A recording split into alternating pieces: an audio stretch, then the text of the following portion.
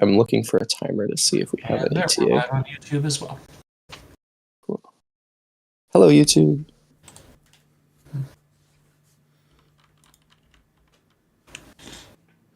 Oh, hey, I just refreshed 30 seconds ago and we weren't. So, great, we've got it live.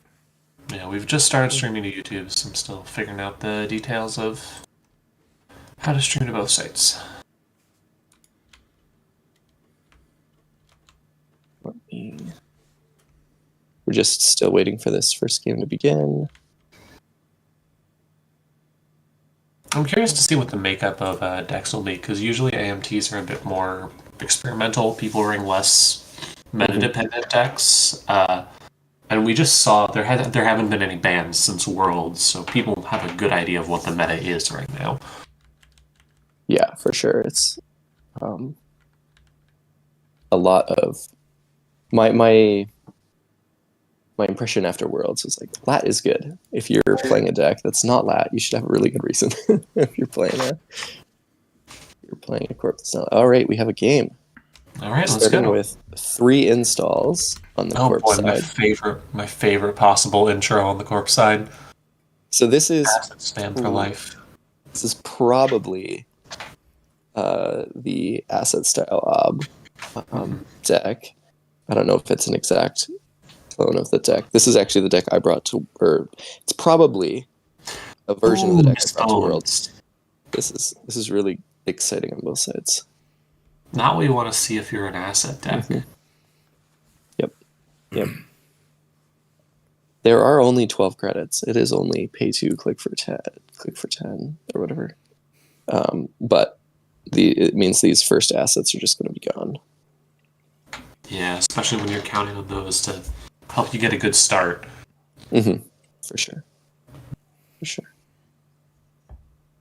Let's see. Ooh, we didn't dirty laundry the spin doctor. That would have been exciting. That's always honestly a good thing this early in the game, because you can't trash anything. You can't bring it back with anything, so you just want to let it get trashed usually, so you can recur it later. So it's not the worst thing to not have it run early. Well, for sure.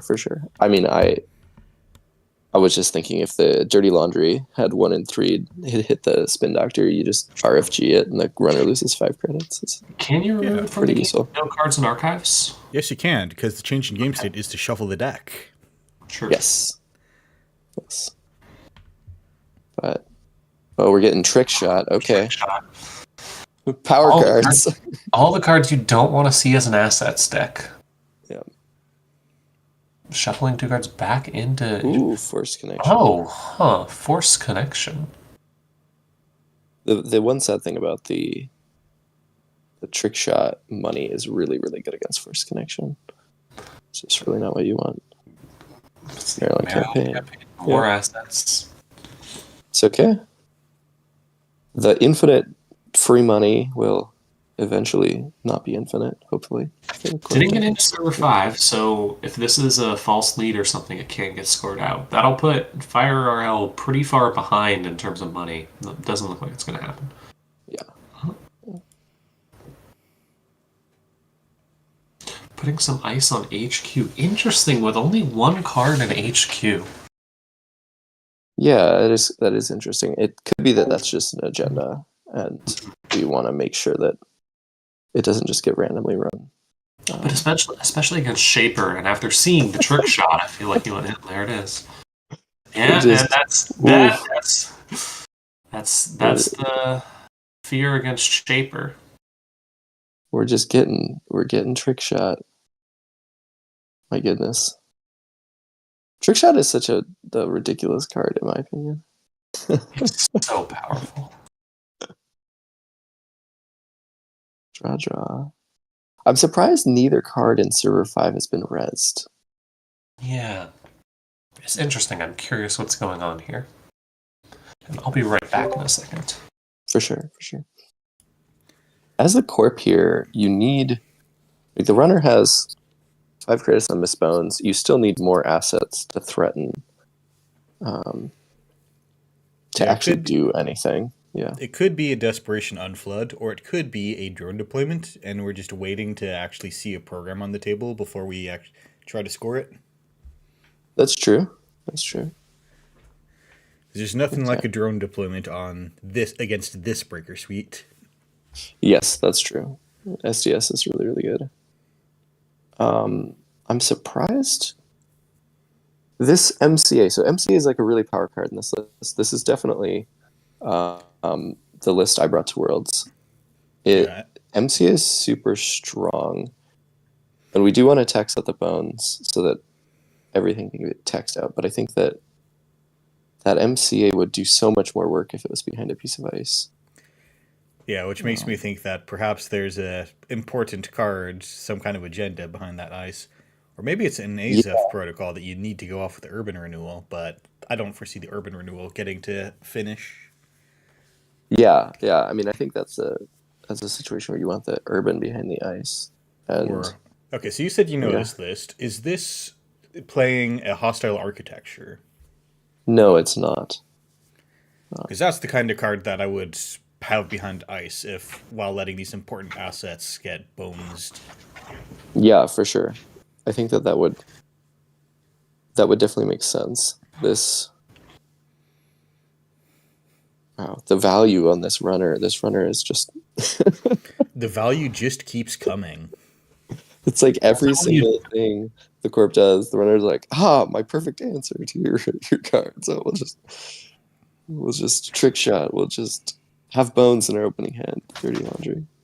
This is what you don't want to see as the assets deck. I've been in this situation many times where you're playing assets and your opponent just keeps having all the answers.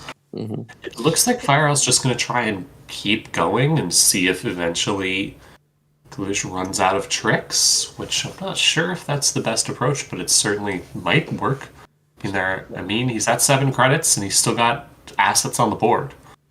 Yeah, I think that's a really solid thing and there's to do. No bones on the board. We have, the bones ran out, and we have effectively 15 credits left. We're probably going to shuffle another bones back here with this AR, which is funny. But the corp can just keep putting out cards, right? There's only 2 assets in archives.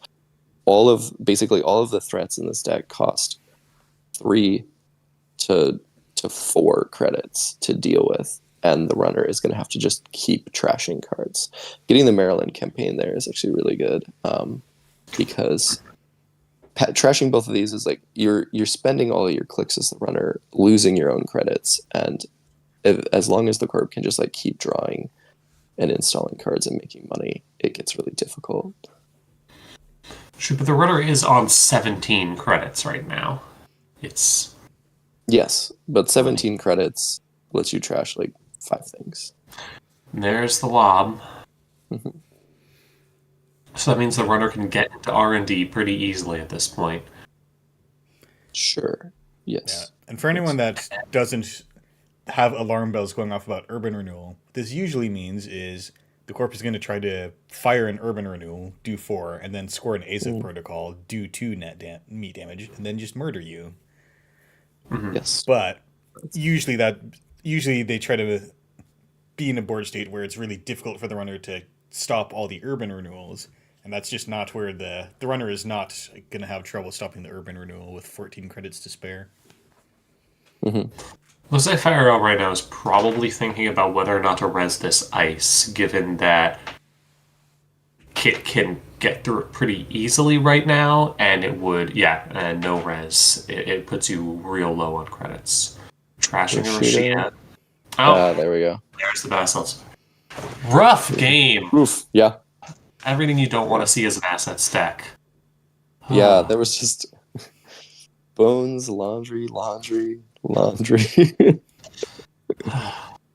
of those cards were really, and then multiple trick shot. Yeah. Well, both these players are good friends. They're both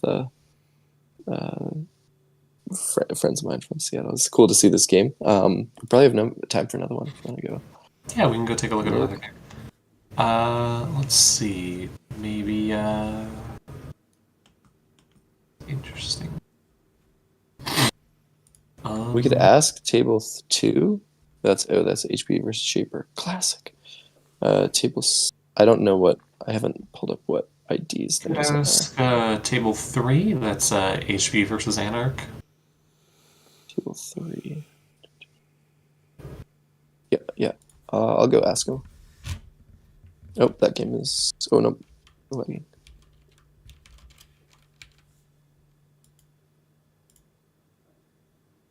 Oops. Let's take a look at let me see if I can find the info about the tournament. Yeah, we've got one yes. Oh. About streaming, presumably.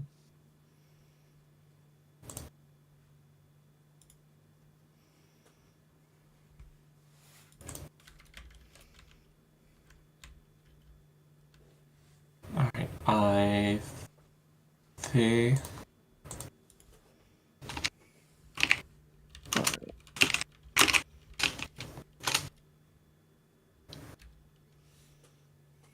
Yeah, I was just typing that too. Nice. Let's see. Are we live for this game? Not yet. Waiting on. Okay. Yep, makes sense. Just waiting on confirmation. Looks like we might not get it, so we might not have somebody. Might not have somebody reading the chat. Okay. I'll go look for a game. All right. I'm gonna take a peek into. I recognize both those names. If their game's going, it'd be cool to watch.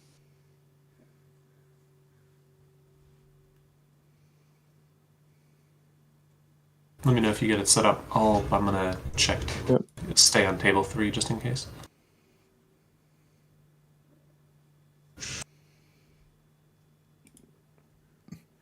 And we can see the open deck lists right there. So nice. Yep. And on the actual page. Overt there. Interesting feature. We have one yes on this table as well, but from the second one. Public service announcement. Read Yes. the chat log. Yes. Your streamers will love you for it. I'm going to make a brief post about it. For CPO as well. In the meantime, maybe we could take a look at table. We're good. Oh, Okay, we're good on table 2. Yep. Table 2 it is. All right. This is an interesting setup. We have only the Luminals scored here. It looks like it's been a bit of a fight. There's 2 Rashidas and 2 Skunkworks in the bin already. We have a Regolith and Eli, so this is looking like a Rotom PD from, I think it was regionals. The Rotom won with this deck. And we're taking the exceptionally costly manual purge to get rid of the Physarum Entangler. That's On quite one something credit. on 1 credit. Wow. And And then on the the ice is rezzed already. You probably don't need more credits right now. yeah, this ice looks pretty strong, except for R&D. R&D is not looking super strong, but if you get agendas, like if you put an off-world in the remote, click for credit, and you have 2 seamless in hand, you're very happy. Mm-hmm. This is the runner. It's pretty rich. Let's see. The runner also has that simul chip, which can potentially get back the Physarum. Physarum. Yep. You could run the remote, click the Brawn, flicker the Physarum back into play. I wonder if the Corp is thinking about that. If Bastington's thinking about that and wanted to purge to get it out of the way now, so we don't have to keep seeing it come back later. Yeah. It would be really a bit interesting as the runner when your Physarum gets purged and trashed to immediately flicker it back on with your symbol chip as like a way to be like, if this is worth your turn, if it's worth your whole turn to purge my Physarum, it's maybe worth my turn. Rough time for a pinhole threading. Yeah. Do you trash the Tank Tranquility? Yeah, okay. Takes you down to 2 credits, but you have the Telework contract. Oh, and you have the Dirty Launcher in hand. Makes that a much easier decision. Ooh. Oh, the Iqua and Archives not shuffling it back because you know you don't have to. That's fun. Love There to was see that. there's an interesting moment there where the runner could have on pinhole trashed the spin doctor instead of accessing the train grid, which would have forced the Iqua to be in the bin. It's a fun little thing that you can do where there's a card in the remote that you're like, it looks like you're pinholing, but you can just, if you expect that the corp has over like discarded cards with spin doctor, trash their spin doctor with your pinhole threading and run archives. Kind of funny. I have Wouldn't have gotten worked here. someone with that in the past month or two. Yeah. I think my Santa was telling me a story about getting, I think, like 5 points that way against somebody at Worlds. They had like perceivably discarded 2 cards, or they discarded 2 cards and they had a res spin and pinholed the spin and then ran archives for 5 points. It's a very fun thing to do. It always feels a bit cheap. Not necessarily cheap, just like whenever it's both happened to me and I've done it, and every time it's felt like I'm either getting ruined by something or getting away with something. Yeah, for sure. So we have a new face down card in the remote. This like looks like we're threatening a 4/2. Shuffling the Equal back into R&D. Yeah. The Archive's Eyes also makes it look like it's possibly just a Rashida, but we don't get a res here, so. An off-world office here would be really nice. Oh yeah, off-world office would be fantastic. Nope. Okay. Nope. It could be a Trank Grid. It could be what the? That's a lot of installs. It could be an Iqua. This could be the third spin doctor, and we're trying to unflood. Yeah. But true. A minute ago we asked, is it worth it to get rid of the Tranquility? And I think the answer is, if you can, very often, yes, because it is a free Maryland campaign that just sits in the main remote. It's so hard to get rid of. Tranquility is an amazing econ card, especially when the runner is the corp is so low on money. Getting rid of it feels great. But going down to 2 credits is always dangerous unless you have an easy way to get back up. And the runner had both telework and dirty laundry. We did have I think that totally makes sense. The runners credit totals are looking all right, and trashing the Trank I think was very correct, especially with how much the corp has been clicking for credits at this point. We did just shuffle back 2 more cards with a spin doctor, which makes me think that read of the corp being flooded is correct. I think that they're just trying to get rid of things. Finally resolving an economy card. Yeah, money. Amazing. I think that if I'm the corp and I know I'm playing against a deck that wants to deep dive me, even if I'm flooded, I usually prefer to have the agendas in my hand than in my deck. I feel like spending effort trying to get your agendas back in your deck means that's right where they are. And you just want to have this credible threat on all your centrals. Like, deep dive should not just cost them 2 credits in a turn. It should cost them at least 10 credits. Yeah, for sure. Like right now, we're getting ready to deep dive pretty aggressively on this next turn. We've got our symbol chip for HQ. We got 2 credits for R&D. We can pop wheels and we can win the game. And we know that the runner the corp just shuffled back agendas into the deck, which is the best thing that they could have done for deep dive close. And the runner just installed DJ Fenris with Sable, which is a pretty clear foreshadowing that we want to deep dive, because this gives you the extra click to look at 2 agendas, or critically have an extra click available to steal Iqua project.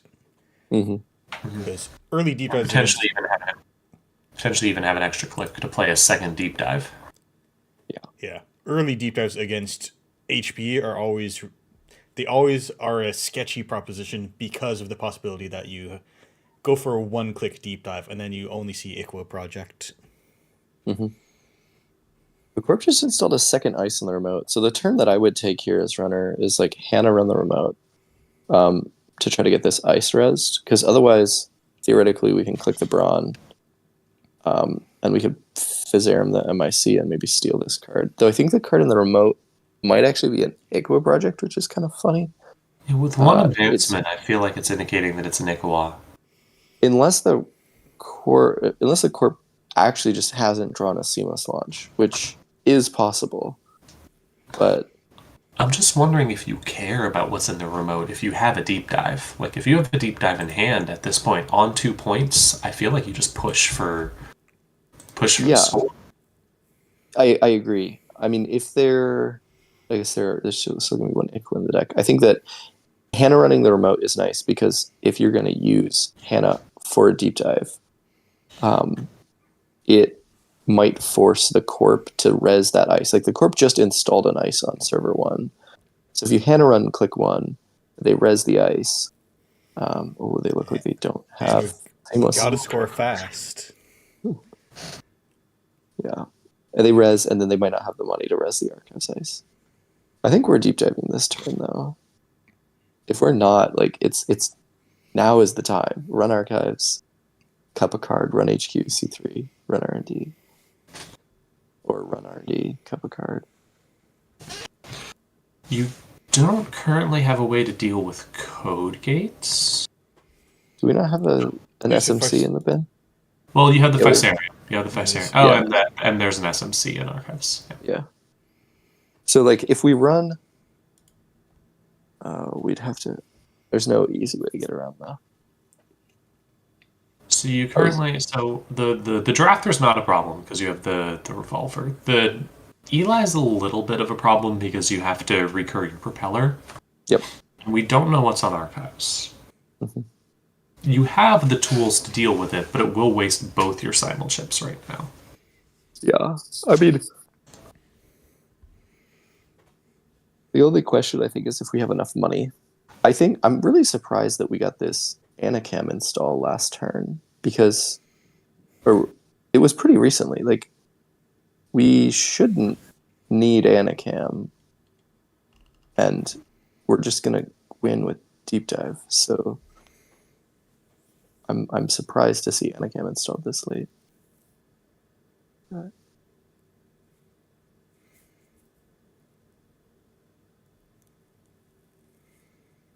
right, getting trick shot. Hosting seamless launch. Yeah, that's fun. It's one of the dirtiest tricks you can pull against Precision Design is to take their seamless launch. Yes, for sure. There's the seamless, yeah. Best run is like I needed that. Abraham, I don't know if you remember, but when I went to your tournament in Seattle and I was playing with Seb, I hit 3 seamless launches on an eye for an eye and trashed them all. That's awesome. That is not what you want to see as the core. So then we pay 2 to run HQ, and we have the perfect number of credits to play Deep Dive, and then steal. And we get a Legwork HQ while we're at it. The question is, do we actually pay for this? Because right now we can play Deep Dive, and we can steal Iqua. If we pop our Hannah, we have perfectly the number of credits that we need to steal an agenda and to steal an Iqua project. But if we pay 1 credit here, we can't actually steal Iqua project without clicking for a credit. I'm going to go for it. Oh, seems worth it. Yeah. So now Deep Dive, I presume.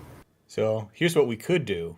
We could pop wheels and click for a credit. Yeah, that's exactly what I'm thinking. Pop wheels, click for a credit. There it is. Play Deep Dive. Play Deep Dive. Oh! And there's the Iqua. Is that the only agenda in that stack? Yes, it looks like it. It was. Yep. Smart play. Yep, there it is. Yeah. Exciting. Seems very like exciting. Definitely been flooded though. Good call there. Yeah, for sure. There was a lot of agendas in HQ, and they cycled back like 3 or 4, I think. It's so hard. It's so hard to deal with against LAT when you're flooded like that because it feels like there's so much pressure on every server. there's pressure on HQ with the cup. There's pressure on R&D with the trick shots, and then you can't even just try and hold out for a while because you're going to get hit with the the deep dive pretty soon. Yeah, totally. I wonder if there was a window when the corp was broke to just push out agendas in the remote that the runner could get and had to steal. And then like eventually if you ran the runner out of resources, you could start actually scoring. I mean, without seamless launch, like it's a lot harder, but yeah, Basserton's complaining in chat about never finding a seamless launch. yeah. I mean, you just gotta. I don't know. Yeah, it's rough. I would be really curious to know how the early game went for this. Like having those two skunk works, I think in the bin. At least I think it was this game made it like this really interesting. Must have been like a bit of a fight in the early game. End up in the board state that we were at when we joined. All right. Looks like we have about 16 minutes left in the round. You want to take a short break before the next round? Sounds good. I could use a little. Well, bit of a thanks snack. for tuning in for this. We're going to go take a short break because we mostly just woke up, I believe. Yes. So we'll be back in about 15 minutes with the next round of games, along with some info about the tournament. See y'all then. All right. All right. We'll be back in about 15 minutes, y'all. Have a good break.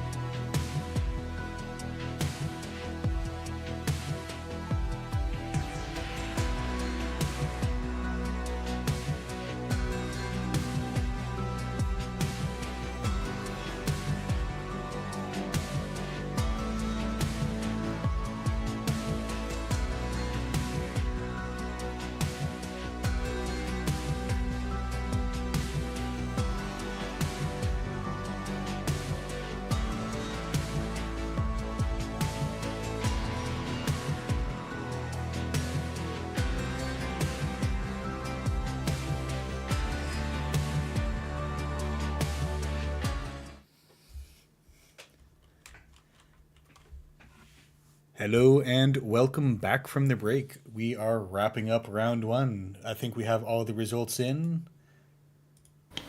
There was one game that got an extension, but it might have gotten its results in by now.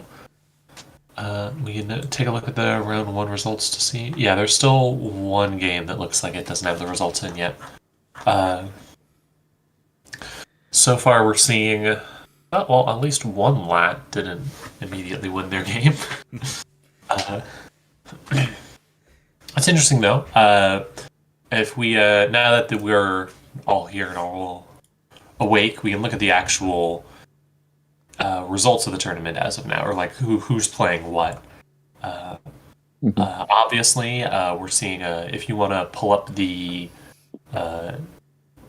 list of players and like runners and who they're playing on the stream. If you go to the AMT tab, not the round one tab. Yep, we're there. Yeah. Okay. Yeah. So obviously, we're seeing a lot of lat. There's 1, 2, 3, 4, 5, 6, 7, 8, 9 lat out of 22 players. Almost half of the table. Almost half of the competitors. Oh. Add in 1, 2 kits. I think are the only other shaper we see here. Yeah, 2 kits, and that is half of the table on shaper right now. Makes sense. They must be stopped, but we do have some very exciting choices. I see a Quetzal on the table. Yeah, That's we've got fun. a Quetzal, which is always fun. We've got a 419. We've got at the very bottom of the list, not because of standings, because it's game 0, but absolute person after my own heart, running NEH and Ken, 2 of my favorite identities ever. Just play 17 influence, folks. Exactly. Yeah. Who needs a good identity? Well, I mean, NEH has a good identity ability, but who cares? It's 17 influence. NEH and Ken are 2 of my favorite identities ever. Free card draw, free money. Like, these are things you want to do anyways. In selling cards, making runs. Ken does have that siren call, just free money. All you have to do is do fun stuff. Yeah. On the Corp side, we've got, honestly, less Asa Group than I expected. After it did so well at Worlds, I kind of expected to see more of it, but there's only 3. 3 or 4 PDs. And 1 Mirror Morph, which is almost certainly running the MCA lock sort of thing. We have a Nuvum, which is very fun. Curious to see what sort of Nuvum it is, how they're trying to make that work. I brought a Nuvum to my Chrono servers at Worlds with my own funny build, and it mostly worked. I could have done very well. I made a few bad plays, but it was a very fun deck. It's also interesting to see 3 Reality Plus. We haven't been seeing that much Reality Plus since the Bologna ban, but I think that it did surprisingly well at Worlds. There were a couple of Reality Plus in the top 16 and in the top 32. So. Yeah, if you look at the Kikai Surveyor blog, we had there was a breakdown, and Reality Plus has some incredible matchups. Like, I think it won against Essa about 89% of the time. I think it's pretty good against. I think it's pretty good. I think people were scared of kill lists, of tag and bag lists for a while. I think just the losing Boom and losing all of those tools and getting end of the line, which is obviously a lot more fair and a lot harder to work around. I don't think people had quite figured out how to make a tag and bag list, but I think it's starting to come back into fashion, which I'm always a fan of. I love it. I think there should always be at least a little bit of a threat of tag and bag, although it shouldn't be too strong. Yeah, for sure. We got Scorched Earth back. That's got to be worth something. And then we have it's interesting. There's 3 Ag Infusions here. I'm always interested when I see Ag Infusion being run, just because I find it a very difficult identity to run. It's very thought heavy, and if I'm doing like I guess for me, it's early in the morning, but it's not early in the morning for anyone on the East Coast. But my brain is like, I don't want to be running a really heavy, thoughtful identity this early in the morning. Yeah, but this is also an AMT. We're not running nearly as strong as Worlds did. Shout out to the players who played Ag Infusion throughout 2 grueling days at Worlds. Absolutely. Yeah. There's no freedom here, which is interesting. There's a lot of freedom representation at Worlds, and none here. Yeah, I think that freedom in this meta, I think it's just a strong deck, but I also think it's a bit of a try-hard idea in a way that I'm not terribly surprised to not see in an AMT. I expect we'll see more at UK Nats or other more headline events coming up. And if we're assuming that Tag Me Freedom is the way to go, that's a really rough thing to feed to Reality Plus. Per sure. the blog, that's also got a really harsh win rate. Mm-hmm. Yeah, definitely something that the Tag Me Freedom goes down, the more kill R plus there is. Yeah. I had a game against Tag Me Freedom. I was playing the Asset Ob that we got to see get eaten alive by the kit deck at the beginning, but basically somebody just played a Hot Pursuit and then I just played an out of line, won the game. So it just happens. Speaking of Reality Plus, you know what depraved things I did see at Worlds being played by Reality Plus players? Multiple people were playing Better Citizen Program. Ooh. I have heard about that. It's like whenever the first time each turn you play a run event or install an icebreaker, which just like totally screws over lat. You take a tag. You force them to take a tag. That's just.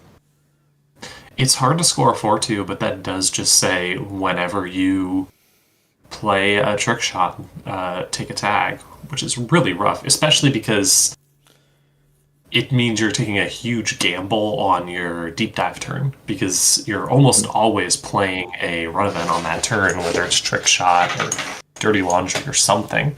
So now you have to make sure you have enough clicks to remove the tag. Otherwise, if you don't get an agenda, you might get killed the next turn. Yeah, historically, Better Citizen Program is always kind of a joke because the games were so long that you just, you install icebreakers 1 to maybe 3 times a game, and then it's done for unless they're against a criminal. But now that games are a lot shorter, now there's actually hitting a larger percentage of the turns you might be taking this game. By the way, round 2 pairings are up. Yeah, we also have Lat that wants to play like 6 icebreakers and install and reinstall them over and over and over again, which is and is playing Trick Shot and Overclock and Dirty Laundry, and that's just like a lot of value. Giving the runner a tag and giving you an R plus trigger, like when the runner goes to interact, is pretty serious. Y'all down to potentially watch Table 1? I as a QTM player, I love watching a PE game. It's the horrifying thing that QTM has done to me. Sounds good. Let's take a look and see if we can do that. Your crimes against humanity have been noted. I mean, QTM also turned PE from Grinder into a complex playable deck. Didn't make it any more fun to play against, but did make it an interesting deck. It's a lot more interesting. The Prana Condenser lists are a lot more like a calculated tug of war than like Shell Game or Grinder. You're good to stream. I really, they're interesting lists. I mean, if the final game at Worlds proved anything, it's that you can have a fascinating and complicated and interesting game at Worlds with PE. Finally shaken off the reputation as the annoying Grinder identity that people run Kakugo in. I forget who said this quote, but someone said, like, Andre does a really good job for commentating loud decks for someone who fundamentally does not understand what loud decks are. So perhaps you can tell us the inside knowledge. What are loud decks? God, I mean, I think a loud deck is... Okay, I'm in QTM. Originally, the deck was quiet, which was, I don't remember why it was called Quiet, but that was just the version with Keeling. The version of the deck that had Keeling and Prana Condenser and was a really awful kill deck. And then after Keeling got banned and Obokata Protocol got rotated, Frogs kept tinkering with the build and seeing what could be done and seeing if there was a way to make it still work, and continued to come up with builds that worked and renamed it to Loud. And all versions of the deck from that point on have just been iterated on to louderest, stuff like that. That's your secret info about internal names, is that they keep getting called louderest or something. 3 assets from the PE, about what you expect. The deck, though, generally what it wants to do is use net damage not as a way to grind out the runner, but rather as a way to get a lot of tempo, get a lot of money from Prana Condensers, and always keep the runner at a threat of dying.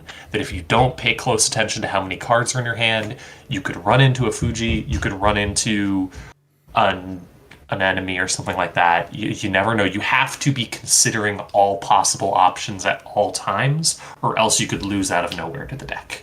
It's a very thoughtful deck where every single thing you do is something you have to carefully consider.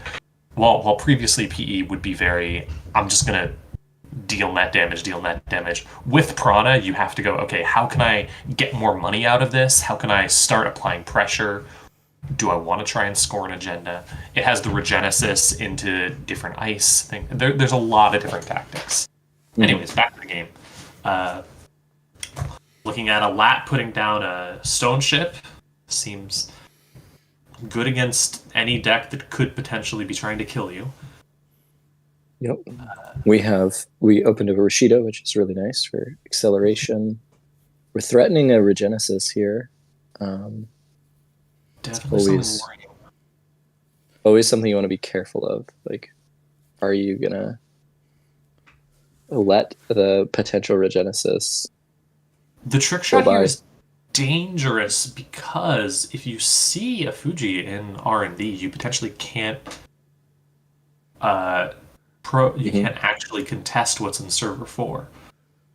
That's one of the interesting things about the deck, is how, because of PE's ability, every access becomes a dangerous thing, where it could bring you down to so few cards that you can't go again. For example, deep diving is actually occasionally hard because you can lose the deep dive at any time. That's one of the main strengths deck has against like Lat. Vampire Nessa. One of the best. Are we going to pay to break this? I think it's the best art NSG's ever printed. Really? Yeah, very unbiased. It is some very good ice. There's Euler. So that'll be pretty easy to break through. That's a good solution to this ice for one turn, and one turn only. But there's a good chance the Corp was hoping to score something out behind this ice, right? Oh, and there's the Regenesis! Oh, you've got to forget about that little... That certainly foreshadows that there might be something in archives. Losing the deep dive with the net damage, though. We click for a credit over drawing a card. Interesting. Well, it's because it's your Lat. You get the card. Oh, your Lat. Okay. Yep. Now, one fun thing you can do as personal evolution or similar is you just play at really low hand size, and then you say, all right, do you want your card draw? Come play at 2 cards. Yeah. That's never... I don't think that's the right thing.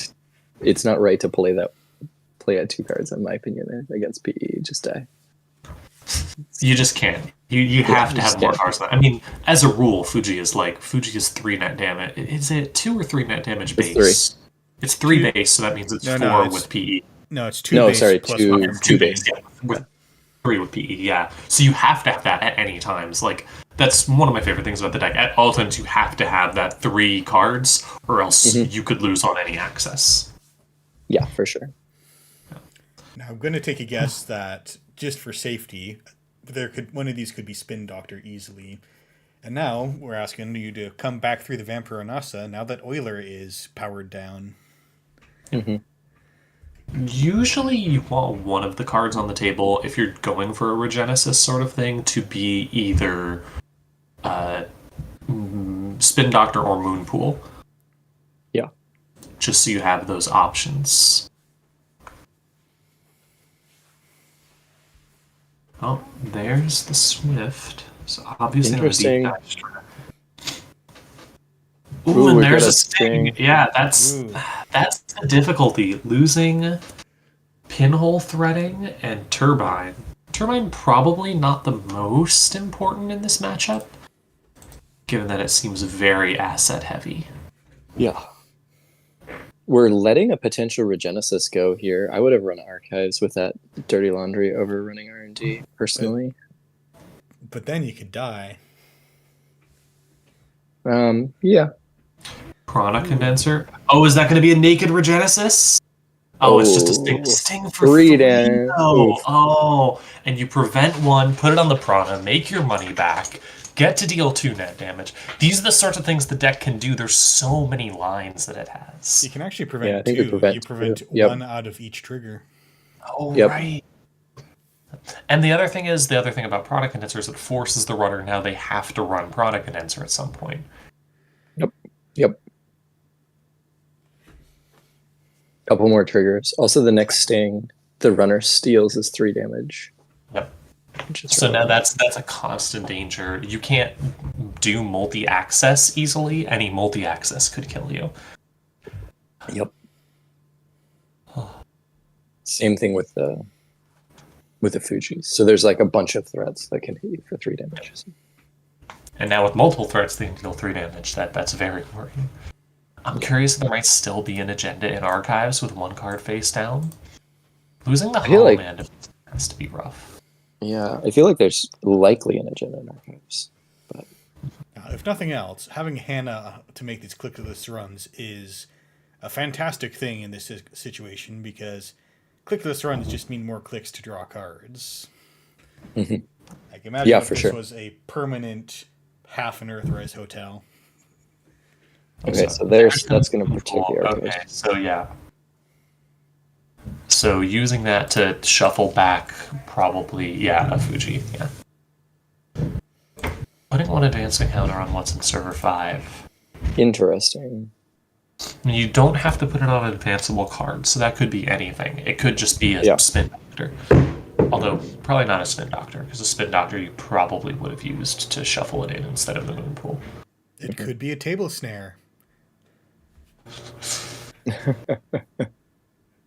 Most of the versions of this deck I've seen don't run table snares, just don't run snares a lot of the time in general, because they're too easy, they're too simple, they're not interesting enough. But on the other hand, that's one of the fun things about this sort of deck. You can throw anything you want into it. I feel bad talking so much about how interesting the PE deck is, and well, the runner is here, but I mean, it's lat. I saw like 12 lats at Worlds, and they all did amazing. I think it's interesting, especially with how strong Swift Lat is right now, and how powerful Swift Lat did, or how well Swift Lat did at Worlds. I think that the PE has a really interesting ability to play into the Lat's strengths. So I think it's interesting. It's very interesting to evaluate the deck more from the Corp's perspective. And we do see that personal evolution doing exactly what I said. You can't have your draw unless you're willing to play a 1 card. Yeah, for sure. But we get an ice on HQ, which makes me think that this 1 card is useful for the Corp, or maybe a second Fuji or something.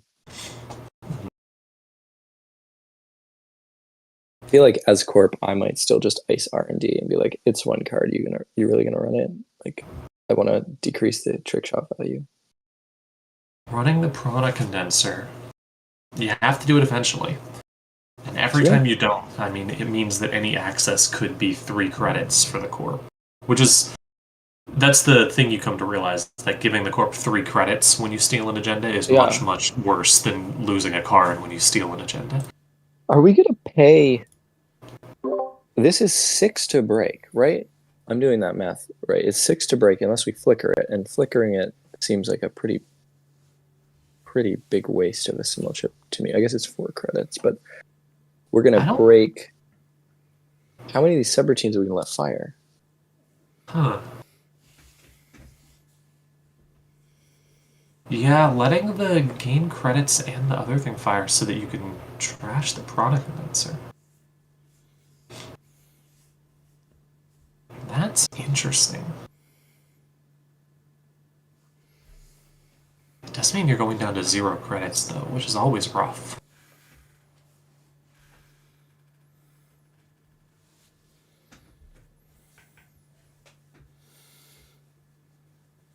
Yeah, that 4 trash cost on product condenser. Definitely, you can tell this is printed into an FFG world where trash costs were through the roof. Where people are playing like Bones and a bunch of other... Not Bones, but like you're playing Wizard, right? You got like... Well, actually, probably not in Piranha Condenser, because Piranha Condenser is an NSG card. It is. Yeah. But there were all kinds of trash power back then. Let's This see. was in the Ashes cycle, which was Mhm. not yet making our design vision known of going Yeah. a little less extreme on the trash costs. Mhm. What is the corp? So if you have experience with this, the loud deck, what is the corp like trying to find right now? Right, like now that the Piranha Condenser is gone, like we have a nice economic advantage, but we're also like, what are we looking for? At this point, honestly, another product condenser. But also, you're still looking for agendas. You're still looking for wage workers. That's good here. Install one more card and then get your free click.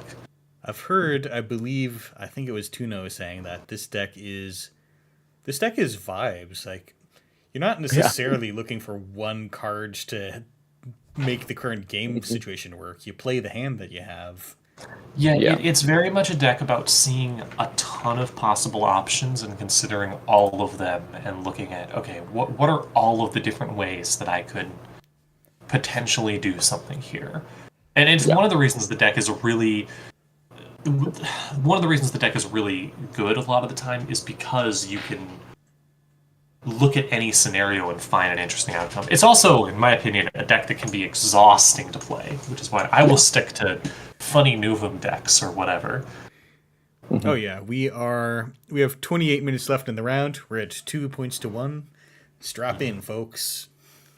Yeah, I think one of the best games I had at Worlds was a game against Yantuno playing the Q Team Lab, and it was a very interesting game. But then I was like very exhausted, and a round or two later, I played against Styx, and I already like knew basically the whole list and just like through the game very quickly. And it's very easy to do. It's a complicated deck, and it's really difficult to play perfectly into it. Like, it's No, you were throwing to get another break. Yeah, I guess.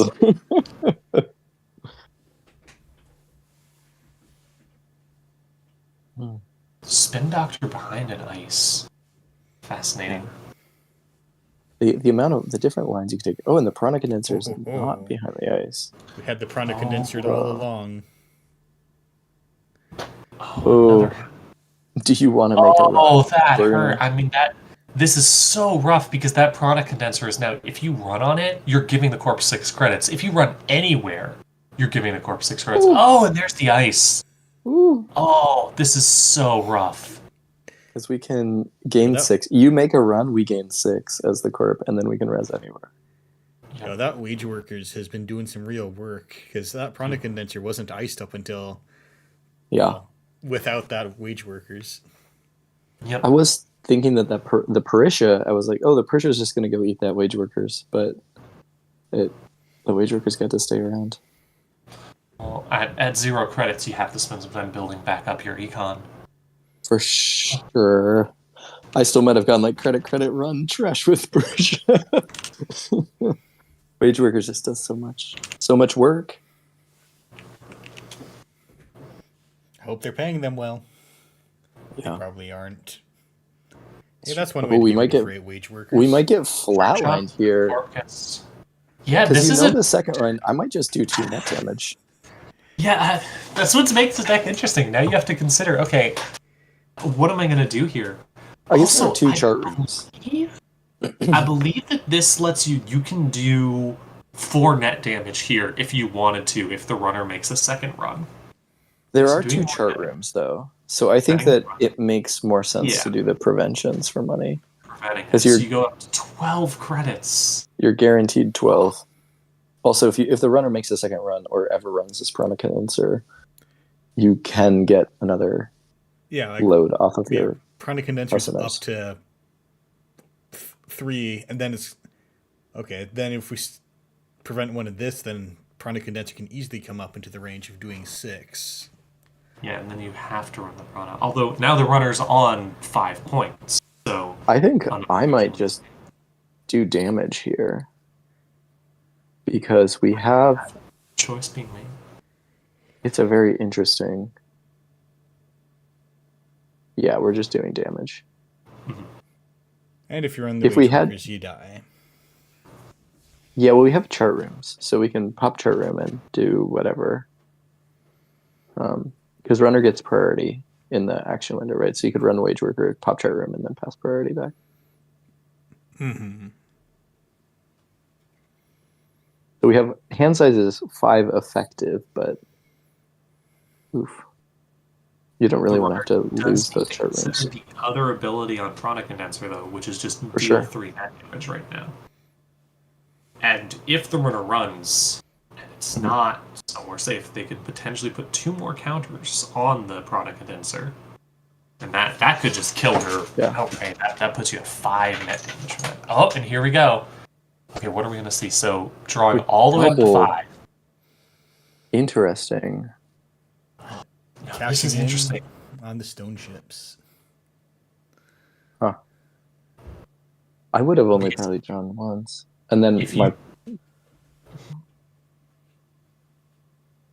Has the Nuka been used this turn? It doesn't Oh, matter. perfect. Nuka's not once per turn.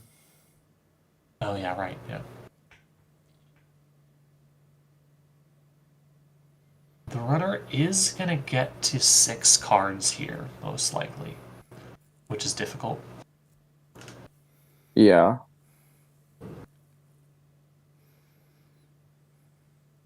Very interesting. Also, could have a pinhole. No, pinhole threading in the bin already. Probably the only one, I'd guess. Didn't take one Wait, from one- Croatia. Yeah, I was just looking at that. That's interesting. Must have just been a Janet interface thing where, like, would you like to use a card to spend credits, and you spend it off of the trick shot, and they're like, no. Gaining credits. All right, let's see. Let's see what the. Latra. Okay. Then we have, Interesting. then we have the comment: 2 different card tokens on a card. Oh Yeah. no! I want the corp to just put more ice in front of server 5 and be like, what are you going to do now, runner? So the court. So we try our best not to make sure a card uses 2 different types of counters, but well, here we are. We've ended up with power counters and an advancement counter. Sometimes it can't be avoided.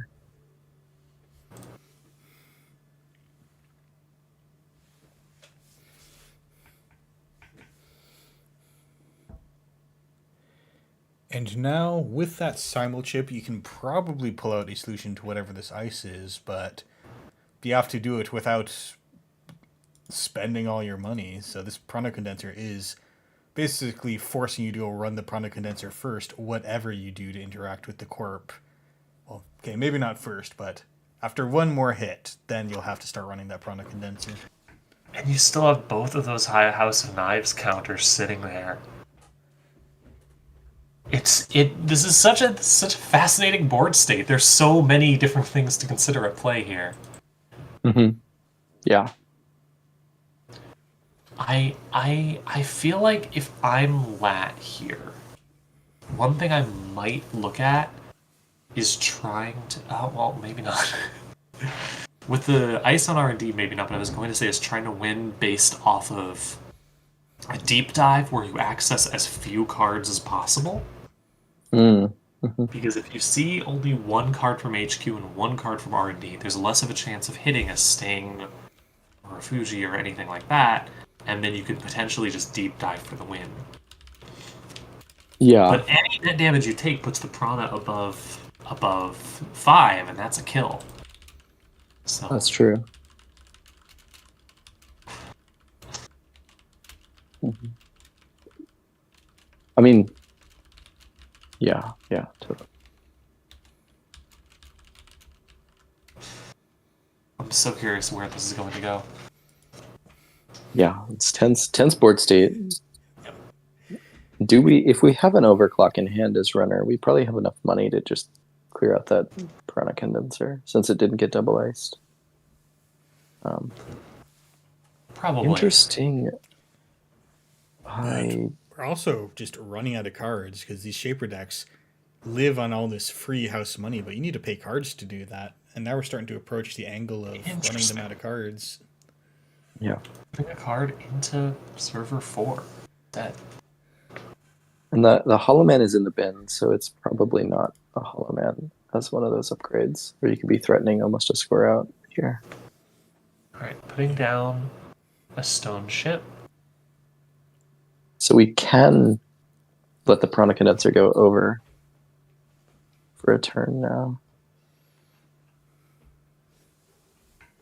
Makes sense. You are technically safe. Here we go. Alright, let's see what this ice is. Ooh. Oh. Ooh. Oh. We just let that fire, right? I have not seen that before. We're not breaking that for less than 2 damage. On 8 credits, unless you have a really easy, cheap way to break sentries, which I guess you could get the revolver back. I mean, here's the thing. If somehow Tag Punishment has been worked into this deck, then you can just prevent the net damage on Phenutria to still make them take the tag. Yeah. That's cool. Oh, that's I didn't think about funny. that. At least one of them, you could do 1 damage and then prevent once. Yeah. But I mean, you can also just make money. That's very interesting. Because I was like, yeah, we just let it fire. What if server 4 is what's it called, the B101 or whatever? That would be hilarious. That would be the funniest possible. I would lose my mind. And then you take a tag from Hannah. Yeah. I mean, I think that would win the game, but it can't be. No one would. That is I don't think that's a good deck building choice, but it would be the coolest thing I can imagine seeing. Yeah, I'm surprised that we got rid of the. We could have gotten rid of the Euler, which I don't know that we ever want to pay 6 to go through Vampy. And we could have kept this Parisha for trashing the Piranha Condenser. It made us $2. All right. Personal evolution with 20 credits. That's a scary sight. Oh, yeah. It's beautiful. Mm-hmm. Do we clear this tag? Like, we're going to lose that chart room if we don't. I think.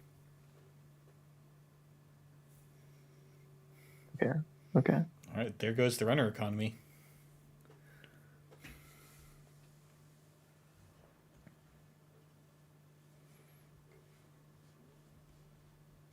One thing to pay attention to as well is that there's a chance time would be a factor in this game. We got 16 minutes left, so it's unlikely to. But ending your turn with 2 advancement counters on something. What? Well, it could. This suggests that it might be another Fuji, possibly covered by an annoying upgrade to deal with. Might be. That's the thing. The runner's at 5 points, so Fuji loses basically most of the teeth. Yeah. Fuji's no longer a danger because it just kills you. Sting would hurt a lot here, but I'm not sure why he does it's a Sting. Could also be Regenesis, because of the card in Archives and just trying to make it look like something else. Yeah.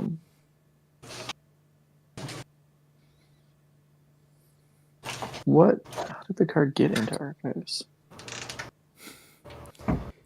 George pointing out that some games go on for 45 minutes while both players are on 6 points. That would be the World's Final right there. Yep. This is a beautiful game. If you haven't seen the World's Final, it's on the NSG YouTube right now. It is one of the coolest games I've ever seen. Absolutely beautiful to watch, tense all the way through. The game before World's Final, World Semifinal, was also very cool and interesting, but for the entirely opposite reasons. Yes, and let's just say, what the runner puts on DJ Fenris will shock you. Yeah.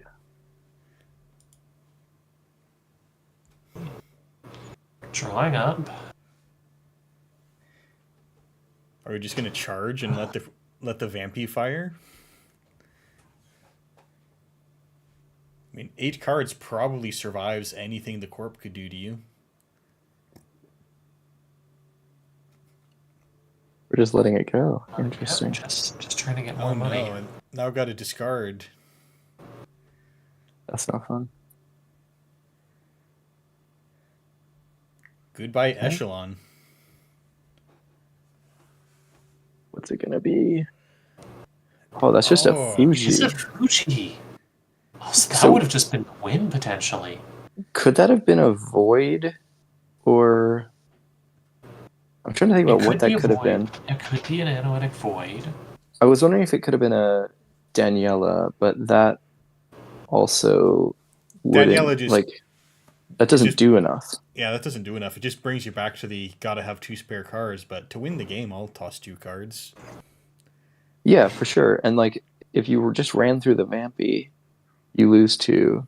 I guess it's probably Void, right? Because if you let Vampy fire, the Corp can just keep voiding you. Like, every time you let Vampy fire, it does 2 net damage, and then the Corp gains 2 credits and draws 2 cards. They can just like endlessly void you. So it probably was a Void.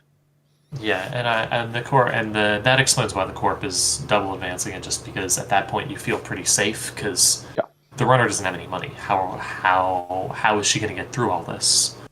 Yeah. The runner would have to like pinhole, void, and then run in, which is like. I will say, seeing that early pinhole, there are so many operative moments in this game where I've just been like, wow, a pinhole would be game-changing right now. Yeah. That's one of the biggest strengths of the PE is because there's so many like silver bullets right now in the game or specific cards that are run events that you need. Stuff like deep dives and pinholes and stuff. Having that I can deal just a little bit of damage whenever I want is really good. Mm-hmm. Hey, speaking of deep dive hitting the bin. Yep. There we go. Also, Anemone, absolute monstrous numbers when you have to break it with a revolver. It feels wrong that you should have to pay 2 credits for this. Yeah. Also, this potentially the Anemone allows you to discard from hand, which can potentially let you throw an agenda in the bin, which you can shuffle back in with that Spin Doctor.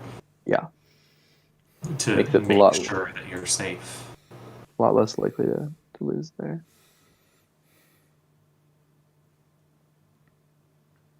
A Sting here loses the game. Nope, Tattoo Bola. If there's one thing I've become good at, it's looking at the PE deck and going, okay, what are all of the ways that things could potentially be lost here? Yeah, for sure. There's always a lot of ways. I'm curious if the runner is gonna decide need to put on more pressure, just let it be a little bit risky, or let things a little bit loose, or just we just draw more cards. We just draw more cards. That's usually the solution against PE. But when the PE is at 6 points, interesting choice. Okay. Just forcing the shuffle back. Yeah, I mean, if your out is going for R&D accesses, you gotta juice the R&D. Mm-hmm. This is an interesting Option 2. Ooh, snare. Oh, snare! There is a snare in the deck. Snare. Oh. Yeah. Notably, Jan Tuno hits one with the table snare at Worlds, so if you're copying the Worlds deck list, you too can play table snare. Table snare. Yeah, I haven't seen the Worlds version. I haven't seen it posted yet, but it's a very good list. This is a threat. Like, if you don't have Pinhole as the runner here, and you're not willing to break Vampy like 3 times. I mean, you have to break Vampy, what? Assuming no agendas in HQ, which is a strong assumption, but you have to break it 3 times? You have to break it 3 times. Which is... Vampy is impossible. 6 credits to break. If you have a Simmel chip, you can do that, but...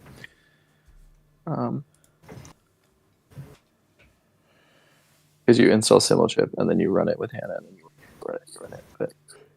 But then you take the tag, which is less relevant as the day goes on. Oh, just the Vampiros and Essa. Well, no, because Hannah gives you a tag if the run's unsuccessful. Oh, that's true. Hannah is not free. Watch out for that. Yeah. Sometimes you get speeding tickets. I mean, it might not be a void, but it sure looks like a void. All right, here we go. I think at this point you just don't care about the tag, honestly. Yeah, and we can click Hannah to remove the tag and get our click back. We don't care about the runner, the corp gaining 2. We care about the runner losing 2. We care about the 2 net damage. We care about the draw 2 cards, I think. But Euler betrays you, and you have to pay 2 credits to get in. Okay. So if you want to break 3, you might as well break 4. Interesting. Giordano! Pizza Field. Okay, we don't mind this. We just pay. So that costs 6. Okay. We're no problem. Cohort. Cohort. And you have to leave it there because you don't have any money. Yeah, because you sold your Parisha. Rip. Giordano's fascinating here. That's so cool. Wow. And then you can res the cohort, immediately start using it to draw more cards, get more value. I see why the court pushed the Fuji too. It was pretty safe when the runner had no money. Yeah.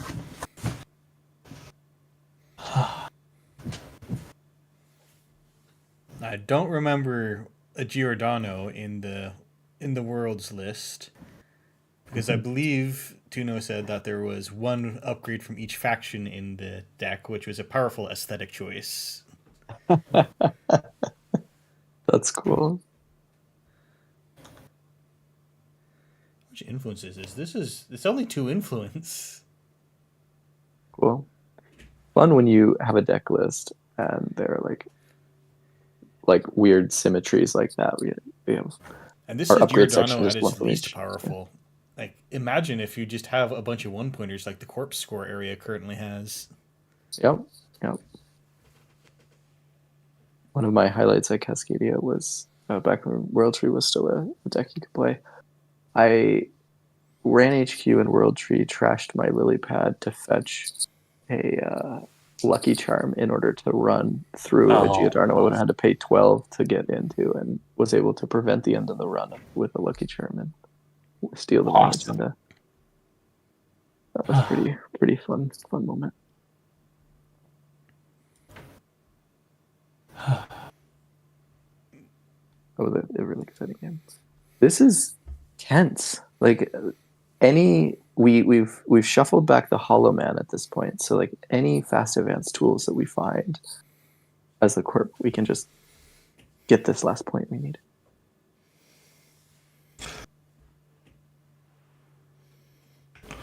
You're also on 5. You're also on 6 points while the runner's on 5, so you can install a 1-point agenda and just. If it gets stolen, that's not great, but you can score it out instantly with a lot of tools. For sure. Yeah. As the runner, we have 8 HP. We could install 2 1-point agendas. What are the odds the runner can get through both servers? Yeah. It's a dangerous game. There's still a sting out there, too. If the runner hits that sting, they lose a lot of their remaining HP. I'm curious if this deck has a DJ, because the DJ Fenris would also let you go for a deep dive close, which would be kind of cool. You go for Steve, and then you basically run RD, run Arcus, run HQ, and then get a deep dive back. And we've only seen about 8 influence. We see the Hollow Man and these couple of purple cards, so there could yet be an end of the line. Another Vampire Nessa. Oh. This is a dangerous position to be in as the runner. It sure is. We're also about to find out what that upgrade on R&D is. Yeah, the Hollow Man could be there. I have a sense that that's the... there's the upgrade that whenever you make a successful run, do 1 net damage. Hokusai grade. Hokusai, yeah, that's my soul read. I think that upgrade was installed before the Hollow Man was shuffled back. I wouldn't be surprised if 5 or 8 was an agenda and the other one was a Hollow Man too. It's like you got to get them both, or we'll score that with the Hollow Man. Absolutely pleased to see Vampire Nasa be the top end of ice for this deck. Mm-hmm.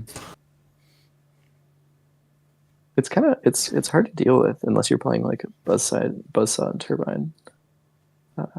It's pretty good against the lat Icebreaker rig. Drawing 2 cards, going down to 12 cards in R&D. Fuji here does win the game. So does any 2-pointers or any 1-pointers. No res on the upgrade. I think that these decks can... that's what the Corp needed, a hybrid release. It's a Chrysium Grid to stop the deep dive. Oh, interesting. Putting the Chrysium Grid on there. Are we going to see a check on HQ to try and get as many cards as possible here? Yeah, if the Corp made the clairvoyant call that the top card was an agenda and drew it, then you can go back for it. Just check HQ. Mm-hmm. Yep, you now get to see so many cards from HQ potentially. Do we take a damage? We take a damage? Oh, what? Okay. Is there going to be a deep dive? Oh, no. What is happening? Creative Commission taking the click loss. We're going to run HQ. I guess. Making sure you have enough hits for... Making sure you can die to snare. Right? That's what we're doing here. Paying 2 on the revolver to get in. Oh, there it is. Okay, Regenesis from hand. Yep. Whoa. Oh, what a game. What a game. That was so much fun to watch. Rest of both our players. Mai's coming out with squeezing out a win. Amazing play by her, checking that out. And yeah. Very well. They did so well. Oh. Wow, I kept thinking as Jackson intended. That was a cool game. That was a very cool game. All right. And hey, perfectly on time for the round end. Okay. Cool. Great timing. Let's take a look at some of our standings if we can.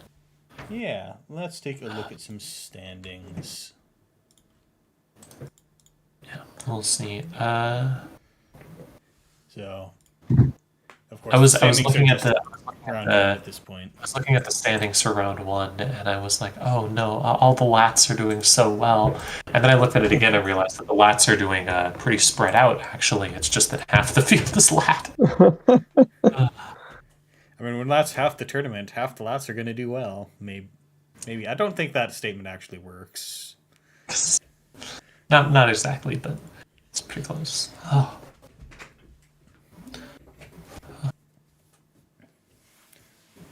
Well, you might be pleased to know that I see 4 lat losses and... Oh, wait, no. I've got it backwards. Never mind. That's a lot of lat wins.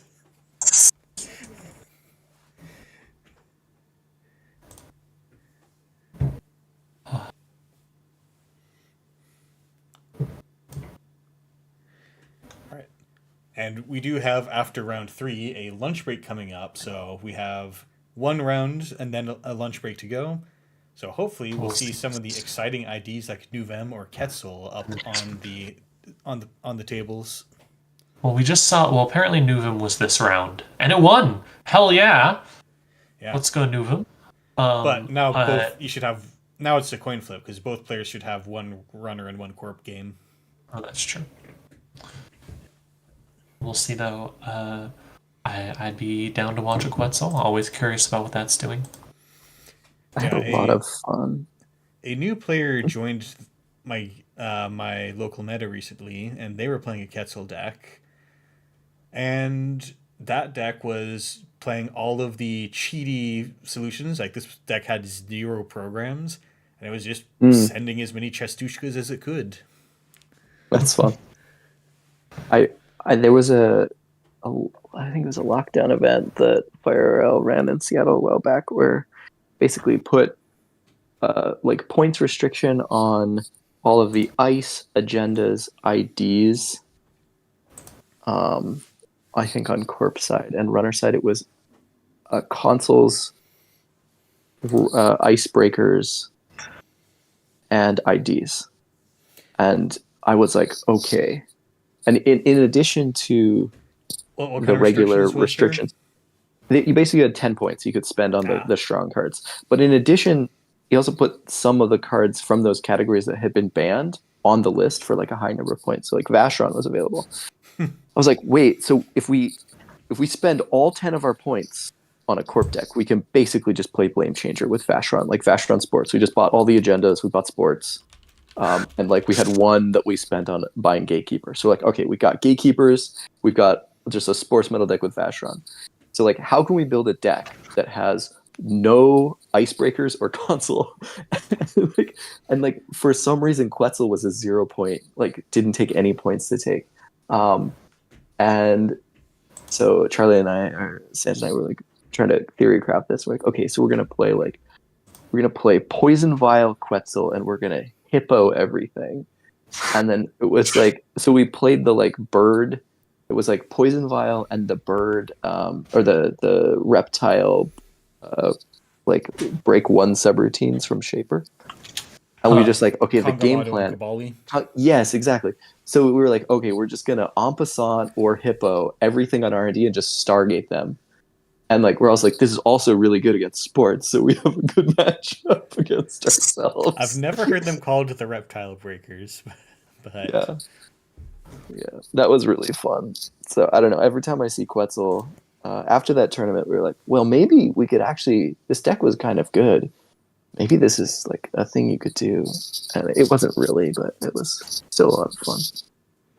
Right, and there's a lot of decks. Not necessarily good, but a lot of fun. Yes. Colin in the Twitch chat advertising the lockdown, coming to a Seattle venue near you soon. Woohoo! It was fun. It was a lot of fun. A lot of fun. Yeah. Doing it again in late January, or in January or February. Cool. Come to Seattle. Play some Lockdown. It was really interesting having only like half of the card types on the list. So you're like, okay, what cards, like how can I build a deck that's just got busted assets and operations, but like doesn't really need any ice or agendas? Or like how do we build a deck on runner side? We got like Hippo and all these economy cards in Stargate, but just no icebreakers. It's really interesting. I do love interesting like deck building, just interesting tournament variations, because they challenge you in those interesting ways to try new stuff. I know that December NSG announced they're going to do the off-meta tournament stuff, so we'll see what happens there. Yeah, I'm planning on running. Yeah, at Worlds there was a Jenksgiving side event where you go to a bot and it rolls you a random ID and 3 random cards. You have to play 3 copies of each of your random cards. Yeah. And I'm planning on running. And I did terribly in that event. That's fun. I think it's a Somehow lot of multiple fun. people were on resing free archers. I should Sounds see cool. if anyone wants to. Well, I'm hoping to run. I need to actually nail it. I was going to try and nail it down this weekend. Costume party tournament in Seattle, but Oh, in yeah. December. But I'm curious if anyone would want to run that online in December as well. That'd be kind of fun. I'm planning on running a Chimera event on either the first or the second Saturday in December, with US and Europe friendly timing. Those are always a lot of fun. Just like get a bunch of people, play some Chimera online. Yeah, and there's the consumer grade tournament in Seattle happening. Yeah. Just a minute. Right. Round 3 is paired. All right, let's see. Right. No Nuvum or Quetzal. Such is life. That is an ESSA on table 10 though. Let me That's table 4. Table 4. That Right. sounds cool. And I think we have just been spectating Lifeline, so Yeah, we just spectated Lifeline, so let's maybe do table.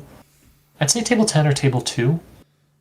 I would prefer to stay near the higher rank of tables if, but I guess whatever is fine. We could also do the table 3 game. I'm always down for a mirror morph game. I love mirror morph. What's versus? That would be fun. We did watch Kablushi in the first round, but that game was over pretty quickly. Yeah, so we This need is to a give- different deck. we need to give Kabloosh his 6 minutes of fame. well, it's a mirror morph deck, so hopefully this will go a bit longer. All right. Y'all Let's down go to check out on- table 3? Yeah, let's check on table 3. Cool.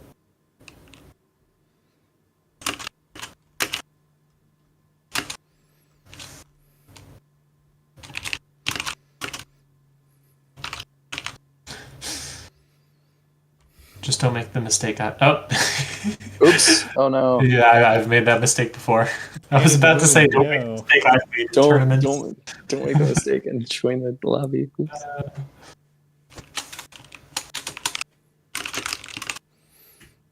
Yeah, we're here to just make the intimidating peanut gallery. I feel like everyone on the stream team has done that at least once. Joined the game in the wrong spot.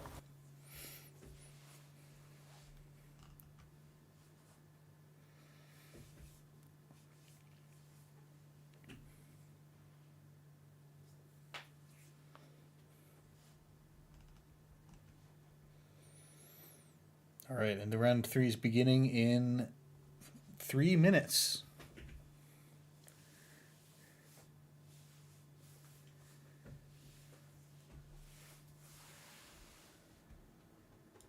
Right. Let's see. Check for able to stream. And we're about ready to go, potentially.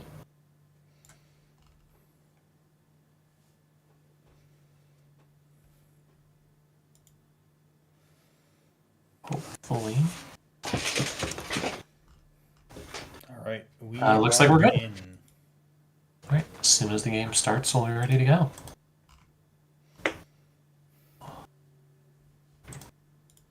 Yeah, on the subject, there is a consumer grade tournament, which is a tournament someone's running with all cards as 6 of, and I immediately threw together my dream deck for it. So hopefully I'll be able to go to that.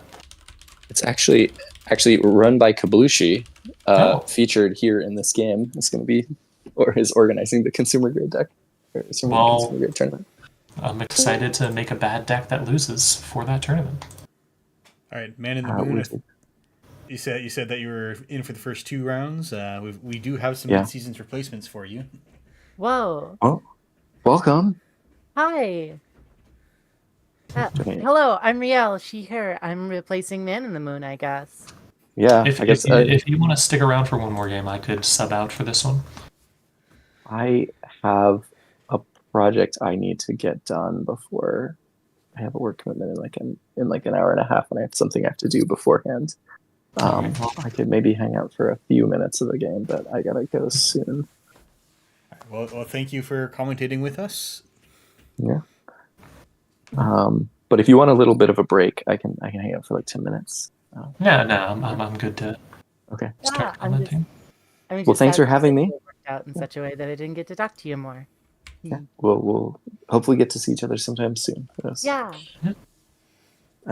Well, enjoy the rest of the games, everyone. Thanks for having me on. It's fun to watch some Netrunner, and excited to see how much this like AMT meta will be similar to the UK Nets, which will be probably a lot of eyes on next weekend. So Hopefully going to be streaming that on here. If not, it'll definitely be streamed on UK channels and such, which we will have a link to. exciting. And, Well, Tim, thanks for joining us. Yeah. thank you, and see you all. And Bye. do you want to introduce yourself? Oh, yes, I did. I'll do it again. I'm Riel, she, her. Username Nichan's girl. Oh, one second. My cat is going to join in the commentary team. Get in here. Get your butt in the Going getting. Okay. In the meantime, And take, oh, sorry. go ahead. I'm the American Continental Champion. Hi, hello. Hello. Well, if you want to tune into the game, you can go on to check it. It's table 3 we're looking at right now. If you want to go watch that one. Yeah, so we've got a corp that first turn installed a drudge work and immediately activated it. Love Which to see it. is And got the Yeah. Miramorph value, because Drudge Work is a click action. Also Yeah. of note, check out these front companies in the discard pile. Kabloosh is up to something. Huh. There was that prison Miramorph that was running around for a while. That was on front companies. Interesting. Well, if I've ever seen a set of prison cards, it is two front companies and a Drudge Work. Yeah. I think that the deck that I was thinking of was on Warden Fatma, which is a card that's still legal in Standard. It's a card that I have to look up, which is always a good sign. I love hearing the name of a card and then having to look it up because I don't know what it is. Oh, that's annoying. Yeah. Usually, That's if you hear really a card and you say, I've never heard of that, it's a Red Sands card. But this one's from the Kitara cycle. That's because most of the cards that's because Katara has a lot of cards that are actually good and people actually play them.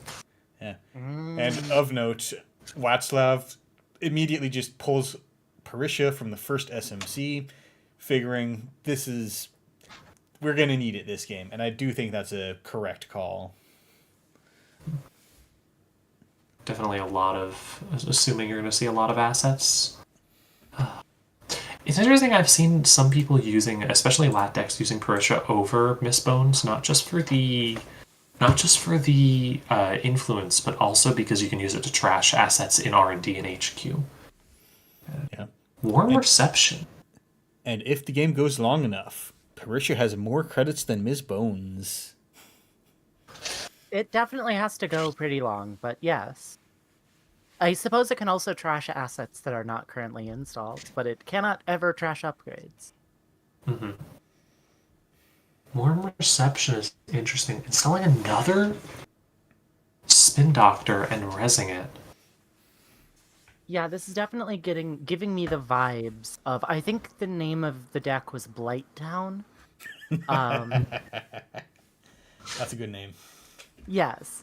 It is definitely a warm reception front company Miramorph list, so could be something like that. I think the deck fell out of favor when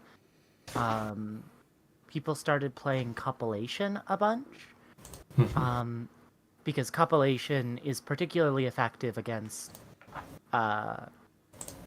some asset spam strategies, namely ones that are trying to do hostile architecture, infrastructure, archistructure, whichever one's the one that's currently standard legal. Makes sense. We haven't seen a lot of it. I haven't seen a lot of those decks, so I'm really curious to potentially see one here.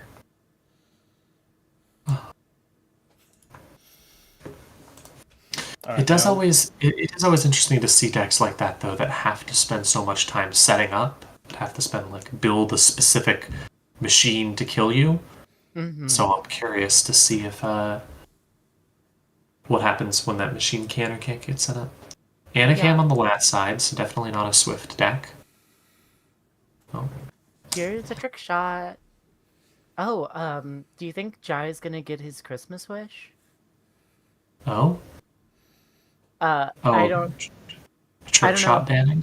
Yeah, I don't know if anyone was there for Worlds with Jai going around with a whiteboard tracking whether people thought Jai should get his Christmas wish of a trick shot ban before UK Nat.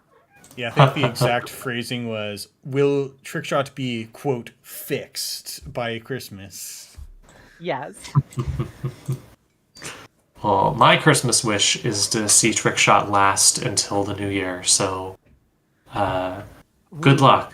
Unfortunately, I came in 18th in Crown of Servers and didn't compete in Worlds, while Jai came in first in Swiss, so I feel like my opinion on the competitive viability on a card might be less high. We're washed. Alright, let's see. Running on server 5. Yep. With 1 advancement token. Charlotte. Honestly, feels pretty good to use the trick shot there, just because there's you don't really lose anything from it. Yeah, the Charlotte payout is mediocre if you actually have to trash it mid-run. Mm-hmm. Yeah. And I guess the thing that you lose is 4 credits to trash a wage workers, potentially, if that's what was in Server 6. yeah, it feels like something where if you can get the bonus, it's good, but if you can't, that's fine here. Yeah. Oh, it was a working prototype. Oh. Yeah, and of course, we do see these two new powerful HB assets, and Warm Reception is exceptional at dealing with the one thing that is a huge bottleneck for Mirrormorph, which is installing cards.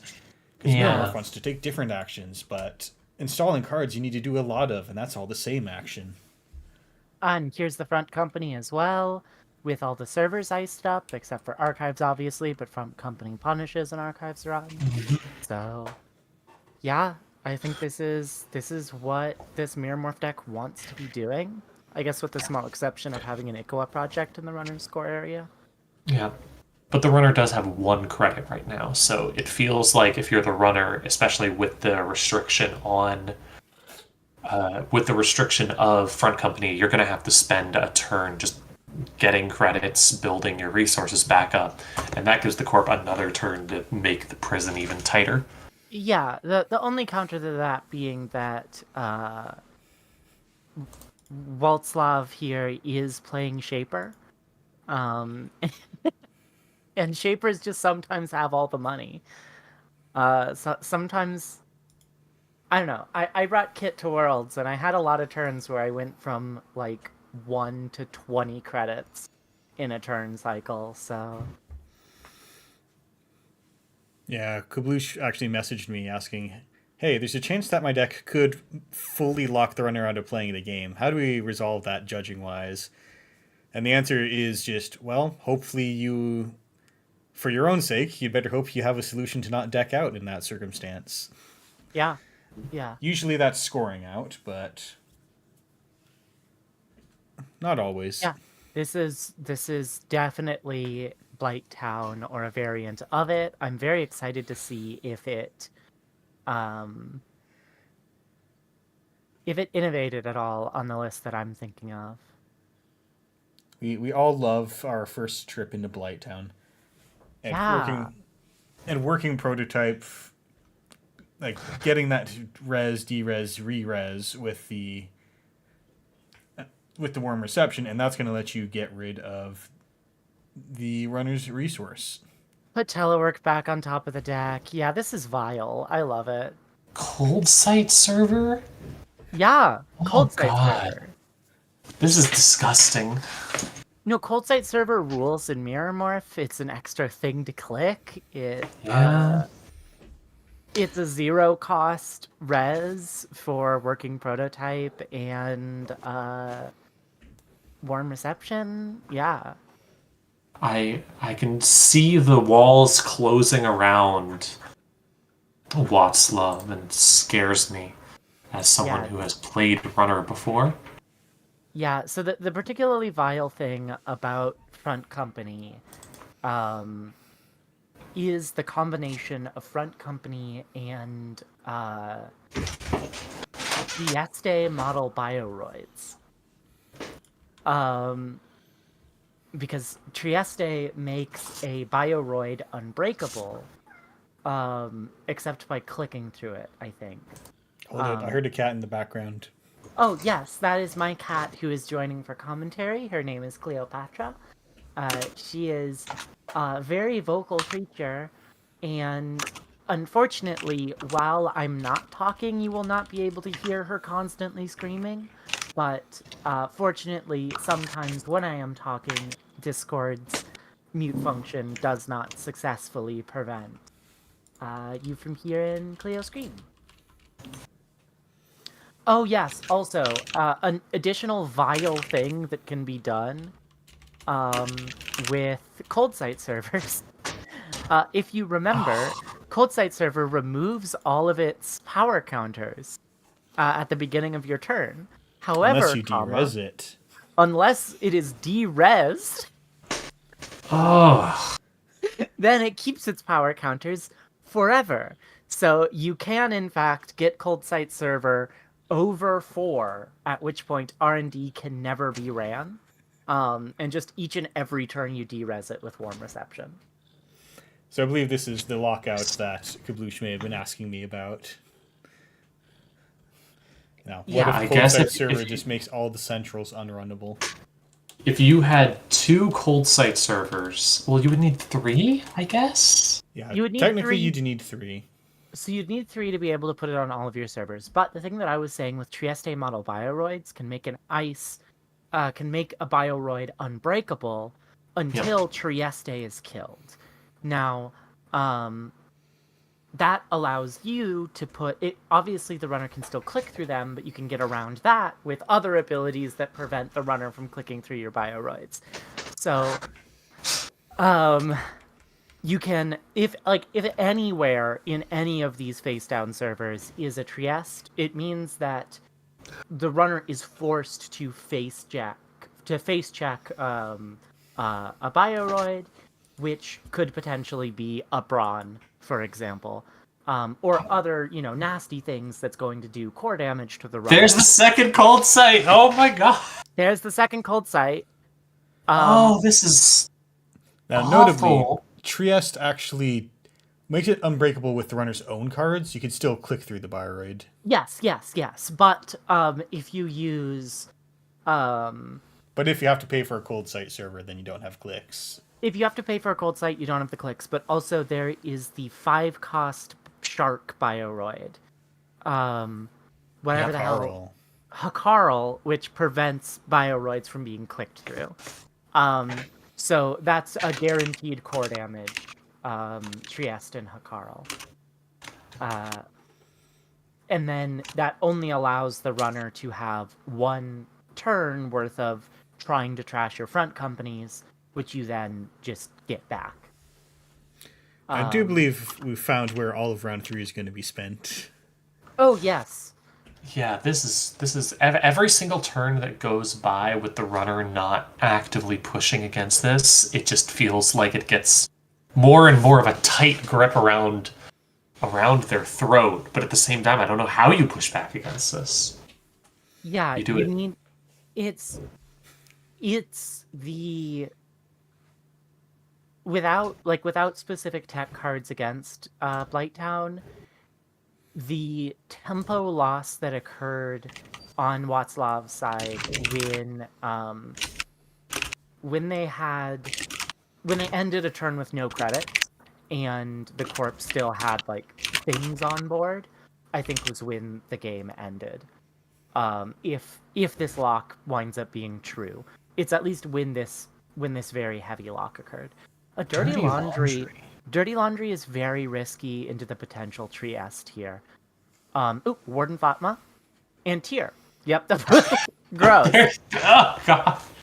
So that's no Triste, which is yes. So good, but and there's the other. So there's the other bit about it becoming a true lock. So Warden Fatma's each res bioroid gains the runner loses all clicks if able before all of its other subroutines. So Ooh, that you got the perfect card though.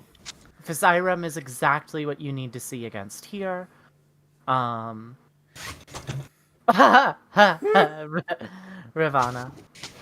oh, that's really bad here.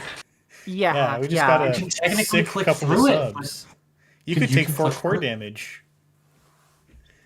Now, bear in mind, Ravana does have a third subroutine, which is the runner loses all clicks. So you can't even A click through click. it. And if any of them fire, they can just be end the run. You have no breakers. There's an SMC, but that doesn't get you there. And you can't flicker the Physarum because you already simul-chipped it. I think you needed to jack out after the tier and just go take the front company down. But the dirty laundry got you in on the on sunk the costs committing. fallacy. Yeah, that's true because you don't have doesn't have to be a successful run. It just has to be not. a run. Yes. No,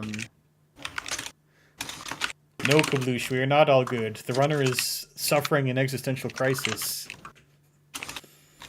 Yeah. Yeah, you have to if you allow okay. So there was a second simul chip pop because there was an attempt to flicker. That makes sense.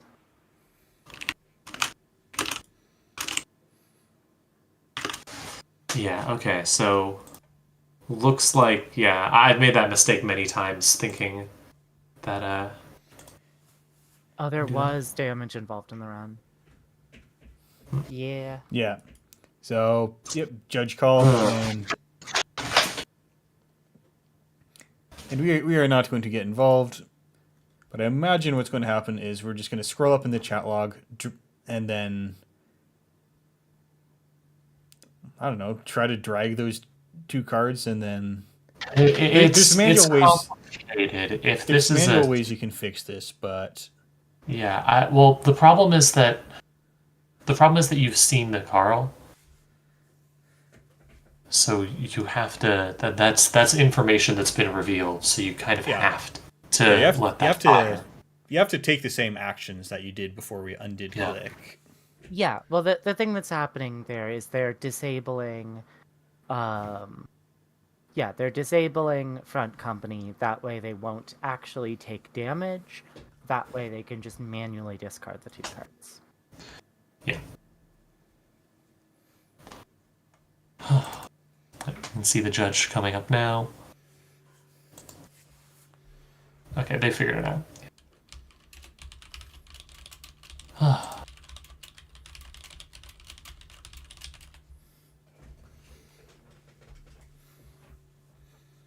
But yeah, part of the gross thing that can happen with Warden Fatma and Trieste model bioroids being you encounter a bioroid like Tyr, for example, and while you are technically allowed to click through it, the act of clicking through it would cost you 4 clicks. Yeah.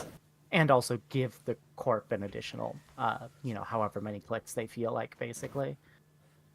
This is one of the interesting. It's always interesting to have decks like this because I feel like a lot of times they can be very easy to beat, just because if you know what you're up against, you can keep making sure you trash things, making sure the prison can't lock you out. Yeah. Not easy, but if you know what you're doing, you can definitely do a lot of counterplay. However, if you're in a top cut, then you got options. It's because you see the deck list. This is very much a Swiss killer. It's also very much, it feels tech againstable, But do you but- have the tech? But do you have the tech? And yeah, for an event like this, I think this is a great meta call. It's also just fun. I love prison decks. I don't know.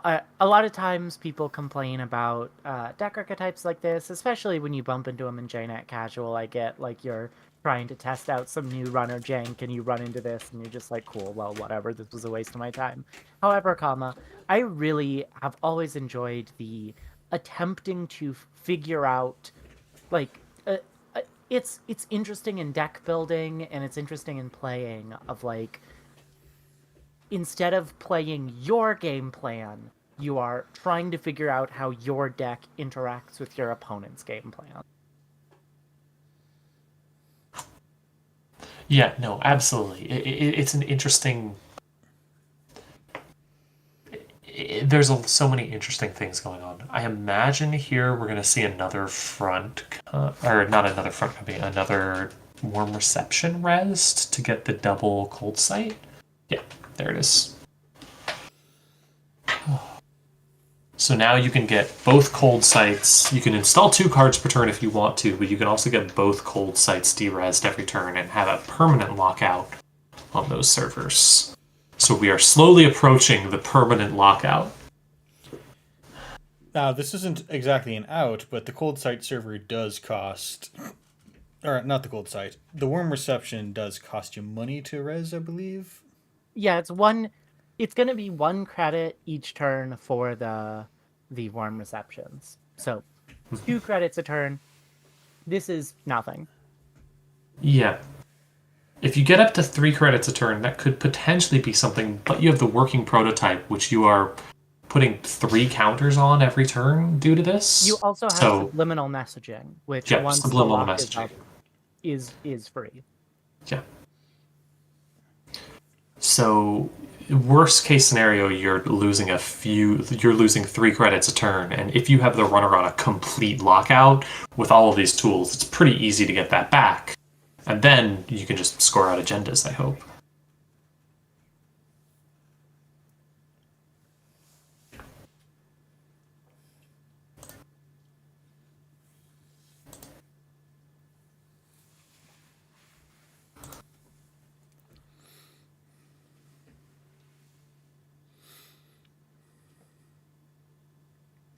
Oh god, and here we go. Okay, that puts one of them at 4, I think. And on top of the usual mirror morph brain melting you inflict upon yourself, you also have to keep regressing these warm receptions and clicking all these cold site servers.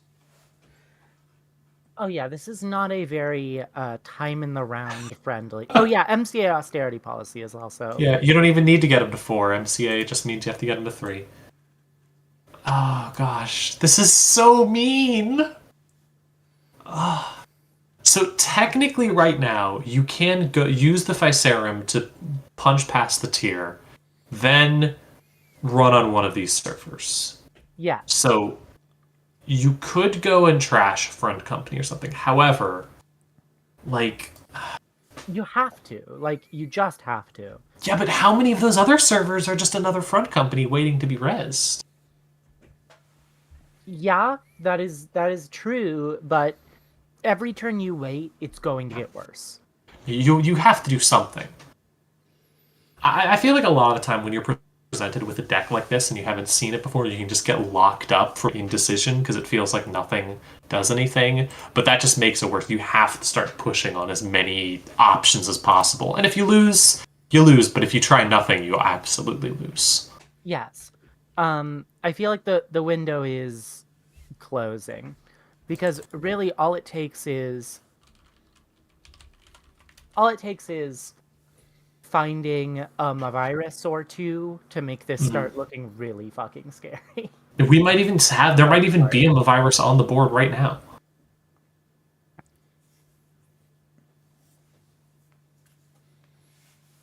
Yeah, the symbol chips help, Avi, but what is the... Yeah, there's you're good as the runner if you have a symbol chip against a virus with your Physarum, right? I think so, yeah. Yeah, Because you can get it back. Yeah, if you're Physaurum's somewhere you currently want it to be, but if you decide I'm going to run HQ instead and you simulchip first to move the Physarum over, then you've got trouble. Yeah, then, yeah. Both cold site servers now unbreakable, untouchable. Uh-huh. Using working prototype to gain 6 credits without even having a resource to return. That's so disgusting. This is, this sure is Blighttown. This is painful to watch. Yeah, Kabloosh, noted sicko, who's also been pioneering the largest possible op deck. Oh, I love that deck so much. The first time I went against it and ran into an owl and had to go, what is owl? I think I was watching someone do that. It was a beautiful moment. Yeah, so Seattle, absolutely depraved meta. You know, I don't know if I can recommend it. Between that and Barf Thule, some real sickos around.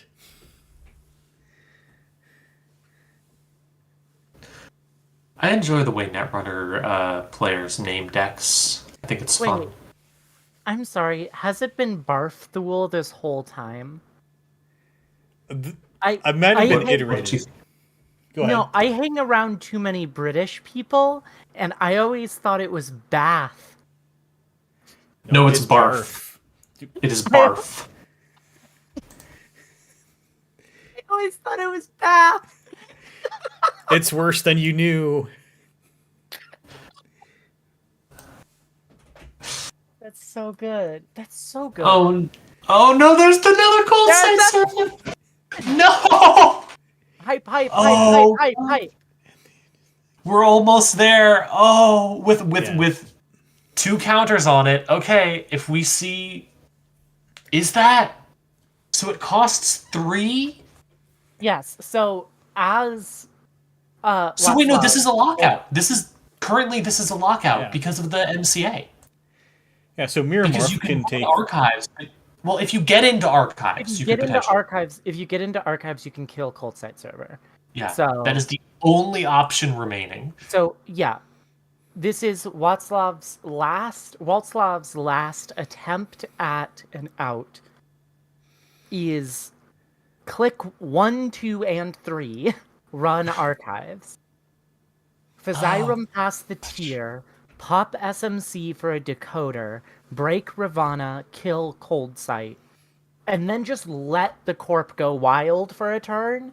Yeah. And hope that on the fall, and you're going to take 2 net damage from this, right? Or is it meat damage? It's net damage. Yeah. It's net damage because it's a Jinteki card. I get that, but what is the flavor of this doing net damage? I'm not entirely sure, honestly. I mean, I'm not sure. That's actually something I've wanted to do for a while. Back in the day, I wanted to run a... I'm sorry, Scream, I didn't keep up with the zooming out for the 16 servers. There's a fully loaded MCA austerity policy, by the way. Oh, yes, we're aware. This is what we were saying of Waltzlav's only out is click 1, run archives. And all this results in is the potential to play the game next turn. It in no way sets back. Ooh, Pinhole. Oh, this is not a good idea. This is a bad... Okay. The only thing that Pinhole is legally allowed... I guess if Pinhole targets front company, and Waltzlav's is praying that there's not a front company somewhere else. There's got to be another front. There's so many servers. Like, there has to be another front company. I mean, you could get rid of the MCA austerity policy because... No, you cannot. If you get rid of one of the warm receptions, then one of the servers can't do its thing anymore. Wait, that doesn't work? No, it's a code kit, yeah.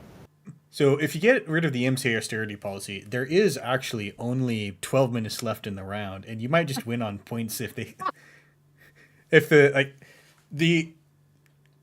going for the cult set server in R&D. Okay. That's what I was thinking. Is that's the other potential direction? Is you target one of the other cold site servers? Mm-hmm. Yeah. Now maybe you try and trick shot. So you have no credits and you have a simul chip and that's it. Oh.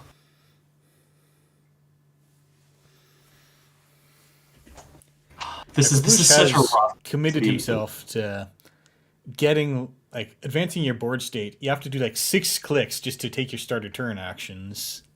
Mm-hmm. So time might be a legitimate angle. Surprised we aren't seeing a spin doctor here to get the cold sight back. But perhaps you just say, no, I'm just gonna... Oh! No! Oh yeah, that's fine. Never mind! You don't even have to worry about the restore text, because none of the other ones are in archives. Oh! That hurts. Server Yeah. 17, baby. This is an extremely aptly named deck, IMHO. Yeah, I have to say, those Hearthstone players, they come up with names like Bomb Warrior. Chump names. We have the good names. Oh, we have the best names. I do love the names. My favorite bit is that for a while you could have there was a certain moment in the last year of meta where you could have gone to a tournament with your deck either your deck list being Girls Barf. That's what you show up at the tournament with. Just true. Yeah. What are you playing? I'm playing Girls Barf. Like what a terrible, amazing thing to show up with. But there's so many fun deck names from the past that I've loved to hear. Yeah. Or even if you just do the conventional, just pick 2 cards in your deck. We've been through metas of Hive Mind Max. Yep. Panic Polana. Was Panic Polana... There's not a card called Panic, right? There's not, but... Yeah, okay, that just means... That's what I thought. Actually, Panic was just... There is Panic Button, but I don't think these were ever a deck together. Yeah, because Panic I always assumed was just, I don't have a deck for this tournament. yeah. I'm going to run the obvious thing. Yeah. What was the name of the Polana deck, the big one that was really popular for a while? There was one with a funny name. I believe was you. It was Banana Bread. That was the deck. Yeah, banana bread. Yeah. If anyone's watching in chat, please feel free to say your favorite deck names from the past.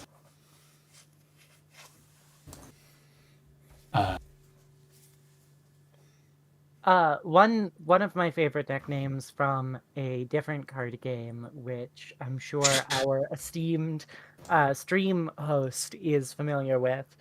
In the early days of Magic the Gathering, there's this wonderful tradition of naming decks after naming combo decks after breakfast foods. So you had an early combo deck was Fruity Pebbles, then they added black mana to it, so it was Cocoa Pebbles. There were eggs, etc. There were loads of different deck names. I do think Raisin Brand was an early one because of some card that you play that would make you scoop up your board. Anyways, and my favorite example of this was the combo deck Cephalid Breakfast. Yeah. Beautiful. Which they just couldn't think of a good name for it. So breakfast just became shorthand for combo. And I love that. And yeah, it was specifically based on a card called Cephalopod Wizard. No, Cephalid Wizard, not Cephalopod Wizard. Yeah. Yeah, that one's mine. They can't have it. It's copyrighted. Exactly. And bringing up excellent names from the chat, Potatoes, Potential Unleashed is called Potatoes. What was that deck? What was Potatoes? That was just hyper milling the runner out, and then because they can't steal Obokad Protocol, you just advance that in their faces. Yeah. And I believe it was because the UK called they like to call their decks names after vegetables. Yeah. But I also thought I remembered someone having a rant about how they didn't like Potential Unleashed because, and I've been trying to find the source of this for a while. They said Jinteki used to be about cool mind games, unconventional angles to try to push the opponents with, but now you just throw potatoes at your opponent's head until you win. And at Worlds, someone went around giving Potato they went to a grocery store and got a bunch of potatoes and gave one to everyone who was playing Potential Unleashed. Oh, It looks like Kabloosh is naming this deck Icy Hot, so we'll see if Okay. that's if it's a different variation or what's this must going be. on. For someone joins what is this board? So to explain this, we have 3 cold site servers on every main server that each get de-resed with warm reception every turn, so they don't lose their counters. Thus, if they all get to 4, you can res them and de-res them every turn, and thus spend 3 credits to permanently lock the runner out of the game, because you also have front company on the board, which means the runner has to run one of the 3 main servers before running anything else. Yeah. It's Sometimes disgusting. It's games like this, it's moments like this where you wonder if maybe making Potential Unleashed or sorry, no, not Potential Unleashed, maybe making Replicating Perfection an asset wasn't the best idea. No, I'm still happy that this exists. I mean, I don't think Replicating Perfections is what's doing this. I think it's the cold site server. No, I mean, but the thing is, none of this works without front company. But it also And there's doesn't the work without. concession. But it also doesn't work without the cold site server. Like, I want to ask chat. Or the ability to de-res them 3 times. Yeah.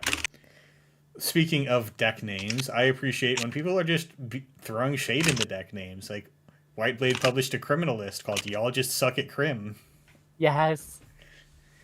I'm just asking in chat because I'm very curious if there was another front company on the board. Okay, no, there wasn't. No. But the restore. Yeah, the restore means it doesn't matter. Last install was the final form. I'm looking down my saved deck lists, and I made a deck list called Provdivosting My Point, which I believe I made because my roommate and I were arguing about something with Provdivost. I don't remember what point I was trying to prove with this, though. I mean, my favorite, the deck that actually got me like back into Netrunner that people still recognize me for is, quote, Apocalypse Kit, but she has 15 influence before she transitions, which is just Lat, but rebirthing into Kit and playing Apocalypse. Yes. What are the decks that have actually done that? Big As Hell's Junk, which was it was Tech Trader deck that I wrote an entire parody of the Big Bill Hells post for. That's very good. Yeah. And Grug Brained Kit, very fun write-up. I still... I've started naming my my decks after bands because I attempted to name my deck after a specific song by a band one time and was told that it was ableist. And so after going back to my trailer and having a "Why I Left the Left" moment, I decided instead to just name it after the band that the song is from. And everything was fine forever. Which band? I'm curious. Oh, the deck was Green Day. Was the first deck I actually brought to a tournament. And that's why the kit deck that I've been playing has been called Blue Milk, because before it was called Neutral Milk Hotel when it was all neutral and contained a Earthrise Hotel, and also the build script. Build script is milk because it's like Diesel, except it's a little bit more mild because it only draws you 2 cards, and it's white because it's colorless, and also it is good for your bones, so it gains you a credit. Thank you for this logic. I feel like I understand everything better now. Thank you. Okay, let's see. So there's a 30-minute lunch break after this round. I believe we're about at the end of the round. Yeah, we got 1 minute left in round 3. We don't have all of the games in, but looking at the standings from the first 2 games, at the least, if we want. Yeah, lots of Lats in the top cut, lots of purple in the top cut, which we're seeing basically everywhere. That's pretty much universal. I am mostly happy that there is a Nuvum that is currently that has won a game. That's beautiful to me, and we got to see that. We'll keep an eye out for that in round 4. And Maze on another PE deck also won a game, which is fun to see. The I want to check something very quickly. Of the this is a very funny statistic, but of the runners with pronouns listed that aren't he him, I believe there's 6 and 2 of them are running PE. Yeah, that makes sense. That'll try. Yeah. The QTM influence is making more gay people play Netrunner and also making more gay people play PE. Horrible crimes. Horrible crimes. What will you do when PE rotates? Believe me, there have been a lot of conversations about that. I do both like the linguistic assumption and agree with the linguistic assumption that all cisgender women are gay.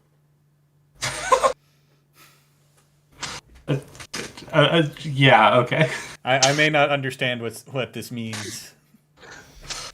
Well, for now, though, I think we're going to take a break for about a half an hour, and then we'll come back to you, and we'll see the last few rounds of the tournament, and we'll see where things go. And hopefully, with any luck, we'll be able to watch that Nuvem, because I want to watch Nuvem. I love Nuvem. Yeah. I didn't love Nuvem, then I played Nuvem at Worlds, and now I love Nuvem. It gains you 2 credits. You get so much money. Yeah. All right. We'll see you around. Yeah, see ya after lunch. Have a good lunch break.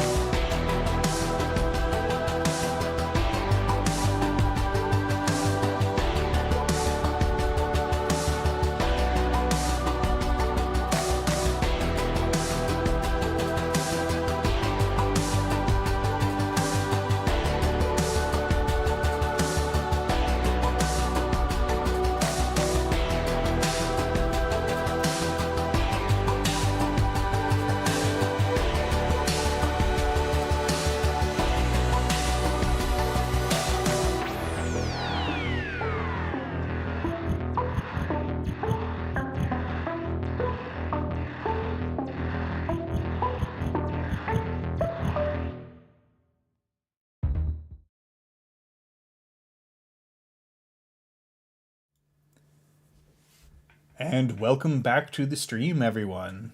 It's after the lunch break. Hope you got some lunch. I didn't. I had some potato chips. That's lunch. Yeah.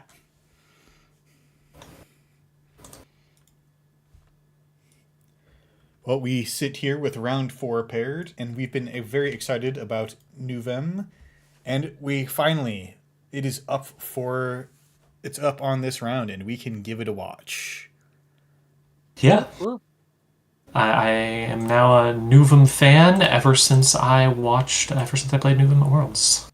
Well, let's check in. That's table, that is table 4, so let's check in on table 4, see if we can stream them.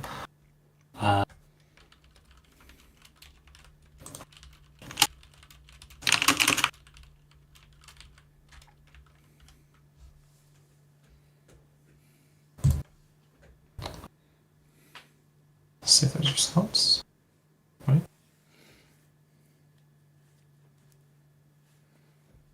And we're good to stream. Game hasn't started yet. Hold on for a minute. Once the game starts, we can get in on that.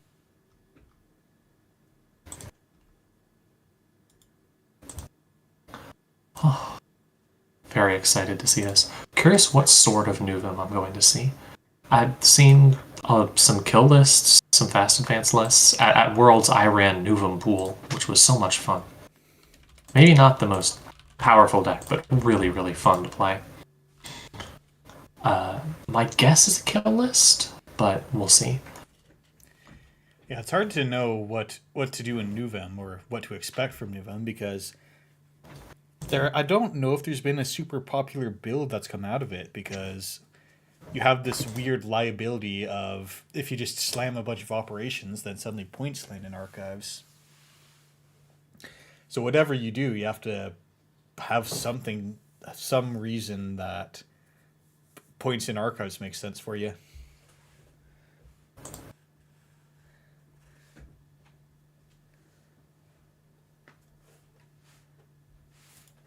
Oh, we get to zoom in. Not enough notes yet.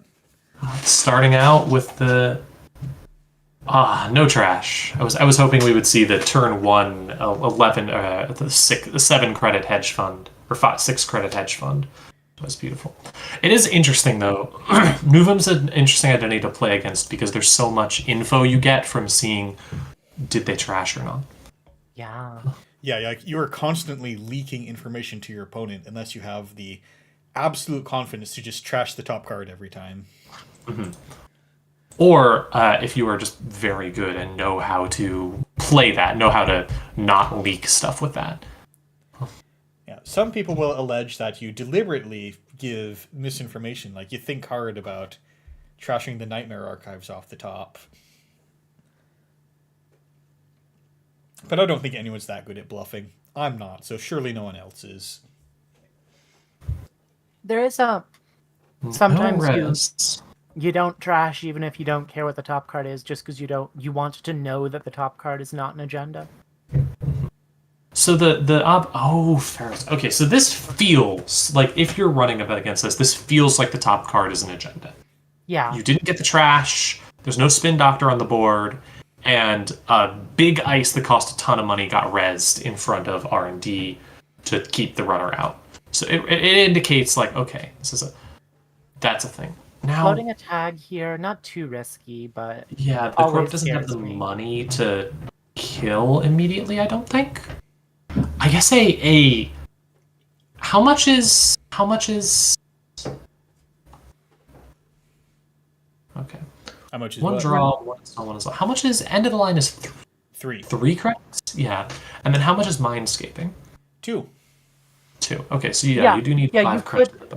So you could be dead here in the bizarre world where the corp had too big to fail end of the line mindscaping. Interesting to see the Descent and the thing in server 1. I have to imagine that's not the agenda, but instead a Rashida or something. Because if it is the agenda, I feel like you would just shuffle it back in with Descent instead of trying to score out. But, oh, right.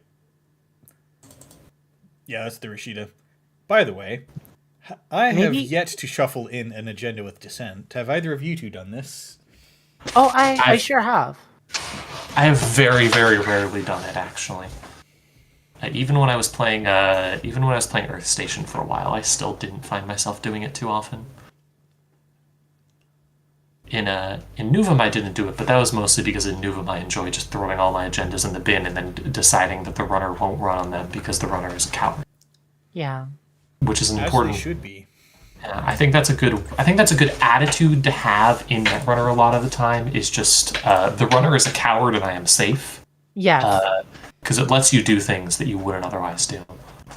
No, this frequently causes me to win games. The best part about playing loud in particular is that if you just have that opinion while you're playing loud, sometimes the runner runs archives, and you've been playing under the opinion that the runner is a coward and you're safe, and actually the runner should have been a coward, and they are not safe.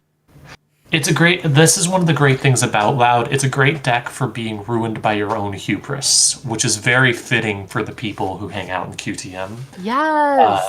It's a perfect deck for building up a machine that you can cackle horrifyingly into the sky about, and then either your machine goes off and destroys the runner in a horrifying way, or you're undone by your own hubris and you find yourself completely defenseless and destroyed, which all fits the vague supervillain atmosphere that I think QTM has a lot of the time. Yeah. Or my personal favorite is you're building your machine and you're beginning to cackle, and then you just accidentally kill the runner, and you're like, oh, sorry.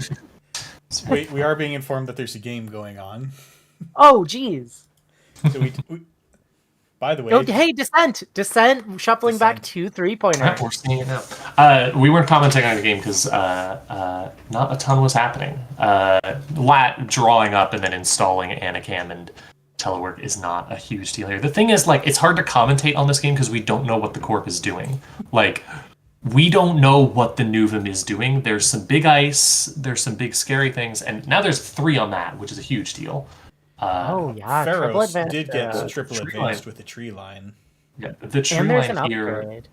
and the descent is a big deal, but we haven't seen much else happening yet. Do we have any read on the upgrade on R&D? Is it just a Hollow Man that's being stored there? My guess would be a Hollow Man, yeah, because you can leave it there. Although ganked would be particularly upsetting. But also, if you just access ganked after the other things, all it does is give you a tag. Yeah. It's not It's quite still as bad. rude. My guess is either a Hollow Man or a Chrysium Grid to stop the deep dive. That's fair. Chrysium's good. Yeah. Chrysium's definitely something you want in the lat matchup. I haven't seen it happen a lot, but I think it's more of the threat of it makes you consider it as an option. Taking 3 credits. Interesting. That's that Wayland Hyperglacier kind of move. Well, when you're at 1 credit, sometimes you gotta. It's not what you want to be doing as Nuvum, though. I feel like as Nuvum, you really want a subliminal at least that you can play and potentially get 3 credits off of. Oh, Every time I was playing Nuvum and I had to just click for credits, it felt so awful. Let's see. Alright. Install on server 2. Double advance on 2 credits. it's Hostile took over. There we go. Alright. We fixed the credits. Yep. Credits solved. Does give a bad pub, which is rough here, especially the runner already has so much money. Like, Ferris is scary, but Ferris isn't scary forever if the runner gets enough money. Yeah, there is sometimes against these sorts of shaper rigs that are running cards like Revolver, where you can just go, maybe there's a finite number of times the runner can break my ice game. Well, Steve definitely helps with that. Steve helps. Steve's here to help. Yeah. The runner is Not just triggering drawing Steve so turn many 1. cards in this game with Anacam and lat triggers. There's just so much incidental draw here. Yeah. The playing DJ Steve there was part of the mini game.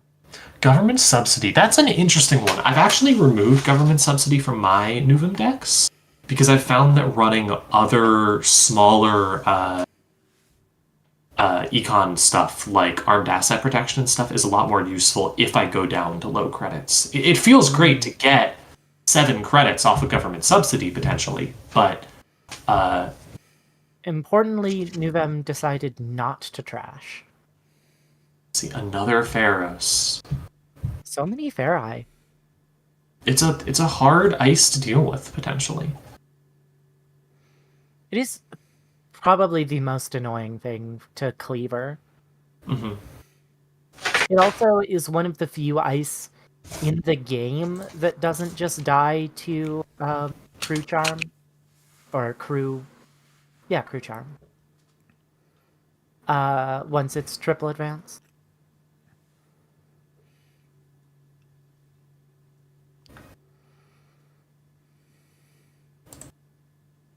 My cat keeps deciding that she wants to be in my room and then out of my. Well, have you considered just leaving the door open?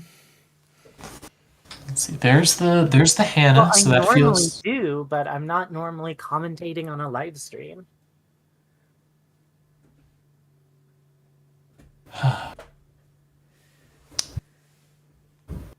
Hannah. Hannah's good setup for the deep dive. Mm-mm. Let's see. No trashes with Nuvum so far. That's No, there's rough. one. We got a couple. That's where the one, face down okay, card came yeah. from. Just one face down though is still so rough. But boy, Baby W would have given you more credits by now.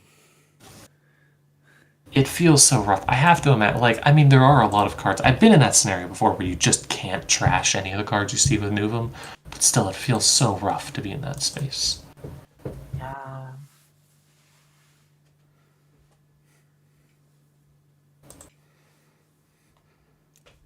And that seems to have been a Hollow Man discard. Interesting. Throwing away the Hollow Man. So that definitely indicates you're on some sort of fast advance strategy. Well, or that Unless- there just already is a Hollow Man in R&D. Yeah, it could be that there's already one there, and counting on the runner not being able to get in. Although I feel like you can't make that assumption right now with just one Ferris. If the runner is at 20... All the runner needs is a pinhole threading, and Yeah. people play that card, I'm pretty sure. a pinhole threading, or just a barrier breaker that isn't Cleaver. Like, we don't know what barrier breaker this deck is on. Let's see. I mean, one choice you can make is that if your killer is going to be temporary, like this revolver, then perhaps you'd go for the pressure spikes that you can't get taxed out on simulchips too easily. Pressure Spike is so good against Pharaohs, too. Well, asking for an action, so... But there's no... Is there even... There's not... Yeah, there's not really a... I guess a Stone Ship could get popped? Oh, right. Yeah. Stone Ship could get popped before above the last floor. Makes sense. Okay, that's reasonable. Oh, yeah, you're pretty excited to see Steve leave the game without getting value. Yeah, for sure. Definitely feels good, especially with cheap Sentry Breakers and a Sentry on HQ. Feels like the sort of thing where you want to get that out of the way as soon as possible. Yeah, so going to be relying on Echelon as the game goes later.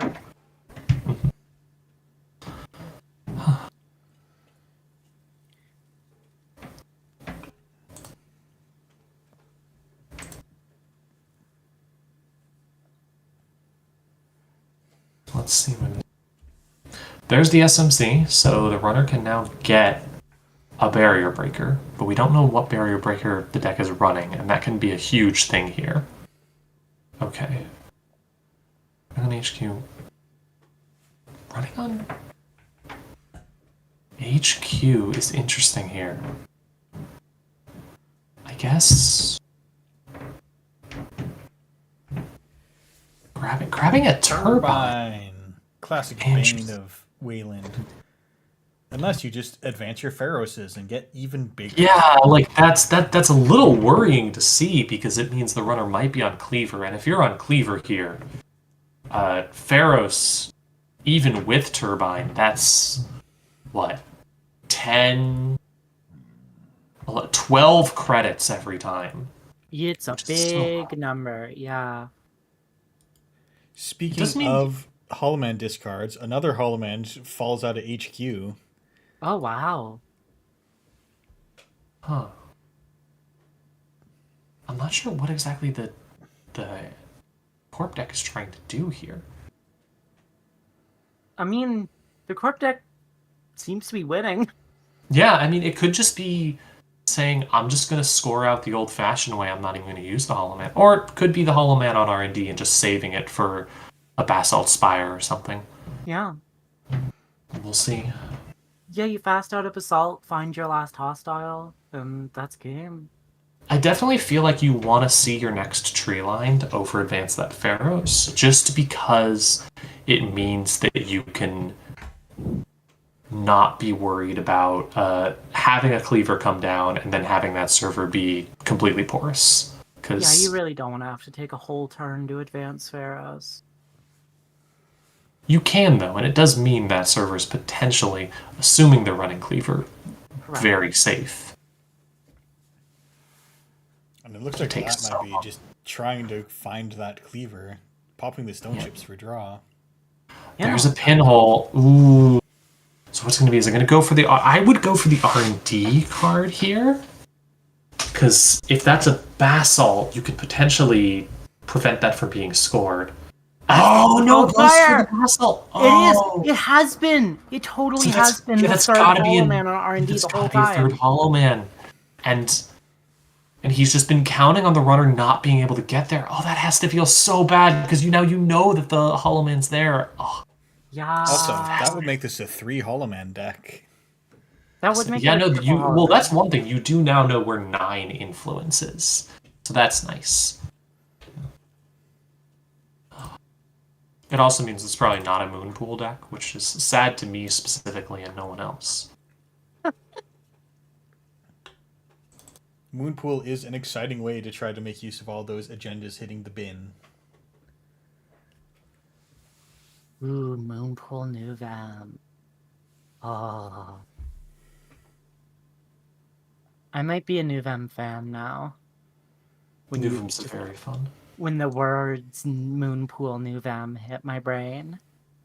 Oh yeah, no, that's the deck I brought to Worlds for Crown of Servers. It was very fun. So you gotta load up on the 1-pointers, and then we're just being sports metal, kind of. Running HQ here? Oh, actually, expend... Oh my god. Sorry, my brain just clicked the expending slash and burn and then moonpooling it. You can't shuffle it with Moonpool because it's face up. Yeah. You gotta play Kakarembo. Oh, a punitive. Interesting. Okay. Yes, we see a real smorgasbord of agendas here. Yep, because there's the third. There's the Hollow Man, moving it there, scoring out the Basalt. Oh, this even lets you get the other Hollow Men back. Yeah. And it's 4 credits with Nuvam. It's Basalt, in my experience, if you manage to score out a Basalt as Nuvam, you just win. Basically, instantly. Yeah, so the corpse on 6 points. If you find any agenda, you just Hollow Man it out. Because we do have this mixed point values. We got 1-pointers and 2-pointers and 3-pointers, which is not commonly how the punitive decks like to operate. Yeah, it is a little bit strange, especially with the 6 points from because normally if you're running 3 Basalts and then 3 STSs. However, the other thing that's really good with Wayland right now is Eminent Domain into Archers. That's what I was doing in a lot of Nuvam stuff. And so it could be doing something like that. But in that scenario, I'm not sure you want to run the Punitive, so I'm not entirely sure. The Punitive might be there so that you can throw a bunch of agendas and archives with your ability and then just hit them for 6. But I don't know. There's a lot of ways to build Nuvem. I don't think anyone's solved yet. There's the cleaver. Gonna go try and trash the Hollow Man. Yep, only 2 credits Makes to go sense, through that first. although you can just get it back. Wait, hold on. Oh, Sauce 3 wants to Hannah this. Makes sense. Yeah, that makes sense. I assume that is what is being indicated.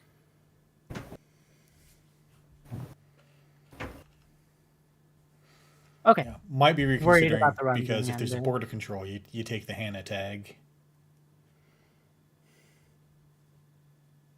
Yeah. So many credits.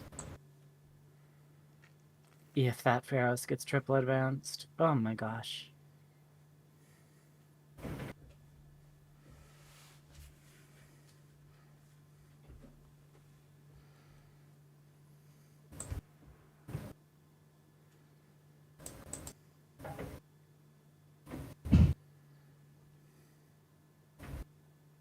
This is why I'm a big Jacoby fangirl. And it's a border control. Yeah. Called it. You know, I don't think you're going to do anything with the border control right now. Save it for later, especially once you have the Pharos. Oh, this could I mean, Advanced easily... The runner does have 0 clicks left. You keep the Hollow Man if you border control here. That's what I'm saying. Like, this could easily be the game. Yeah. Yeah, because you Basalt Spire, you can use that twice to gain 2 credits and also dig 2 cards deeper. Yep. And if you can find an agenda in those cards, like you're set. Yeah, No. any 3/2 or 1. Basalt or Spire 2/1. is once per turn, and Nuvem only gives you credits on your But turn. you can use it. You can use it on the You can runner's still use it. Looks like You can still use it twice and gain the 2. looks like it didn't get used. So Looks like it not didn't going get for used. it. Well, maybe it's Could already be yeah. an agenda. Yeah. Oh. Interesting. Probably Also, using you Spin can- Doctor to dig for that. You could use the Hollow Man to just triple advance the Pharos just for 1 action. Oh, that's that's true. true.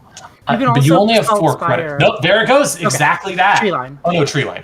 Okay, tree line's much more reasonable. Well, that's what I was saying. Basalt Spire could also get back a but just drew 1 off. And obviously. This is why I say that once you score a Basalt Spire, it feels like the game is just in your hands. There are so many options. You immediately have all possible options to do what you want. Yeah, it turns out, like, what if Project Vitruvius also drew you 2 cards and gained you 4 credits? And gave you an extra agenda point?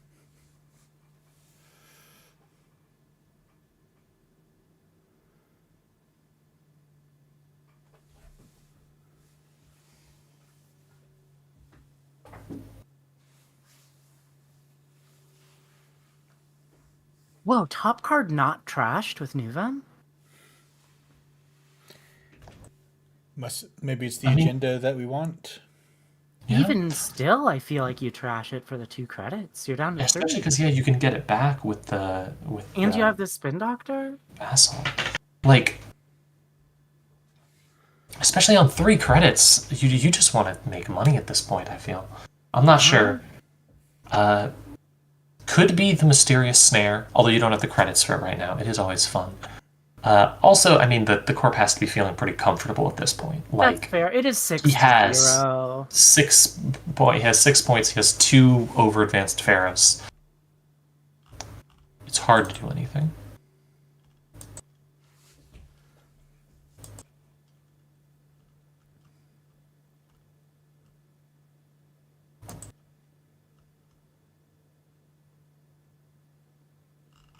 Let's see. I'm curious to see what happens here because we're so close to a game. Yeah, you could spend 1 Basalt counter to get the 2 credits, and then go get yourself a hedge fund, and then you'll be solvent enough to use the Hollow Man. Yep. You could also just put a random agenda into that server and know that if the runner runs it, it's going to cost 12 credits, and then you can just completely bankrupt them. Or it could be something else. Could be a Rashida. we've only seen 2 Rashidas.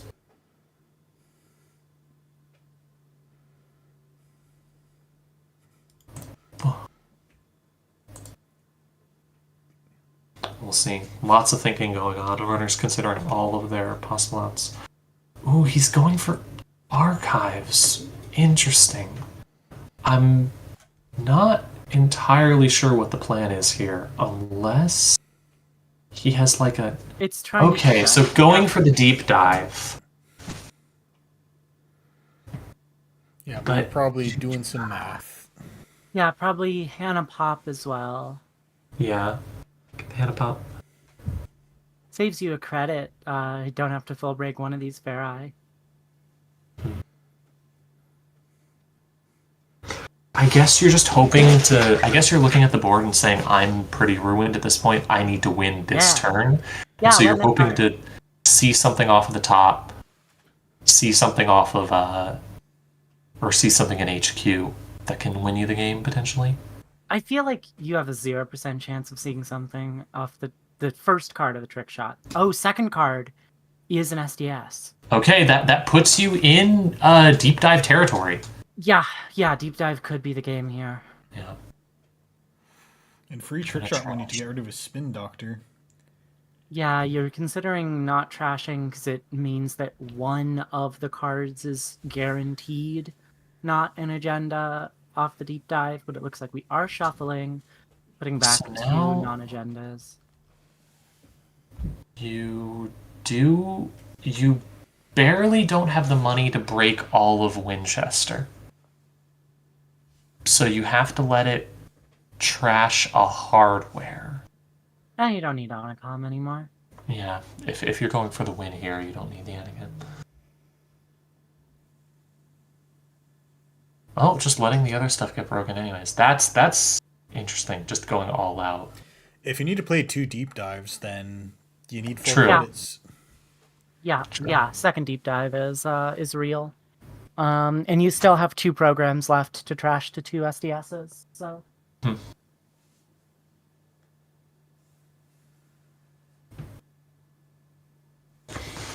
Trash the turbine.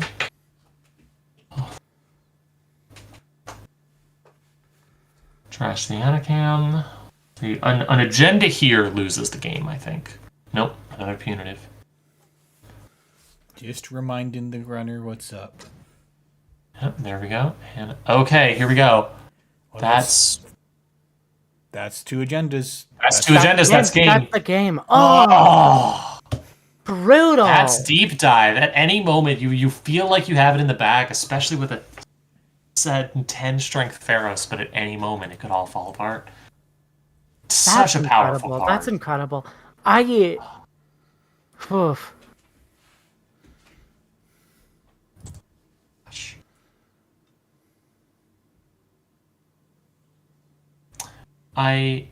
Oh, there's a discussion.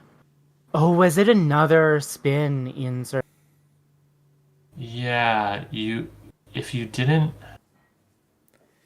But you have That's- to do this not knowing what the top of R&D is. So Well, Yeah. no, because there was a card stolen off the top of our. Oh, there was so you also a don't know. Basalt Spire window. Yeah. If there was a card in, you could use a spin doctor to shuffle stuff back into R&D. You could try and remove 2 cards from R&D and see if you get anything. There's a few possible options. It's difficult because I don't know if using Basalt Spire here is something you would do if you didn't know that the top card's an agenda. Like, that's the difficulty. It's the 2 top cards of R&D right now, I believe, depending on how it goes. Are because I don't think you use Basalt Spire here for any reason other than I know the top card's an agenda, and you don't know the top card's an agenda. yeah, In fact, you know it isn't. They just access the top card of R&D. I don't think there's any. I don't Well, think no. there's. R&D was shuffled after that point. But still, I don't Was think using Basalt... Yes, R&D was shuffled by the Spin Doctor. Oh, okay. Um, But that's that's a using- really difficult question because that doesn't really give you an advantage trashing a single using- card from R&D. Using Basalt Spire does not change the game state here.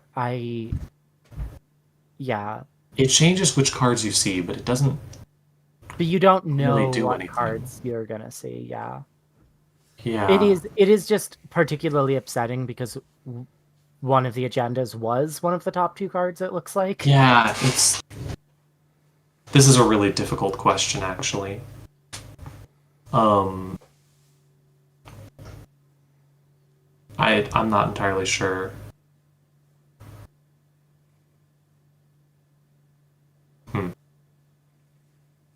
If you were going to use it there, then I guess that is a problem. Yeah. But like, I'm not entirely sure about this.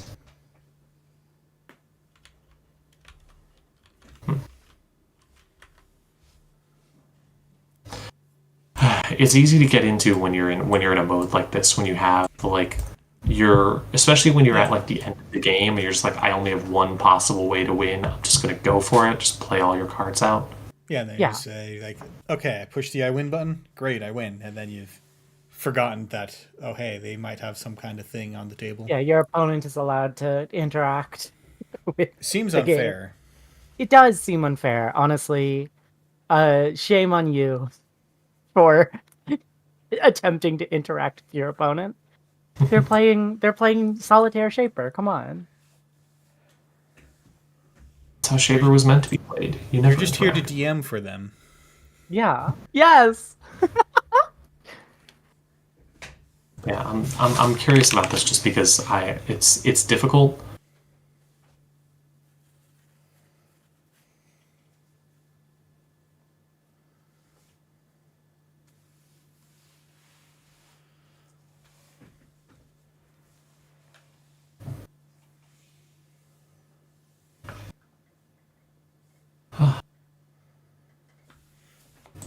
I guess there are timestamps in the chat log that we could see. Oh, about how much time was given. I think it was pretty instantaneous. HQ 2630, 2633. Yeah, it was a couple of so seconds. about 10 seconds. Oh, honestly. So it's like like breach HQ, 5 seconds, pop Hannah, a couple more seconds, play deep dive.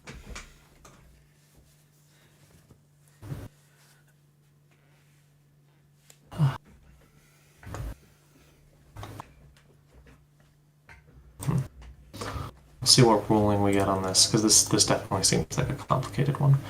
In the meantime, we can potentially look over the standings. I believe are most of the games. How are the games going at this point? Yeah, okay, so most of the games are in. Had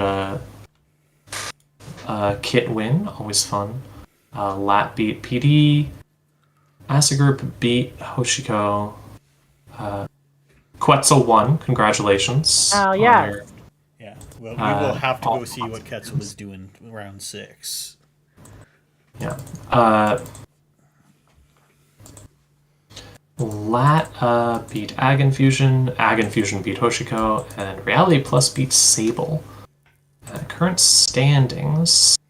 Top of the list is Maze with PE and Lat. Fun to see. And the King with Ag Infusion and Hoshiko and Kabloosh. And of those, well, let's see. So this round, Kabloosh won, and we're still waiting on the King's game and the May game. May won that game. So May and Kabloosh are both at 12 wins now, or 12 points. So 4 undefeated. While the King, we'll see if he wins this game, he will also be undefeated.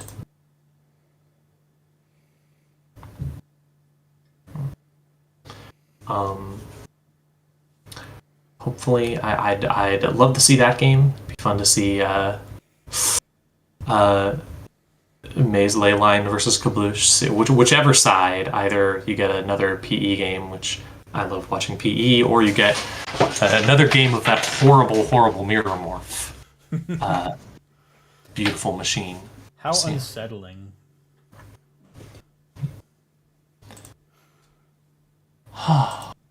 See how that goes.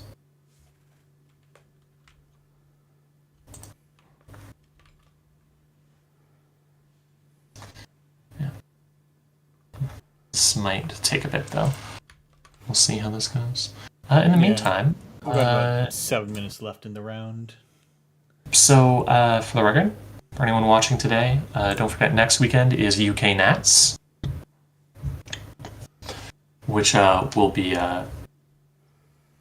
very, very exciting. Very hopeful about that. I'm going to see if we can get it streamed on here. If not, I believe it'll be on Bahram Woo's channel. Either way, that's up to them, their choice. Either way, it'll be really exciting to watch. 3 days of stuff, and hopefully some really good matches. Very curious to see what metas from Worlds get carried over. Obviously, I won't be doing any commentary because I'm about as far away from England as you can get, being in the west coast of America, but it should be really fun. Vive la best coast. And then I'm, of course, very excited for the later December matches with the more off-meta stuff. I'm going to see what sorts of tournaments are being run. We'll see.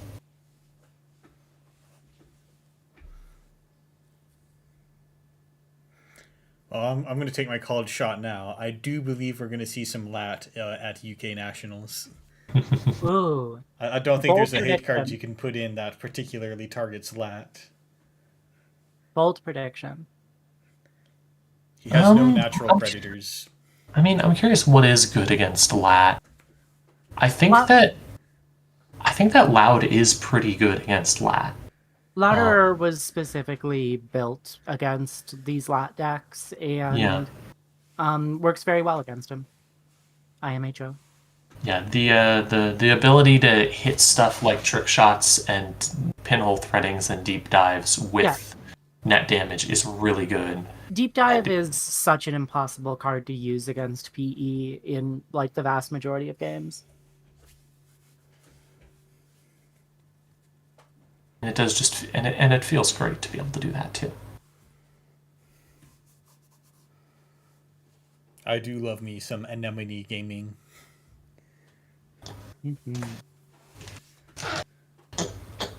Alright, we are still resolving that judge call. It is a very tricky thing because it's very close to almost not enough time, or maybe just Yeah, enough time, and then you just start doing your muscle memory. It's a complicated question. And how often do you expect it to be important to that? I could have shuffled before the deep dive.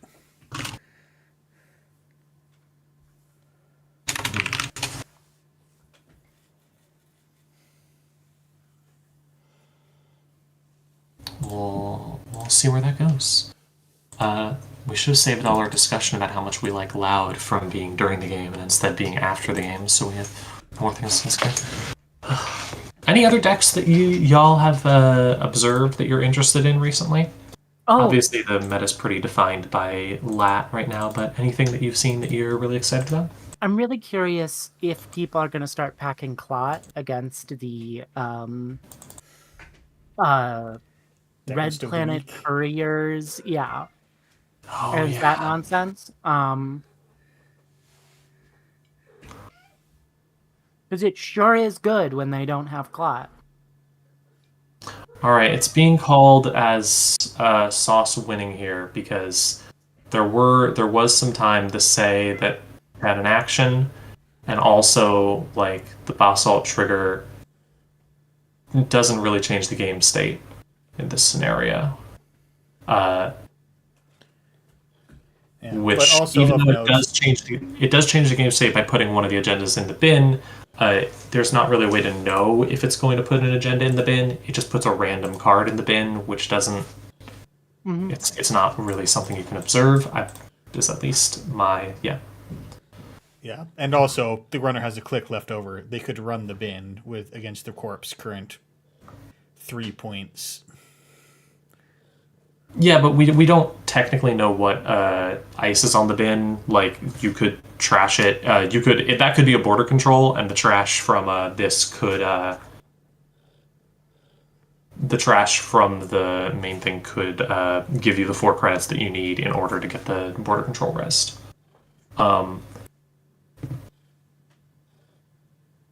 It's complicated. I ultimately agree with this judge call. Yeah, I think I agree with this judge call, but it is a complicated situation. My cat is trying to get me to feed him, but I've already fed him. He's a liar. Don't believe him. Your cat's never been fed once in his entire life. Don't believe his lies. He told me he's never been fed once in his entire life. How did he even call you? Psychic. Jinteki's making psychic cats now. So if HB has Project Hellion, what is Jinteki's manufactured cats? Okay. How do we name that? I've been a long advocate that we should start doing some real Cronenberg stuff with Jinteki. Like, what if Jinteki decided they were going to make their own internet, except it's made out of psychics and meat? Oh, that'd be fun. I would love to see Jinteki go full Umbrella Corp at some point. Right? You know what would be fun, actually? Just embrace, like, choose some place in the world. I don't know. Maybe, like, Central Michigan or something. I have no offense to anyone who lives in Central Michigan. I just chose a completely random place and just say, this place is complete black site for every corp. And you just embrace all of the corps being as over-the-top, goofy, evil as possible. So you've got evil robots killing everyone. You've got Jinteki with Umbrella Corp monstrosities. You've got your ID could be an enormous building made entirely of meat. Yeah, stuff like that. Just like, this is... why isn't Jinteki constantly flooding the world with a zombie apocalypse all over the place? Because they did it all here, in this one spot. Yeah. In, I don't know. Definitely Central Michigan. Central Michigan, yeah. Central Michigan. Yeah, and Central Michigan being what the place is called, even though it takes up like a good 30% of the North American continent. Alright, so with that, we have all our games. It looks like the King won again, so that means the King and Kablush and Maze are all on undefeated after 4 rounds. So that's real exciting. I am... they'll probably end up getting paired against each other. We've seen most of these players. Could potentially take another look at them. Or we could take a look at something further down the table. I'm always excited to watch NEH. We have not seen any NBN games yet. We should get some yellow tag action. There's an Asmari midway through the tables. Pretty good. There's also some Reality Pluses. We'll see where things stand after this round and where the next pairings are. Oh, all right. Yeah, it's exciting. I would love to see that, though, from just a narrative point of view. Just really going for the more fantastical ideas of how the corpse could be evil, but only in one place.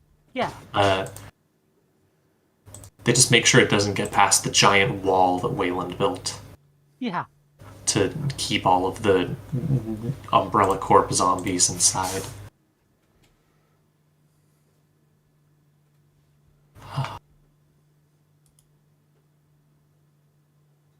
Alright, yeah, we should be seeing the round 5 pairings in just a second. They are up. And they are up. Let's see. So, what do we have? There are no NBN games this round at all. Well, The system is rigged against us. we could take a look at, we could either do, I mean, table 1, we've seen both players there, but it is the number 1 table right now. We could also do table 5. There's the Ag Infusion game that we haven't heard. We could also do there's the table 6 is the PE versus, the PD versus ASA. I'd be interested. Would y'all rather see the Ag Infusion versus 419 or the PD versus ASA? I'd be interested in seeing an ESA game. We were just watching Oneromancer. Mm-hmm. And I'm sure that we will see the players at the top of the tables in the top cut. I don't think there's going to be a top cut. I thought we were cutting to top 4. Are there? Oh, there might be. I could be wrong. no one has any idea. Let me check. Yeah, cut to top 4 single elimination. That's fair. All right, so yeah, let's take a look at table 6 then. We'll see if comfortable with us streaming. Once the game is up. Yeah, I'll bet you didn't know you were in for a few more hours of commentary. It is what Leo it is. knew. Isn't that right? Yes. Mond demands NBN or riot. Well, I'm afraid you have to riot. Yeah, Wow. there is no NBN. And watch out. We've got riot suppression somewhere in these deck lists. Is anyone running a riot suppression? No idea. Curious. Might be some active policing.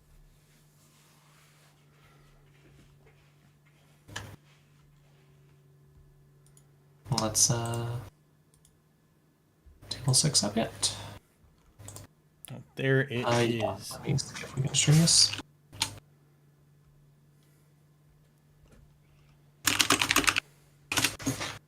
Typity type. All right, looks like we're good to stream. Let's take a look at this. I love watching ASA games. They're so much fun. Was really glad I got to stream one at Worlds, even if I did accidentally call the wrong winner for it, which I'm going to be thinking about forever. Most embarrassing thing I did at Worlds is the Tuno versus Jai game at the beginning of the semifinals, because we didn't have audio from the table, and at the end of the game, Jai it ended on time, and then Jai showed like what his win combo would have been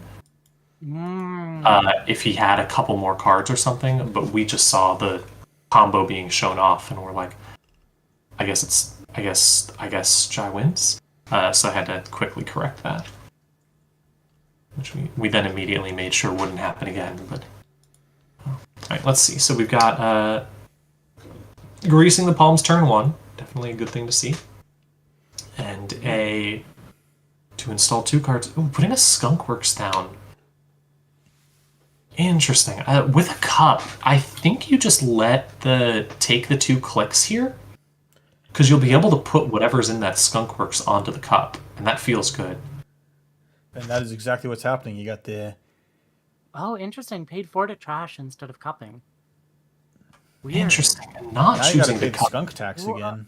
Huh. Yeah, I don't know that I agree with that. Especially because you could have cupped the... Oh, Okay, it was a misclick. That makes sense. Yeah. It's easy. That's an easy misclick to make.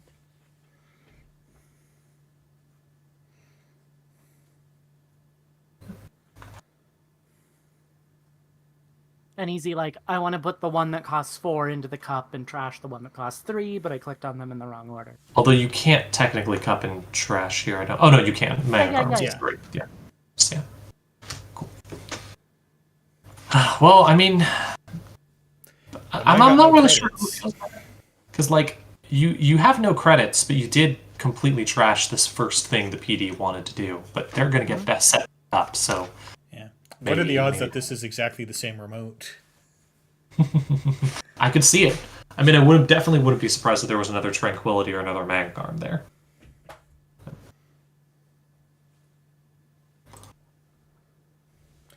Now, the good news is you are playing Strike Fund, so you can just click for credit, click the Strike Fund, and you're a little more financially solvent. sometimes a lot quicker than other decks would be able to. Going for a single access on launch in HQ is interesting.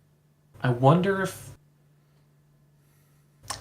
why. I mean, especially with the cup, like you could see every card in HQ. It's possible that RLXO didn't realize cup cost a credit to pop. Yeah. 3 cards in server 2. Definitely bad news. Yes, for the previous game, for the record, the previous game, the deep dive stood. That was the call at the end of the game. Yeah. Anyways, so having the fermenter here feels good because you will be able to get credits eventually. Putting Legos, down... that's great to have. Oh, Lego. Yeah. You know the corp's going to be installing stuff there, although at this point with the server set up, it might just be I install an agenda, I score it, I install an agenda, I score it. Oh, no, well there's the Rashida, so you're going to get at least 1 install there. Will we see the Lago Fire? You always do it. Losing a pinhole! Oh no! Oh, that hurts. I mean, you could potentially get it back with a buffer drive or something, but pinhole's so important against skunkworks and such. Yeah, and absolutely no ice on centrals. We don't respect a runner with 0 credits around here. At the same time, you could just pop the fermenter and start Chastushkaing or such. But you got to get I through a feel spin like- doctor. Okay, there's the fermenter popped. Running HQ, I assume using cup. Yep, using cup. Border control, spin doctor. Definitely want to try that seamless launch. Not the best things to see. Bless you. Gesundheit. Excuse me, I apologize. This is what PD does. It just sets up and starts scoring out fast as possible. Starting to rocket forward, and and RLXO took the good action to try to make sure that there's no agendas to keep the scoring train running. So you're hoping that you've cleared out HQ of potential agendas, but there were 3 cards you didn't see. Yeah. You have to find a way to start applying pressure and fast. At this point, I feel like you assume you're not getting into that server easily, especially missing the pinhole threading. So you have to start looking at, okay, how am I going to start hitting other stuff? Can I put down... Okay, there's a Mara. That's something at least. Like, you've done no sabotage damage basically the whole game. So finally you can do one. Yeah, going broke to take down that initial remote was... It's very tempting, but also now you're in this credit hole that you haven't really recovered from at all. It's difficult. Right.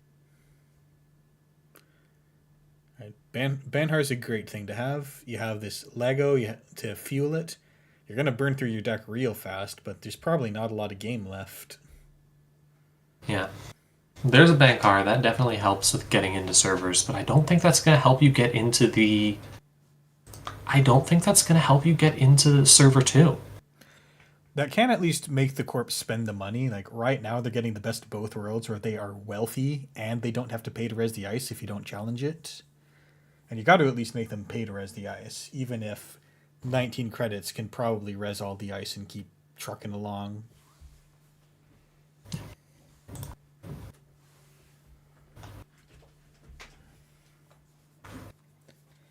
We're challenging the spin doctors, because undoubtedly those have to go before you start sabotaging, so that agendas that hit archives stay there. I assume gonna Chastushka here? My guess. Oh. No, we're in economic desperation where we're fermenting as soon as you can reasonably justify it at 3 counters.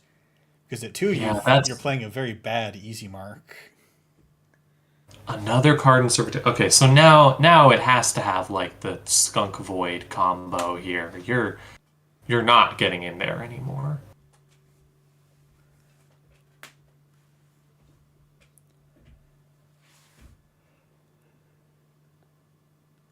And now we know about the seamless launch in hand. This could be an IKUA project to just get it out of the game. Or maybe that's the agenda you have right now to score.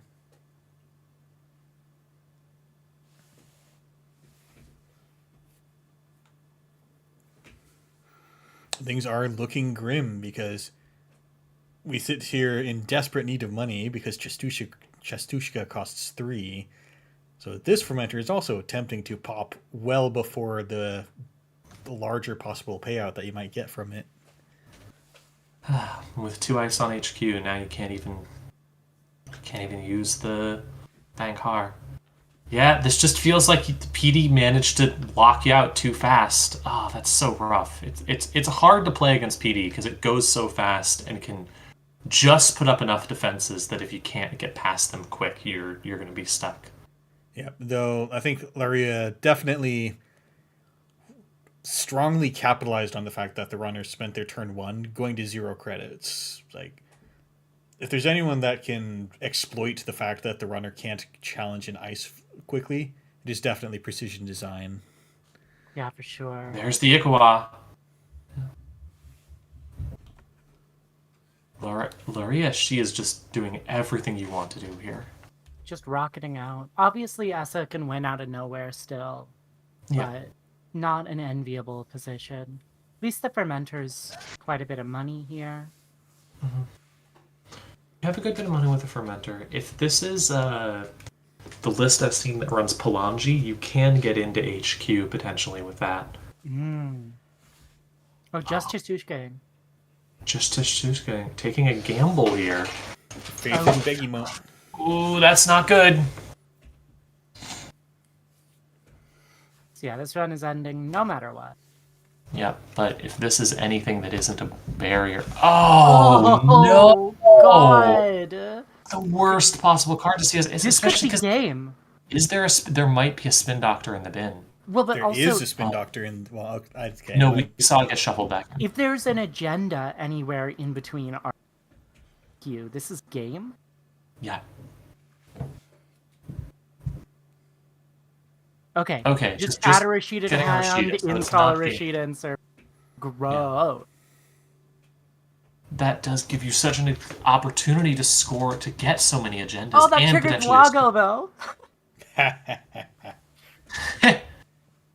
That's fun. Okay, now I assume we're going to see the border control here. The very smallest of victories.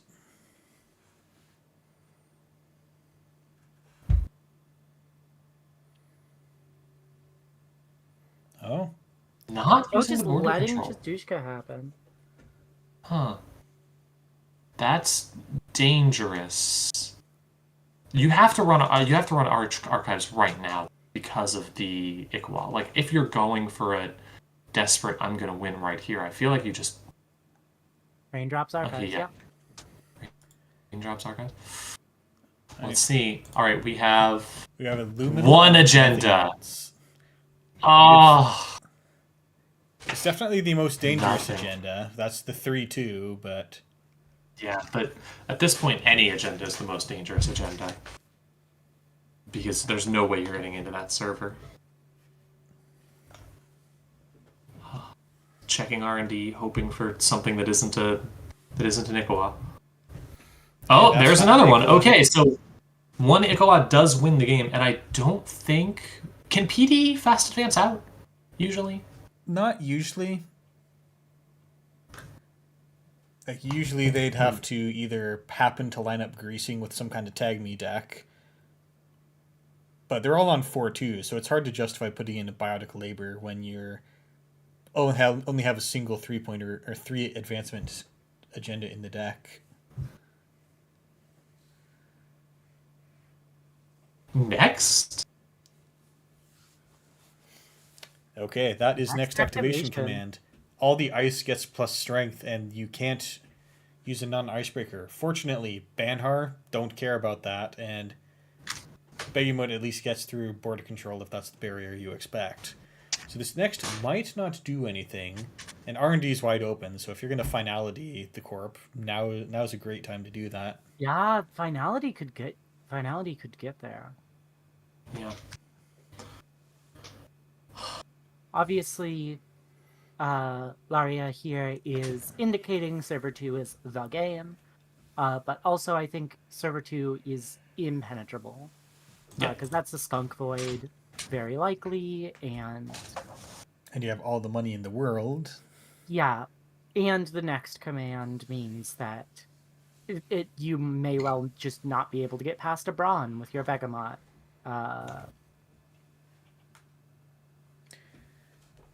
There's absolutely no way you can get in there. There's too many tools, and your only Looks real like- tool here is Looks like digging for finality. digging You for can- finality. You can look Not at there. 3 more cards, but you won't be able to steal Ikawa. You won't be able to steal an Ikawa if you do, which is scary. Just running R&D. Make it run on R&D. Heart of the cards.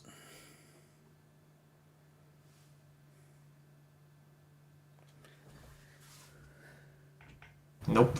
Are we running Well- back? What's happening here? I guess you could run back. I mean, you can. I think at this point you realize you Running can't hot. win. This is when you play running hot. Yeah, if you have one. You can run the remote, which that's unlikely to be an Ikwa in the server too, because I don't know. Okay, the Corp probably has drawn an extra seamless launch by now, but You don't run the remote here no matter what, because all they have to do is res Skunk Void and you lose. No, just another run on R&D. Oh, there's 6 points. All right, now we find out if this is game. Yep. Almost certainly get. Like, you don't play. Maybe it could be like some next level bluff. I mean, if you don't have the agenda, you have to bluff. There you Nope, go. there's the seamless. Okay, that's game. I just wanted people to hear me say next level bluff. Princess Daisy screaming next level bluff. Yeah, never finding a running hot. That could have potentially helped a lot. Or finality. I haven't seen as many finalities recently. It seems to have fallen out of favor a bit, which is interesting because it still seems like a really good card. we have 27 minutes left in the round. We can try to catch another Yeah, game. we could go take a look at another one.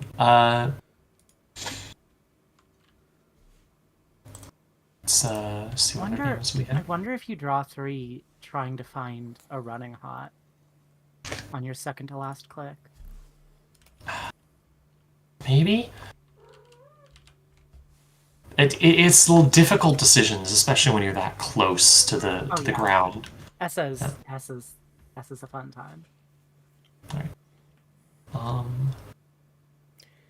Well, I don't believe we've seen any of the players on table 4. It is Asa Group versus Lat, the top decks of Worlds, but we haven't seen these players yet. We could take a look at table 4. Let's go check in. I'll check if they're willing to be streamed.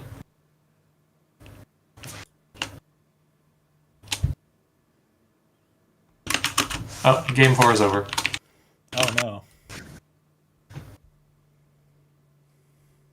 Alright, not table 4. Table... We should have seen this coming. It was Asa Group. We have... I guess we could check on table... 5, potentially? See if that game's still going. Let me see. Oh, that's Ono Romancer again, we just saw. Well, I mean, at this point, I'd say table 5 or table 3, probably. Unless we want to do table 1. Any preference? Not particularly. Alright. I'm gonna say let's take a look at table 5, because it's Ag Infusion versus Ooh, 419. sure.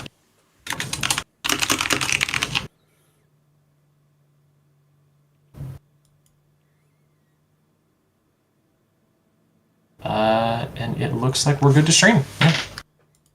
So this is coming in right in the middle of an Ag Infusion versus 419 game. We've got 3 counters on the turtle. We have... A mining accident removed from the game. A bad pub on Boise 86 here. Oh my goodness. Boise is on 4 points and has one Nisei counter, which is a rough place to be. I mean, this could be game right here. Like Boise is paying- definitely a rough place to be, but True. But no, like putting two I've been cards there for into 10 that. years. I can make that joke. That's fair. Putting two cards into that server, not showing the runner what they are. This is definitely indicating that like this is a. Oof. Ooh. The Ooh, 419 Classic. Okay. Doof on nothing. Doof on no money. I guess you have 4 credits between the Chesva and your Bat Pub. But you can't break a 4-strength ice. This is entirely boopable, right? Entirely. Yeah. And you can boop them into the mic. I think this might be a play of thinking if this is a gamble. If there isn't an ice that can keep me out, then I'm.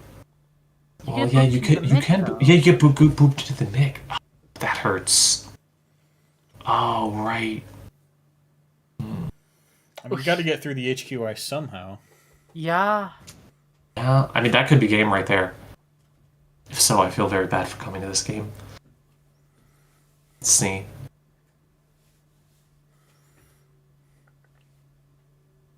Are we gonna see some sort of fast advance to score out of 5-3 in one turn?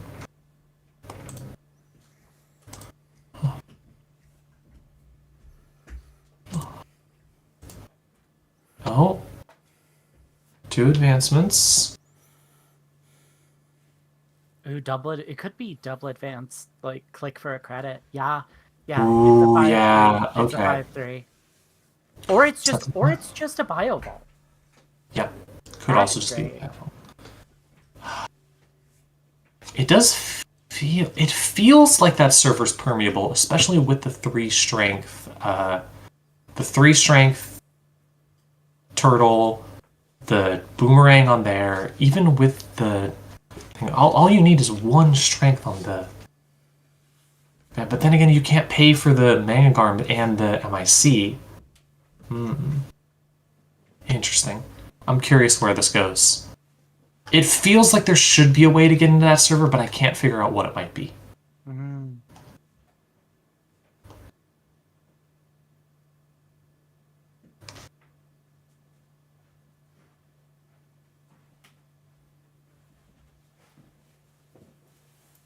Yeah, I believe you can't use the Chesva credits on that place.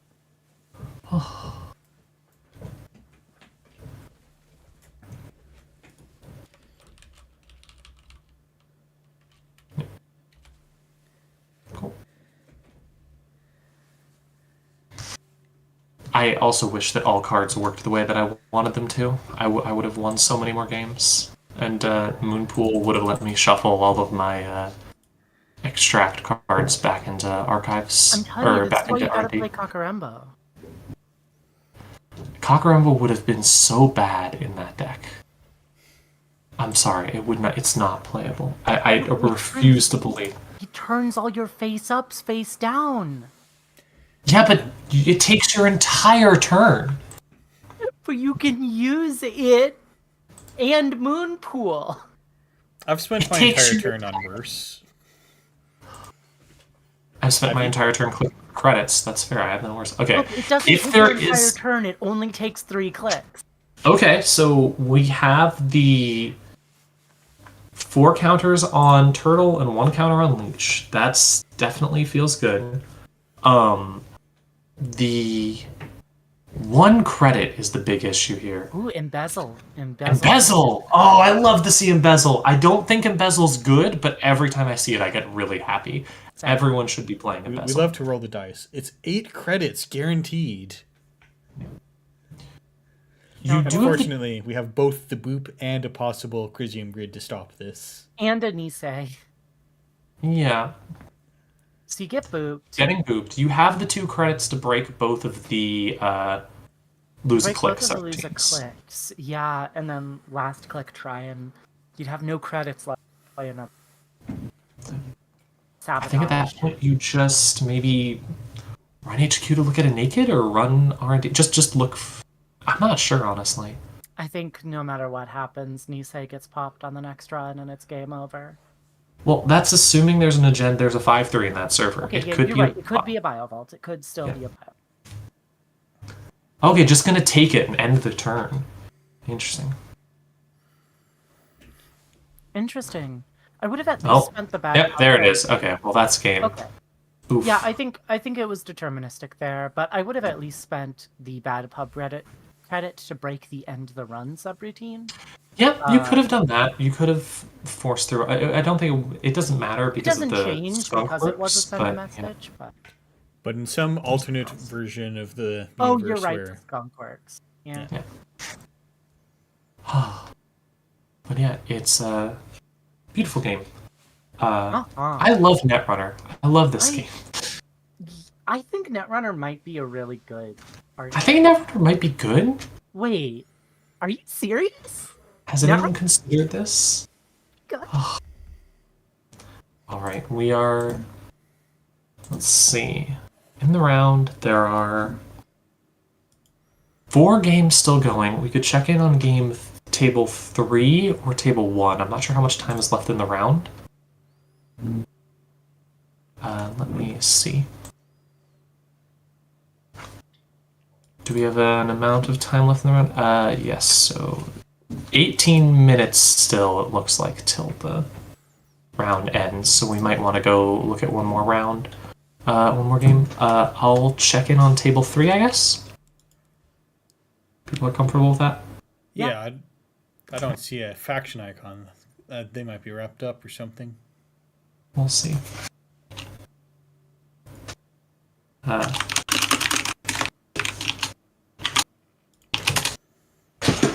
Oh, this is a drag out PE game, so we might be able to get our times worth. Let's see. Checking on if we're okay to stream.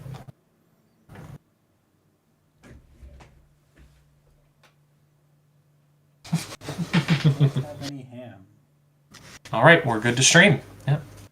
So we have a 28 credit PE. Look upon your works, frogs, and despair. Loud.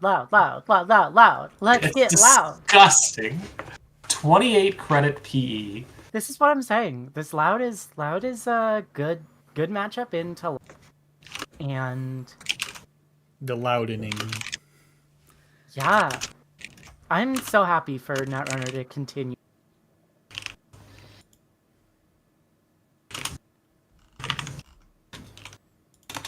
I think I'm really excited for me to continue harassing members of the Null Signal Games development team until they just reprint Personal Evolution in Dawn. I'm allowed to do this because I'm in the inner circle. Please do not. I'm allowed to do this because everyone knows to ignore me. Yes. Well, let's see. So we've got let's look at the board state real quick. So definitely Lat seems in a good place for a potential deep dive, and there's no deep dives in the bin. There are 2 pinhole threadings missing, so that hurts, and the Steve. Steve gone. We're 20 Steve minutes down. We're 20 minutes in, 2 points each. We're in for a long one. This is exactly where Loud wants to be. There's 3 advancement okay, yeah, so scoring out a Sting. Beautiful.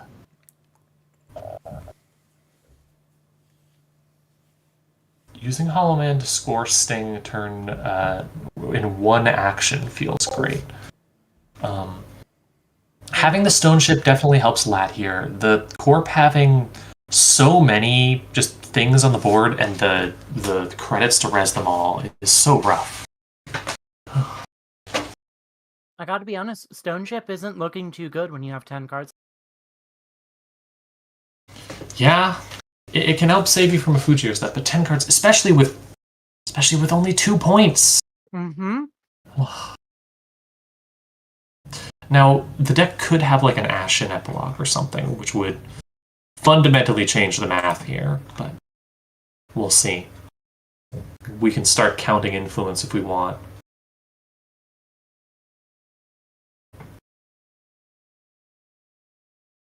11 visible influence. Or 12. I counted 11. Could be 12. Yeah. Steve was You're right. 12. Steve and Biobands are both neutral. Ah, Biobands. I missed that one. Okay, so that's 12 influence. So that's probably not an Ashen. There's another Biobands, so that's 13. So the last Ashen two is influence 2, could be right? Bia. Yeah, the last 2 could be an So Ashen. it would have to be the last 2 influence, but I guess that it isn't. So That's also my guess, but these last this is can go this through the deck consistently. This is definitely the game that makes you think, oh, I need to start running Ashen Epilogue now. Right. Need to start doing all kinds of goofy stuff. Good discipline on the House of Knives, saving the last counter. Always tempted to do it on Biobands runs like that, of what if I ping the thing they want to install? Hee. See what's in Archives for the Corp. We've got 2 Mindscaping, 2 Cohorts, 1 Prana Condenser. Interesting. I'm so curious how this game has gone so far. That's a lot of net damage to take as the runner, or a lot of cards to go through with so few cards scored so far. So it's definitely a interesting thing to see that, because usually against Loud, but against PE in general, you have to play so conservatively.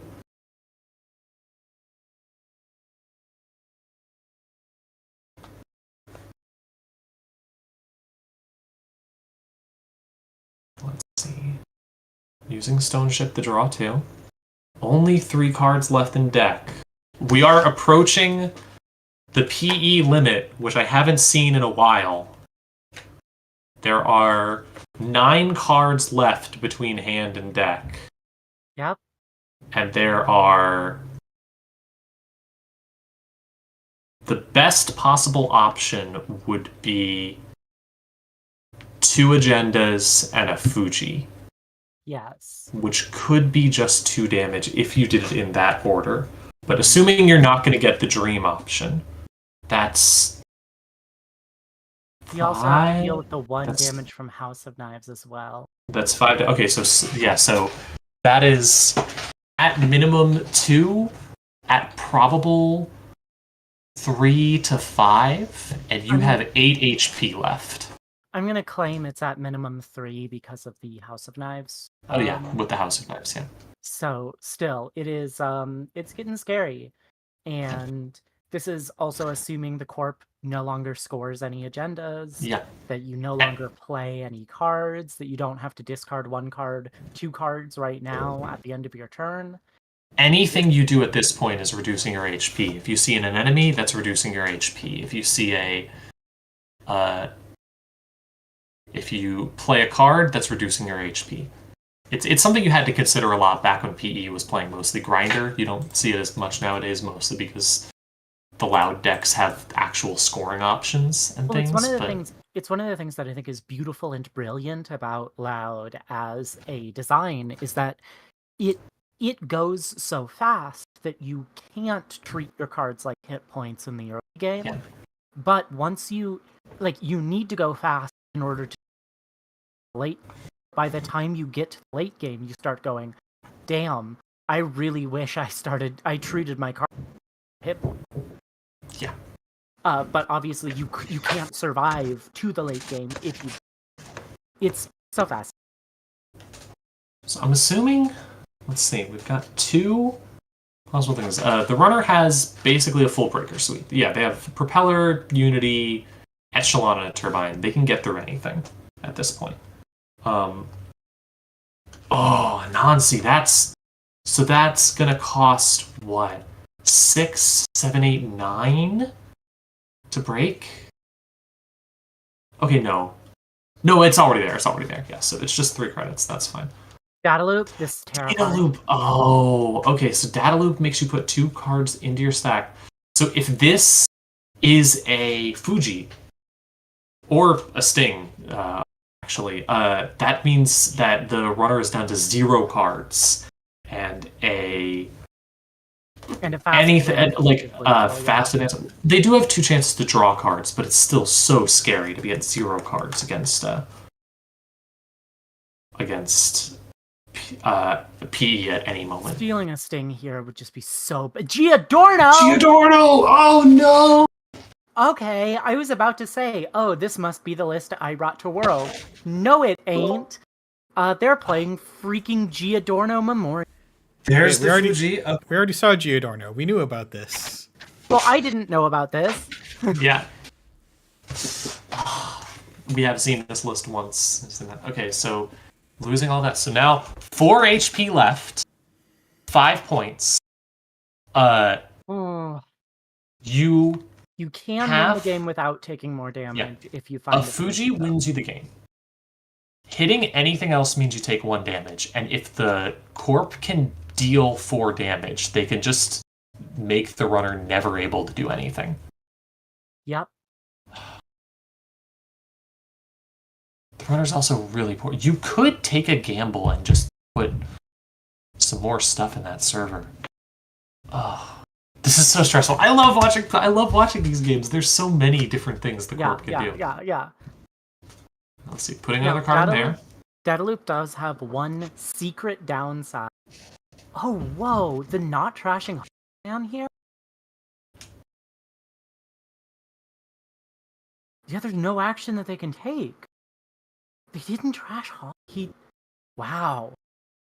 Oh yeah, this could if this is a House of Knives or a Sting.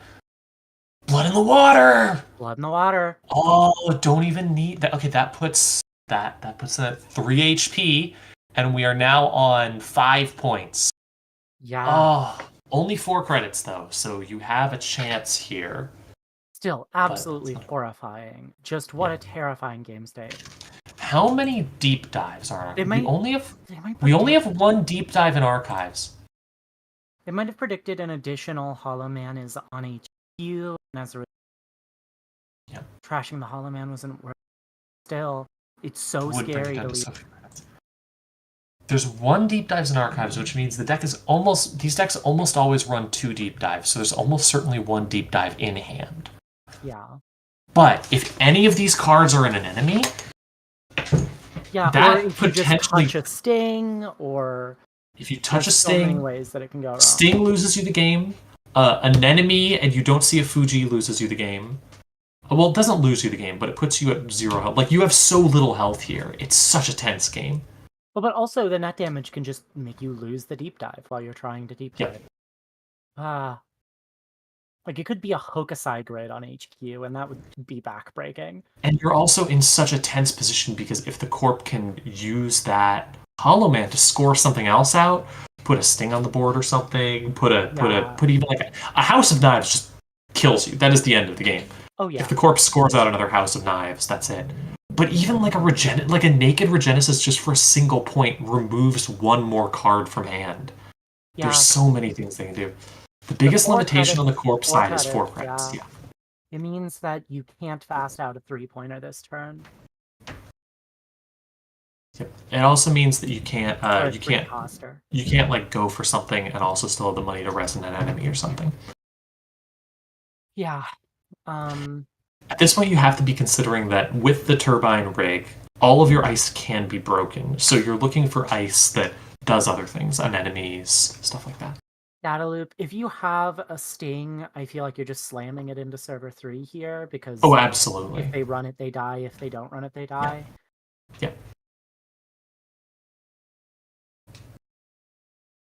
Because Sting is 3 damage, and then at that point... 3 damage when stolen, 2 damage when scored right now.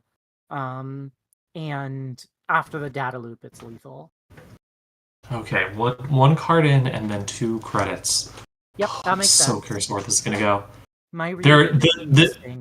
The Corp is in so much danger here because 1 single deep dive loses the game, as always with Lat. That's just the thing. However, the Corp is also in such a good, or just seeing a Fuji loses the game. Yeah. However, the Corp is also in such a good position here because the Corp, if they can just deal any damage, then the runner's dead. Yeah. Oh, spooky.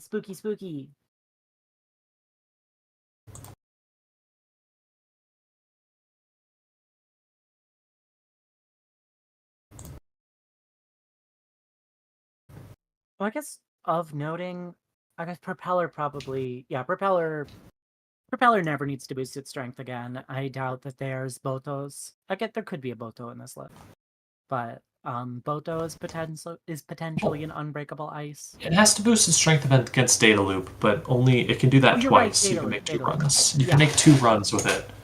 It is dangerous. Oh, right. Running on HQ. We don't know what that upgrade is. It could be a Chrysium Grid? It could be a second Hollow Man. It could be anything. Giordano's unique, so it can't be Chrysium. There's the Chrysium Grid! Oh! Just shut you down. No, you do not. Completely shut down a... an enemy surgery? It completely shut down the deep dive that you know is in hand. Like, Yeah. you have to know that's in hand at this point.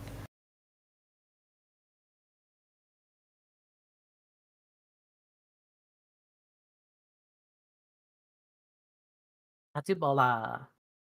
No dice. Oh. What a wonderful little slot machine where a random access could easily throw the game in either every single Accessing the Chrysium Grid, it's 5 credits to trash. It's so expensive, but you have to at this point. I feel like you have to set up for next turn. Now you do...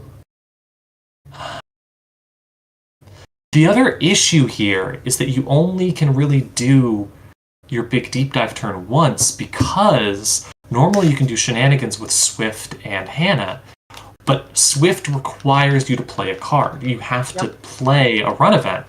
And right now, playing a run event is such a gamble. If you play Dirty Laundry, what happens if you run into an enemy? You then have no... You're then... You then lose ruined. the deep dive. You lose unless you potentially lose the... Oh yeah, you lose the deep dive. Yeah, I think Hannah is the only way to get the extra click. But then again, you don't need the extra click, because I'm pretty sure almost any combination of two non-Fuji agendas you. Yeah. So, okay, not trashing, committing to never do. Yeah. That's interesting. We could see a run on the server 3 here. It's so... If it's anything other than a Fuji, why? I guess if it's a... Well, no, because if it's a Fuji, if it's not a Fuji, you take 1 damage, possibly 2. Well, you have to data loop. You have to data loop 2 cards. Right, true. Yeah. And you can't draw, right? Oh, because you can't draw more because there's no cards left in your deck, so you're always going to be on 1 credit card there. That's what I mean. Oh.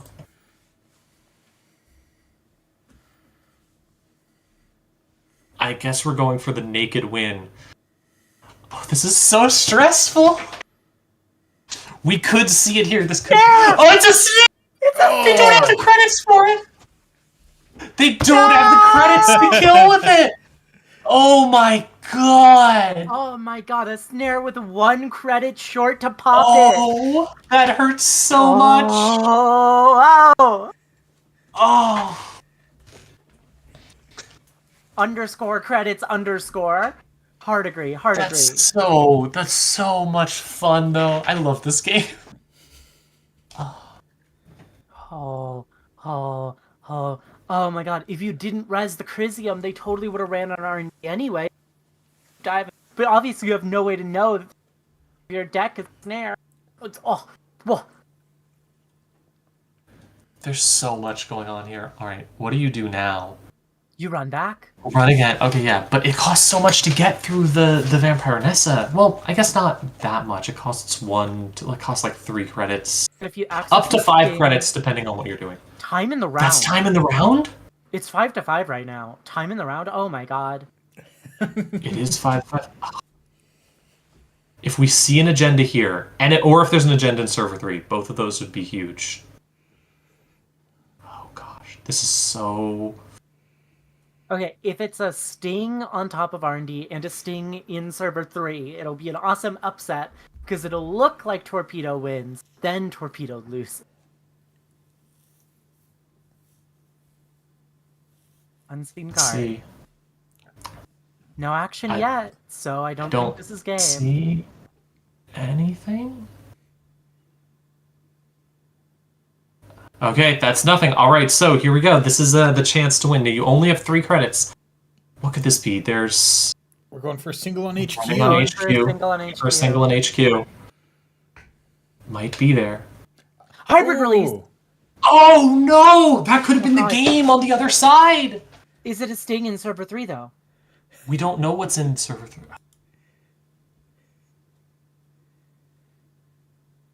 I think this might be a tie? Well, it's a tie if server 3's advanceable agenda, but if not, if server 3 is just some nonsense. Wins. The only other thing I could think that it could be is maybe a... Yes, it's gonna be a draw. Oh my god. It's the Sting. Oh my god. Wait. Isn't that game? No, it's 0. It goes to 0 cards in grip. Right, because of that. Oh, because it's only 2 damage. Because it's the number of other players' score area. Oh my goodness, what a game! Wow, what a game. I mean, this is like, I feel like... I would say that the Corp has this in the bag, but like, you really don't, because... You really don't, because at this point, any agenda on, like, if you just steal an agenda, you just win. If you steal an agenda, you win, but if you take any net damage, you lose. I love these decks. They're so much fun. Netrunner is a cool game. And unfortunately, time exists, so you got to think about that too. Yep. Yeah. Whoever decided that events have to occur, like, in a linear fashion in a finite amount of time is like fascist. Alright, so we have most of the games. It looks like Kabloosh won with the Mirror Morph Prison deck, which means the Mirror Morph Prison deck is undefeated today, which is horrifying to me. Oh my goodness, oh my goodness. Not what I want to see from the AMT. Gonna take an opportunity to use the restroom before the next round. Congrats to Laria though. Not Laria. That was a different. Laria did win though, so congrats to Laria, but also congrats to Lifeline here for winning. And that puts the standings at, I believe, Lifeline's at 12 now.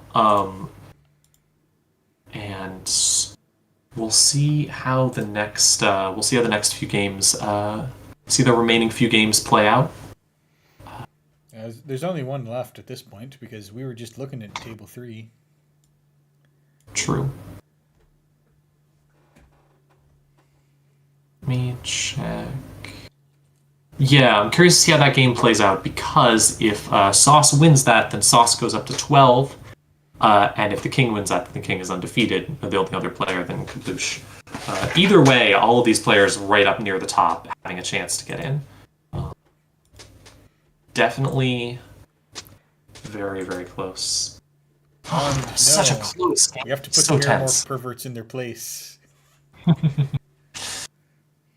Do you want to see Mirror Morph Prison become the deck of the week? Do you want to see that become the deck of the week on Jinteki? Do you want to have to play against people who try and res 3 cold site servers? I mean, this is the future we're looking at. I'm not a Jinteki.net player.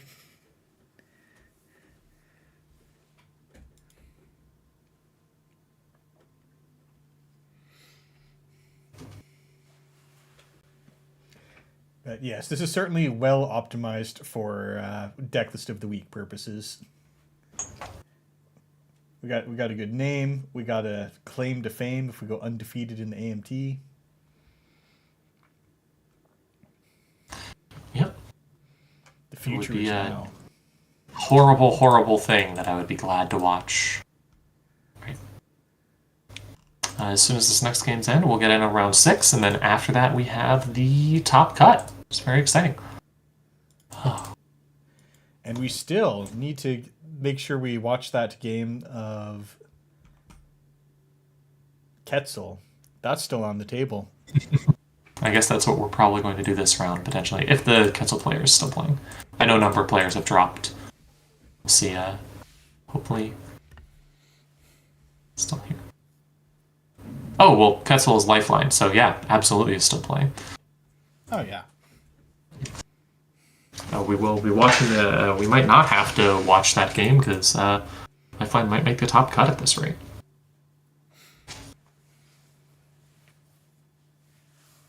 All right, looks like our standings are in. We have Kabloosh at undefeated, and the King at undefeated, and May's Lifeline at 12 points, and then Lifeline at 10. And that is our current top 4. We'll see how this game goes.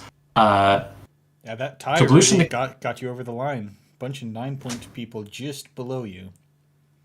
If Kabloosh and the King get... Okay, Kabloosh and the King got paired, so I assume they'll ID here, because that way they both make it automatically. I don't even think they have to ID. Yeah, they don't even have to ID. Maze? Let's see. Other games? Maze and Leyline. That's a difficult one because they do need to play this out, and the winner definitely gets into the top cut. If Maze loses, Maze has a chance to, depending on strength of schedule. If Lifeline loses, Lifeline absolutely does not make the top cut. So that will be interesting. Aside from that, anyone at 9, I think, could potentially make it. So that's Boise 86, J Barty, Sauce, Laria, and Hector Rest are all in contention for the top cut. Let's see our pairings. Oh, that was a janky sound. I mean, I feel like we should watch the Quetzal game because that is the game to see who gets into the top cut here. We must watch the Quetzal game. Yeah, we have to watch that game. You've been wanting this entire time. It's finally time. I feel bad that we're streaming every single one of Lifeline's games, but we've been waiting for this moment all day. It's time.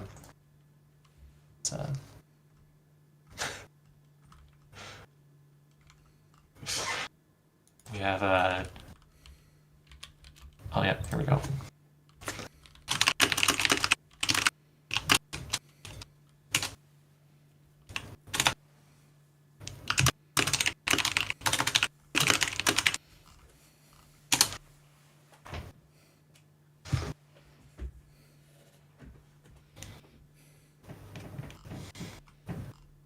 All right, we're good to stream the Quetzal game. So this is going to be Maze PE, which I believe is... I don't know if we've seen that PE yet. We might have, I'm not sure. It's the other PE in the tournament, not Lifeline's. And then Lifeline, whose PE we've seen twice on Quetzal here. So this is... Now, to be fair, we have started off watching different players, but somehow there's always this PE game available to watch at the end of the round. Yeah, that's a prison deck. Well, I wouldn't call the PE a prison deck. It's just a deck that can do prison if it has to, and usually goes long because there's so many options for it.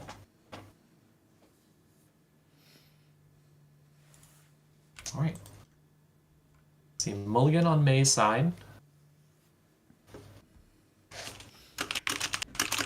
And, of course, Quetzal is an early FFG ID. You get to break one barrier subroutine once per turn. Hasn't been a mainstay of Netrunner in a while, but every so often you see people make a deck with it, and you know that they are up to something. It's very fun. For a while there was a very silly, I don't think it was very good, but very fun Quetzal deck that was running a Matryoshka that I liked. It was the startup deck, but that was the startup deck that I ran for a while because it was interesting. Oh. And importantly, we already see interesting choices. Quetzal is on a 47-card deck. We're getting to see Quetzal! 47-card Quetzal versus some variation of Loud, I presume.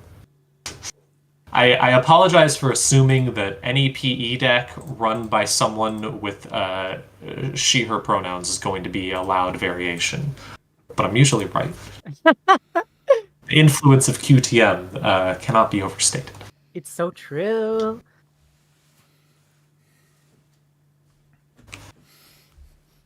Soon you'll have to revise it to queering the meta. We already do that. We've already done that.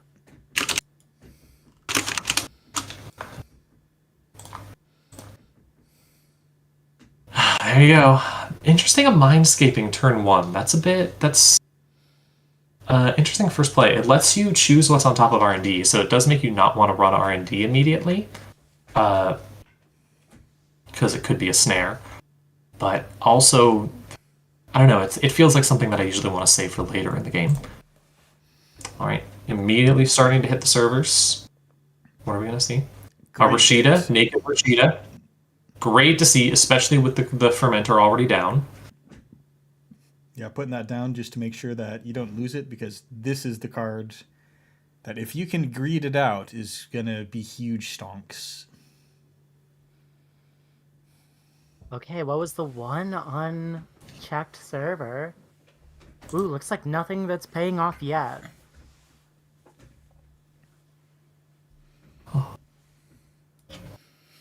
And we do hear that table 1 is doing an intentional draw. No surprise there. I believe that technically they didn't have to and could have played the game out and both made the finals, but it makes sense to do an intentional draw. Might as well take the break. Go get yourself a snack.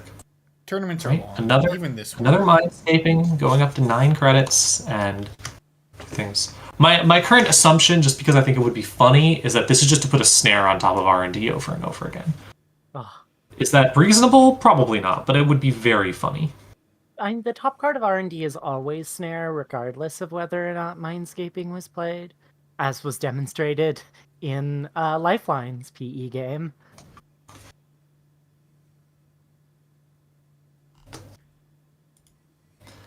Yep.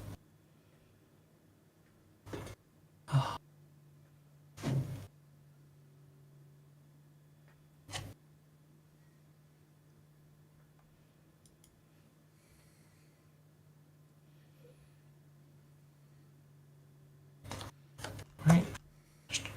Sure, gamble. Going up high on money, but leaving the assets on the board, which is dangerous. I mean... Now we're checking. No. But now this is where you get hit by the snare and you turn tagged. Oh, Prana? Is it going to be a snare? Oh, it's a sting. Okay, that lets you get 6 credits off of the Prana. And you don't have any credits left to trash the Prana. Ah, that is exactly what this PE deck wants to see.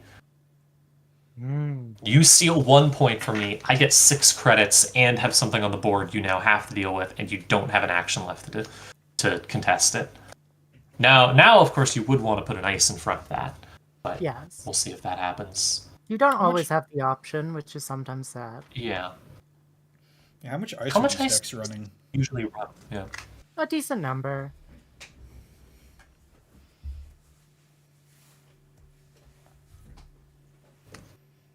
The version that I brought to Worlds was on 12 ice. Okay, so not a ton. Definitely the sort of thing where you can miss the stuff. Immediately going to trash the Prana. Correct choice. You do not want that to stay on the board. It costs 4 to trash, which is annoying, but that is so key to this deck.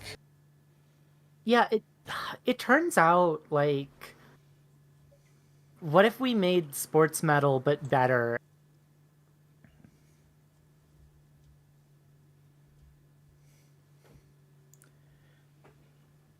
Change 6. Another Prana! And you can trash this because you have the Fermenter to get a bunch of credits from. Yeah, if this is the best card in the deck, then... Ooh, getting rid of 2 of them so early is really good.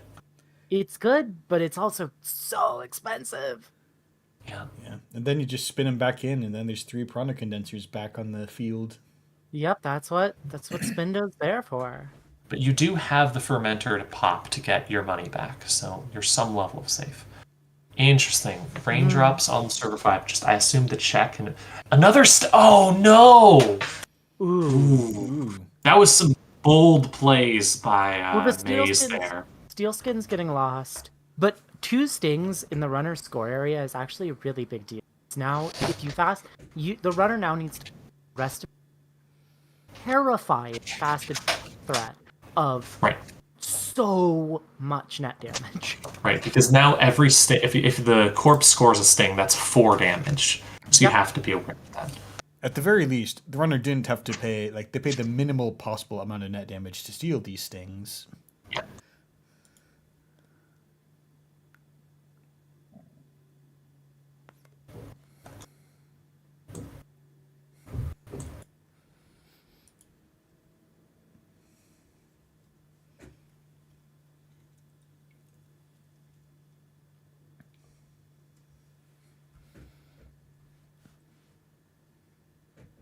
Let's see where this goes. I'm curious. I feel like the Corp's got to be searching for some ice, maybe? Just anything to protect stuff? I don't know how these decks usually play. Oh, well, there's your first piece of ice. What are we going to see behind it? Put the third sting behind it. Be beautiful. I wonder if Lifeline's going to try to play this whole game without installing any cards other than fermenters. I mean, I'd hope not, because I'd like to see what the Quetzal is doing. What tools it's actually doing. There is a twinning that's hit the bin. Okay. Twinning in all sorts of multi-access is really interesting against the PE decks, because they run a very high density of agendas, and you can see a lot based on just naked accesses. But also, it's dangerous to see a ton of cards. Doing a multi-access can kill you. It's always interesting.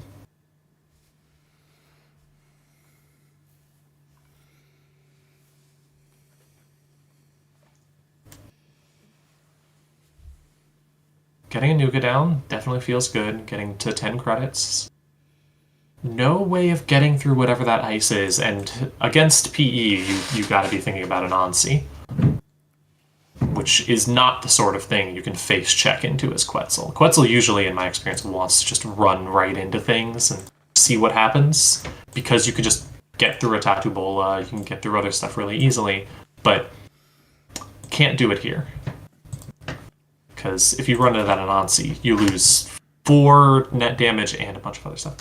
Finally running server 4, seeing a Wage Workers, that's going to get trashed. Yeah, I think it's got to go. This deck does have an awful lot of that critical mass of 4 trash cost assets that nonetheless are game-losing assets to let him keep going.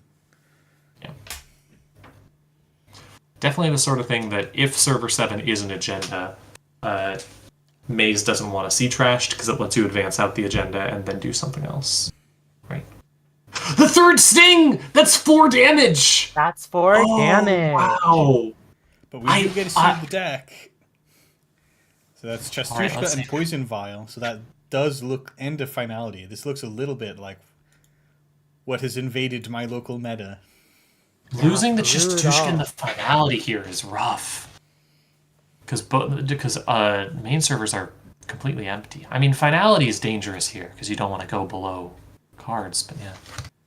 I'm not sure about the Sting score there. Like, it feels great to deal 4 net damage, but the runner can just draw back up. I mean, I have to assume you're worried about letting them get the third Sting for not 4, but 2 you just net don't damage. want to let them steal it, I think is what's happening there. Yeah, definitely. Just wish you could have gotten more value out of it. For sure.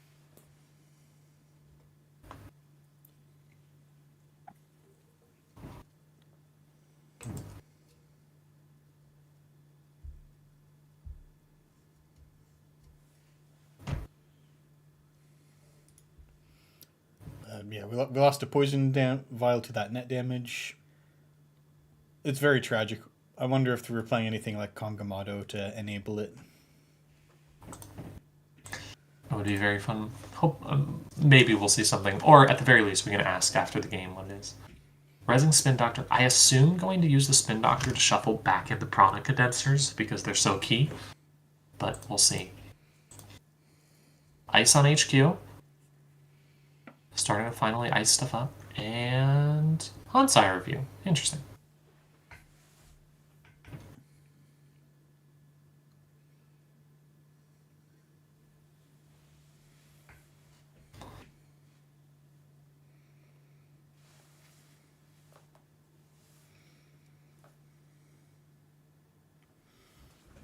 Nice hit. So the Genesis. This is really looking rough. Just seeing all those early scores.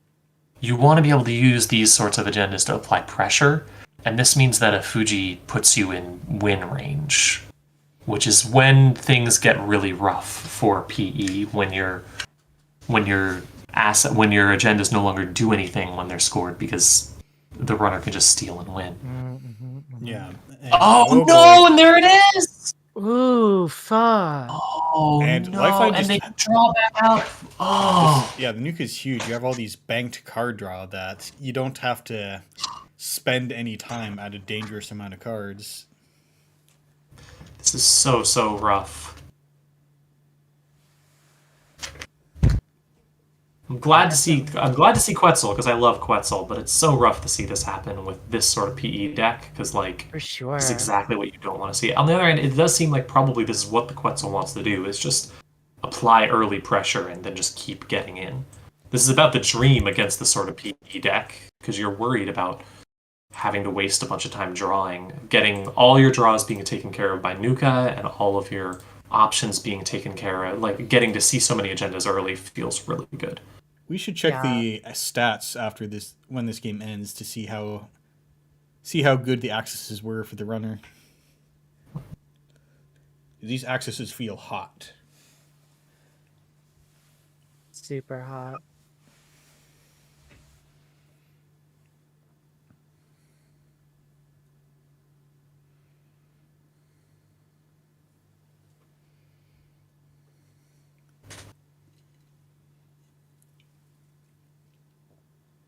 Alright, let's see.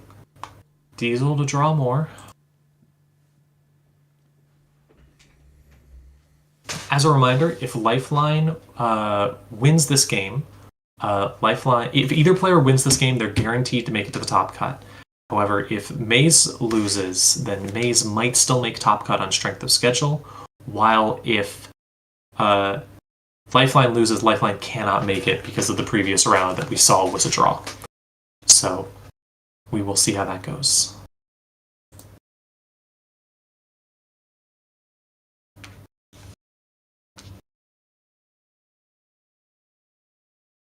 Still drawing more cards. I'm curious what exactly the Quetzal is looking for here. It might be a Bankar?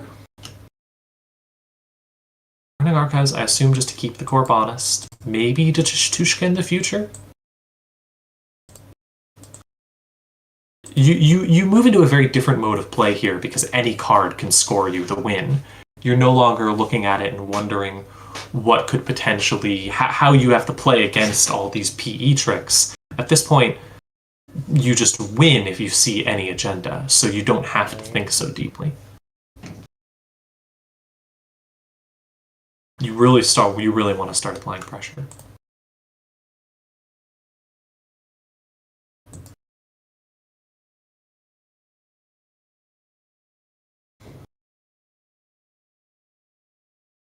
Oh, hybrid release? Okay, scoring a hybrid release. Just getting 1 point. Maybe just getting it out of hand? Not able to install anything because everything in Archives is face down. Hitting Lamb! Oh! Well, there we go. We know what the Quetzal's doing now. Yeah. That's Labor rights is a really big deal here. immediately shuffling back in the Lamb. Yeah. It's 4 influence, so it's probably the only copy. Yep. I mean, we've seen 2 Nuka, 1, 2, 3, 4, 5, 6, 7, 8. Yeah, we've seen at least 8 influence so We've far. also So seen with that, Diesel, that's so there's probably 3 Nukas. Yeah, probably most of the influence is card draw. Makes sense. which normally would be really dangerous against a deck like this, because if you're filtering through your whole deck looking for a lamb, that makes it really hard to deal with PE's net damage. Not when you're at 6 points. Not when you're at 6 points. Okay. Getting the crew down's a big deal here, because it means that the crew plus the Devil Charm, Yeah. you You're can not afraid kill to symbolize anything. anymore. Yeah. How does crew and Devil Charm work with Anansi? Does the Anansi still fire if you blow it up? Anansi does not fire if it's blown Okay. up. So that keeps you safe from that.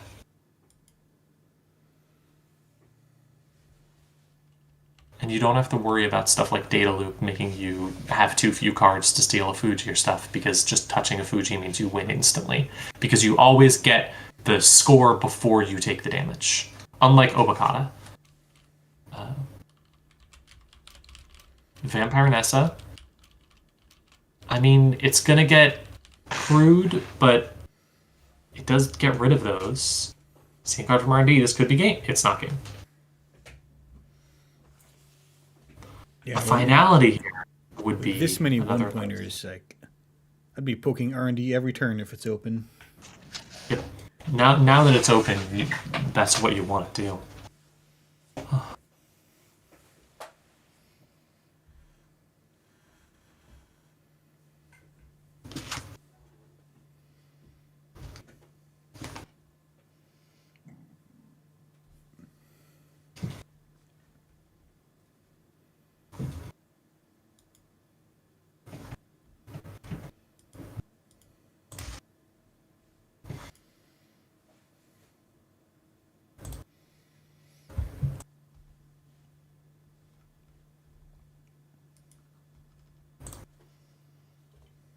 Running on. Okay.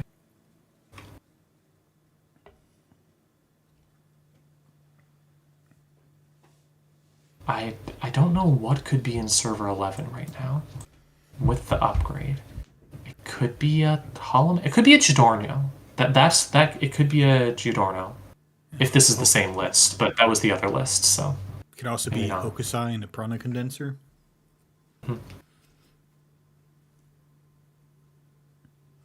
Oh, that's game. There it is. Yeah, that's the... Oh. All right, so that means Lifeline is in the top cut, and Maze, maybe. We'll see how the strength of schedule pairs out. But that was such a painful game to watch, as a PE fan. But it was a great game to watch as a Quetzal fan, so... I go back and forth. Good game, though. Fun to see it. Thanks for letting us watch. Yeah, so they only got 16 accesses there. 10 unique accesses. Wow. 10 accesses seeing 5 agendas on them. That's really powerful. Oh.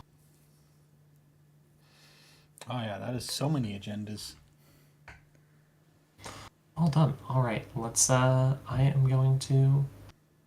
Let's see what else there is. Actually, since leave it. How many of the games have wrapped up? All right. Most of the games have wrapped up. We could check game. We could check game 7 if people want to, even though it's not fighting for top cut. It does have an NBN, which people were demanding earlier. Yeah, we got to give NBN a chance to shine. We'll see if that game is still going. I'll check right now.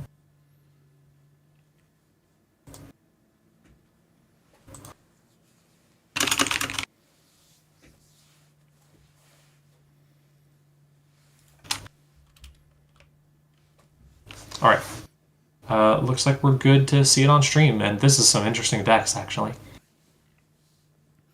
All right, we have Reality Plus with a very advanced board state and a false lead scored, terrifying, and an orbital superiority, which apparently did not manage to kill the runner.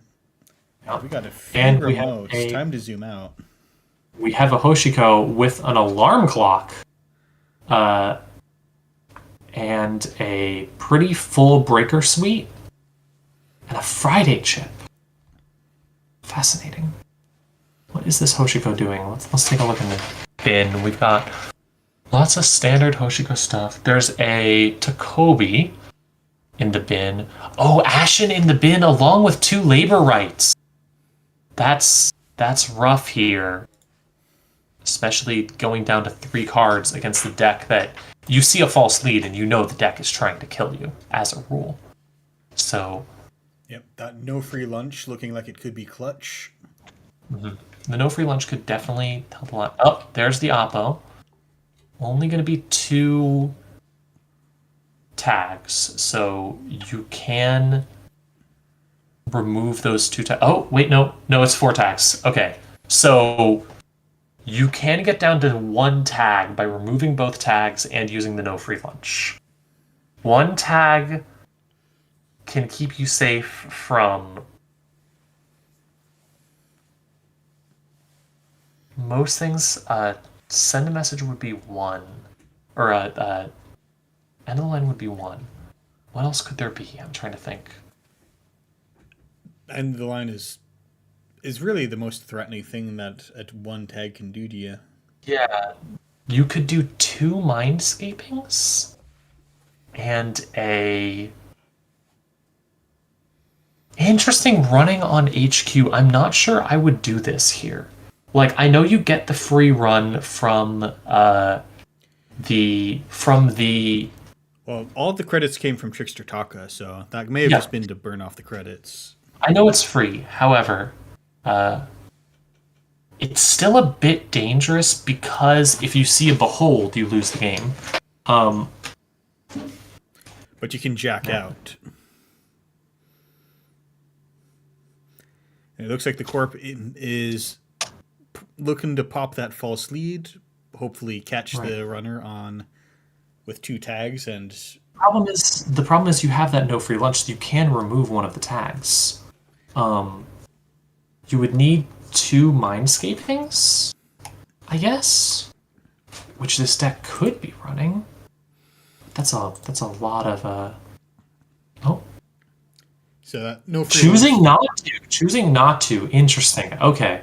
So no free lunch, keeping you safe from the false lead, even without even having to spend it. Scoring out a Beal. Okay, that puts them on 5 points, which is a dangerous place to be. You could just use the false lead for value here, potentially, if you wanted. I don't know. I think 5 points is a really strong place to be on, because if you got any table Beals, you could just win. That's what I'm saying, is I think I found what we're using the Friday chip on. Oh, there's the imp. Yep. I assume this deck was trying to just use imp every turn. I assume that what you could do here, potentially, is just keep hitting the... You can... Oh, there's a Beal. I was going to say, this sort of deck, you can... Now that you have 5 points, you're in the spot of scoring out, so you no longer have to use the false lead to kill. You could also potentially use it just to deny the runner 2 clicks when you're at a point you can fast advance or score out in some other way. Mm-hmm. But that 1 point... You might need that 1 point, because it's a lot easier to fast advance 2 points than 3. True. It does remove that 1 point. I always forget that that's how it works. Amaze Amusement's not doing much in that server, but gotta check it in case it's a Beal, I presume. Yeah, and if you're not looking to run last click, you may as well imp it. You could get oppoed, but Rashidi here. You don't want to end up having to fight over the Amaze Amusements plus an agenda at the same time. Because the runner isn't at a point where they just ignore the consequences of stealing agendas. They still have lots of points to go. One option here would be to install some stuff and then oppo research, because if you do that, you can potentially have the agenda sitting on the board and they have to spend their whole turn removing tags in order to not die.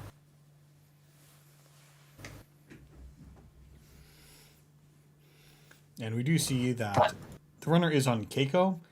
Bit of a classic choice, because back in the day you'd have Keiko and the companion, and that just prints a lot of money, which is exactly a great way to try to fight NBN tags, which was very different from the PE decks we were just playing, where you don't play out your cards because you need them to fight net damage.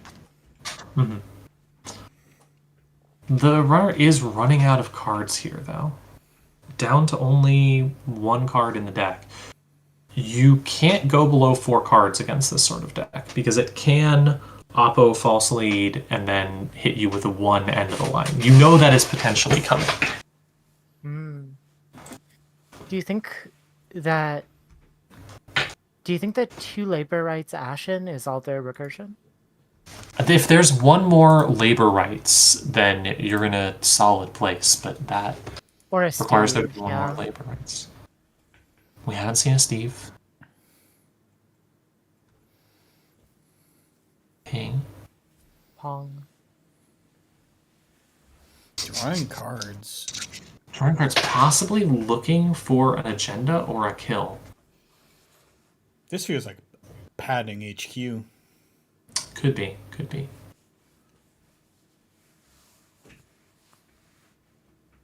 Breaking that. Breaking the ping for cheap. Breaking the Unsmiling Sarvina for cheap. Ooh, Degree Mill! That's a big That's one. 3 points! And you get to put back Oh, your daily wow. casts. Oh You wow, can put yeah, your and you get daily 2 new cards casts. to draw. That is a good thing at this point for the runner. Oh, that's rough.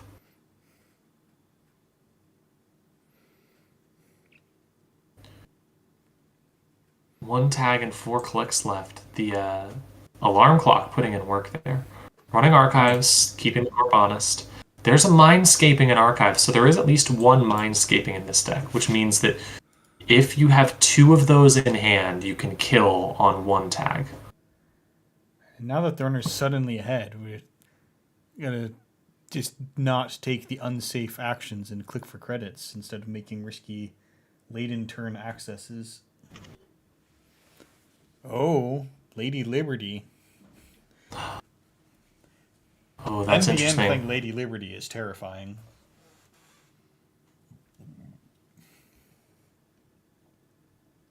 I'm not sure how valuable it is right now, because you need 2 points to win. I guess this lets you shuffle... This does let you shuffle in the false... Okay, this is interesting, because what it lets you do is, on the next turn, activate the false lead. And that gives the runner 2 actions, and that's it. They can only... One of them has to be running Lady Liberty. So they get 1 action. They do have the alarm clock, which lets them pressure HQ without fear. But their 1 action has to be running Lady Liberty, and the only 1 action to mess with stuff. So if you did have some way of scoring out, or some fast advance tool or something, you could potentially use this to get an advantage there.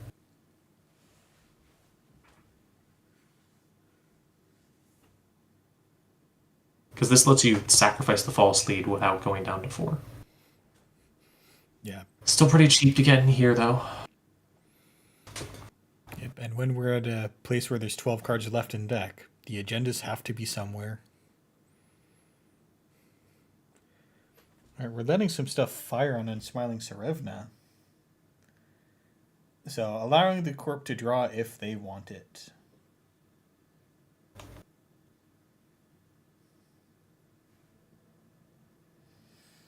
A little taste of the future, Oppo research.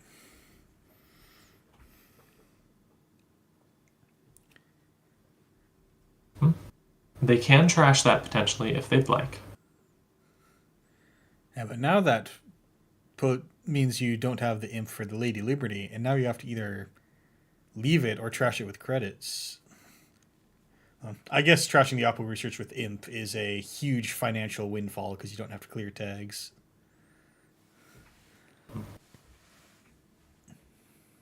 Still staying at 8 credits, so you can clear a whole Oppo. Need be.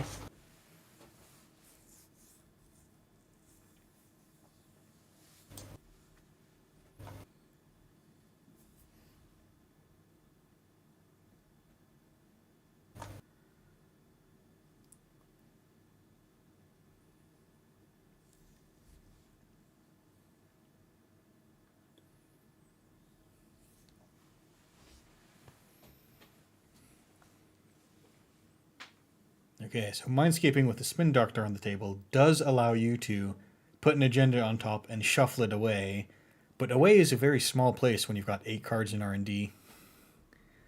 So at this point, it's playing the literal shell game of moving the agendas around. Where are they? Mm-hmm. Does mean you can't play the Mindscaping for the 1 kill option you have. which is difficult because that could still work. You can still go for mindscaping, end of the line. It's dangerous though because, well, no, actually, hold on. The problem, I just realized, the problem there is the alarm clock, because the alarm clock lets you into HQ. Anything that requires 3 cards in hand is going to be impossible if the runner can imp cards out of HQ like that.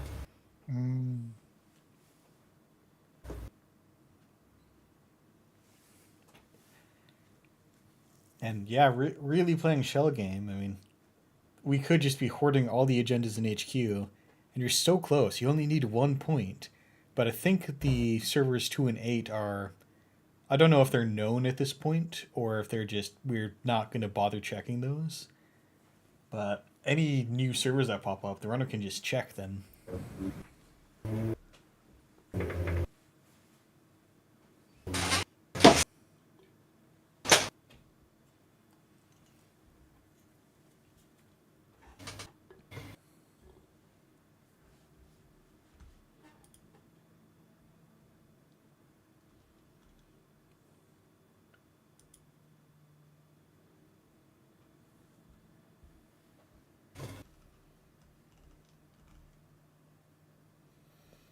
We have some top chat lists rolling in.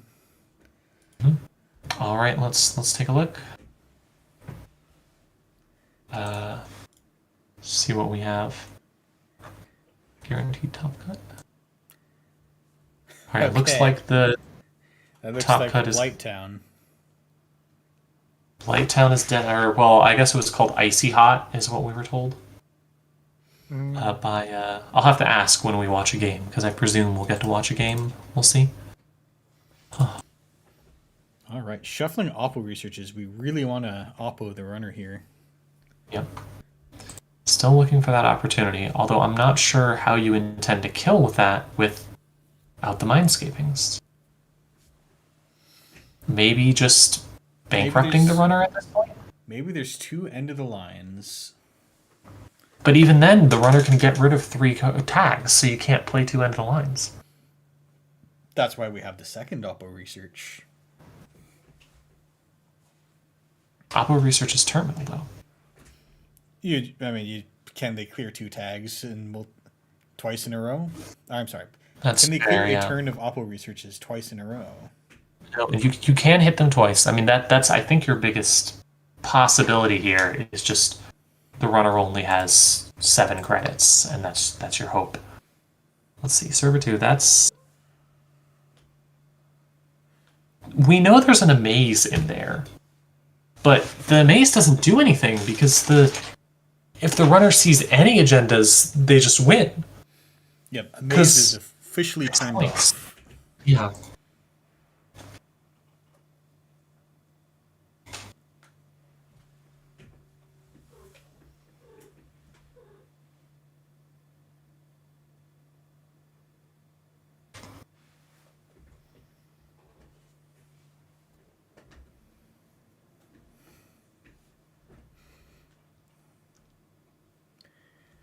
I get why the deck is called Icy Hot. We have the cold start server and warm reception. Yeah.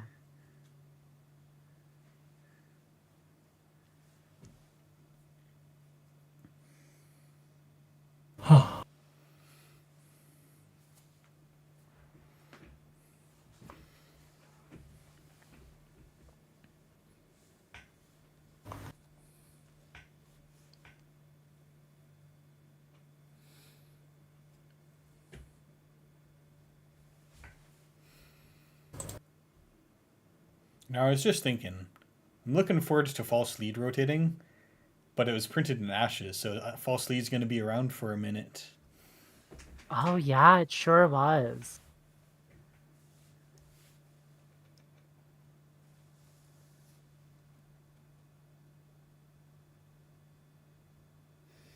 Hey, that's a card you can get rid of.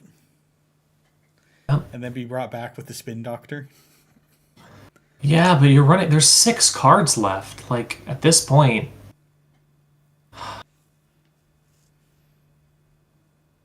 Alright, looks like we're going for it. Yeah, we're getting bored. It's time to run R&D. Push it. Congrats. Okay, ping is worrying a little bit. Very spooky. Not difficult, but definitely a little bit worrying, just because it makes it a little bit hard to. You have to start considering how many tags. Yeah, and the runner has, well, they have the no free lunch, or he has the no free lunch, but of course we have that false lead right now. You could be on a 0 credits right now if you decide to continue and find another ping.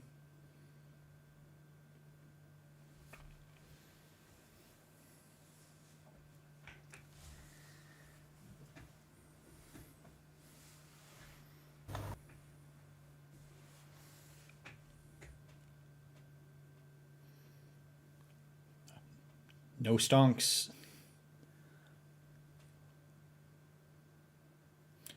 Right, force the runner to lose a click, and you turn tagged. Okay. And trading the false Remove the lead tag. for a no free lunch. But this does let you oppo here, but you only have the one false lead, so. I'm not sure. There's a lot of different possible play patterns, but I feel like Hollow Man? Have we finally gotten away with it? Is it time to fast advance out of Beal and win? Oh, and using the false lead to make sure they can't run that server? So clever. It looks like it could be. It is! That's the game. Well done. Well done. When you're in that sort of lock with the runner getting to trash throwing at HQ over and over again, it can be really hard to get out. Finding a way out is really good there. Yeah. Right. Oh. We're gonna... Oh, gosh, so many beholds. The green We'll tape under the lines. Love to see it. All right. Fun, fun, fun.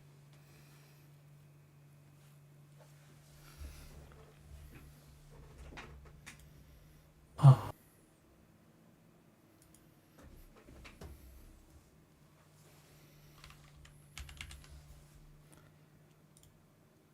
All right, we're going to take a very short break before the next round. It'll be starting in just a minute, where we'll talk about the top cut and who's going to be there. Heck yeah. Yep. Be there in just a second, in just like 2 or 3, just 2 to 5 minutes once everything's set up. All right. See you in a minute.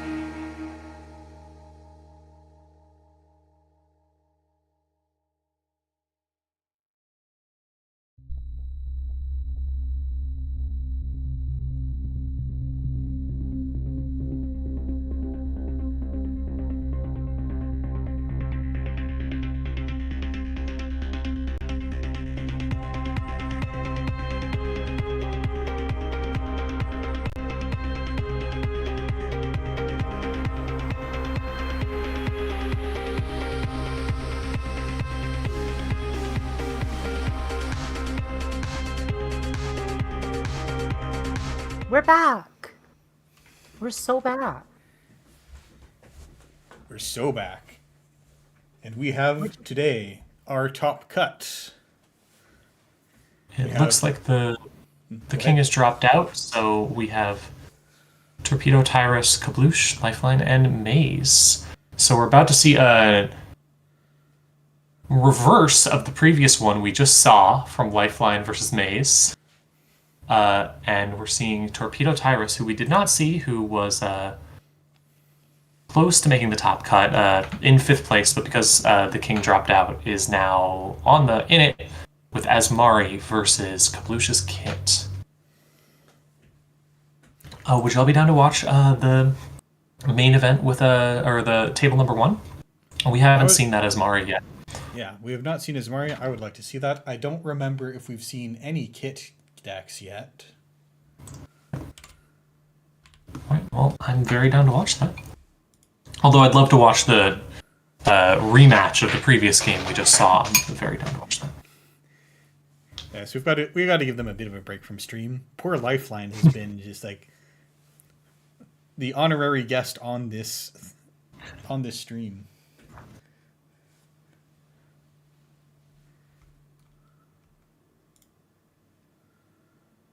Well, let's wait for that. As soon as that game is up, we will take a look at it. Looks like we also have some deck lists at this point, so we can see exactly what these two players are on. We were waiting on our final deck lists. Yeah, so we can see that Torpedo Tyrus on Asmari is playing 3 Degree Mills, 3 re-educations. So this is a re-education kill deck. It's going to go very fast, and it has 1 Neurospike as an option and 1 Jupestad Grid. So it's got a bit of a split on how exactly it wants to kill you after scoring a re-education. Yeah. It's interesting to see just 1 Neurospike, because that's I guess that works with a Degree Mill. Because if you score Degree Mill and then play Neurospike, Degree Mill allows you to put less than 3 cards in hand. I'm curious if the kit list that's up against it has any options for. Has any options for. Are there any? There are 2 stone chips. Yeah, it looks like we're not going to see that matchup because Kabloosh is deciding to corp. Oh. Well, folks, time to go back to hell. Welcome. Oh, whoops. No, you don't want to be in hell. These ones. We'll get to watch it again.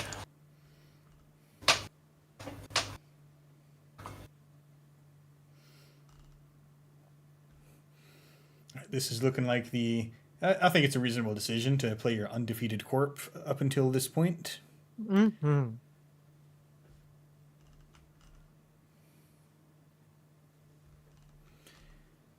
And then facing, so let's see, Torpedo's runner is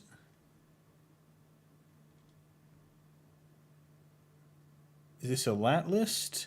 They didn't actually put we don't see the IDs in the lists that are being provided. But we can just go to the standings to look at a player's ID. So Torpedo is on lat. Yes, this is a lat list.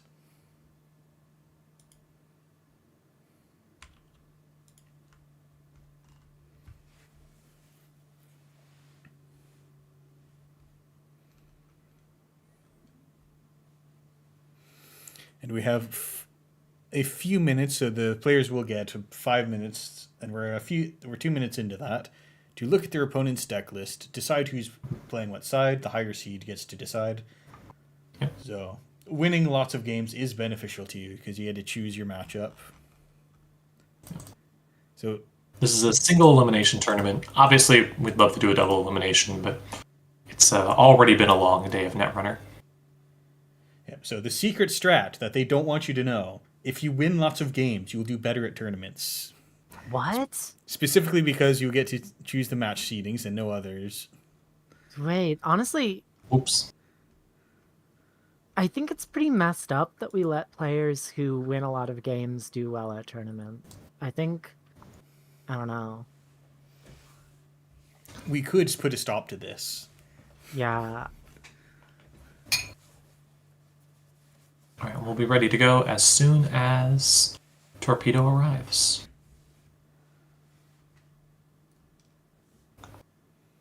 See where this ends up. I'm excited.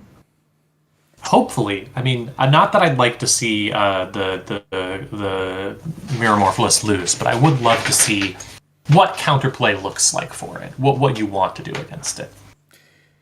Yeah, and we do see that with the deck list, we can see that the agenda suite is 3 Arkawas, 3 Send a Message, 1 Luminal Transubstantiation. Mm-hmm. Then other stuff going on. We have 2 Charlottes. Interesting to be Charlotte and not NGO Front. Makes more sense if you're going to be regularly advancing something, which I think can work for Mirror Morph. And then the ice is... Goodness, is this not a lot of ice? I see 2 Hakarl, 3 Ravana, 1 Loki, 3 Ansel, 2 Tyr, totaling to 11 ice. Which I guess if you don't need ice remotes, you don't need ice remotes.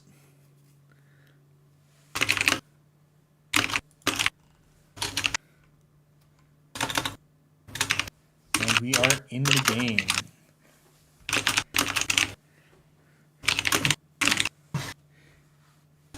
So we don't know if Torpedo Tyrus has caught wind of the fact that this is a Turbo Prison deck.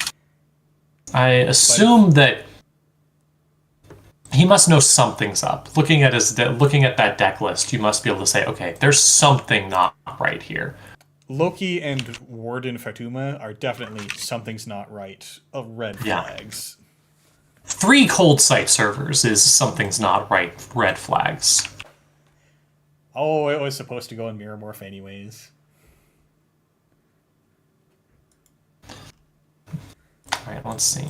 Got a simple opening, ice on HQ, putting down a Swift early. That'll get you a lot of value over time, especially against... that can potentially help with cold sight and such, because it means you're going to have more clicks to spend.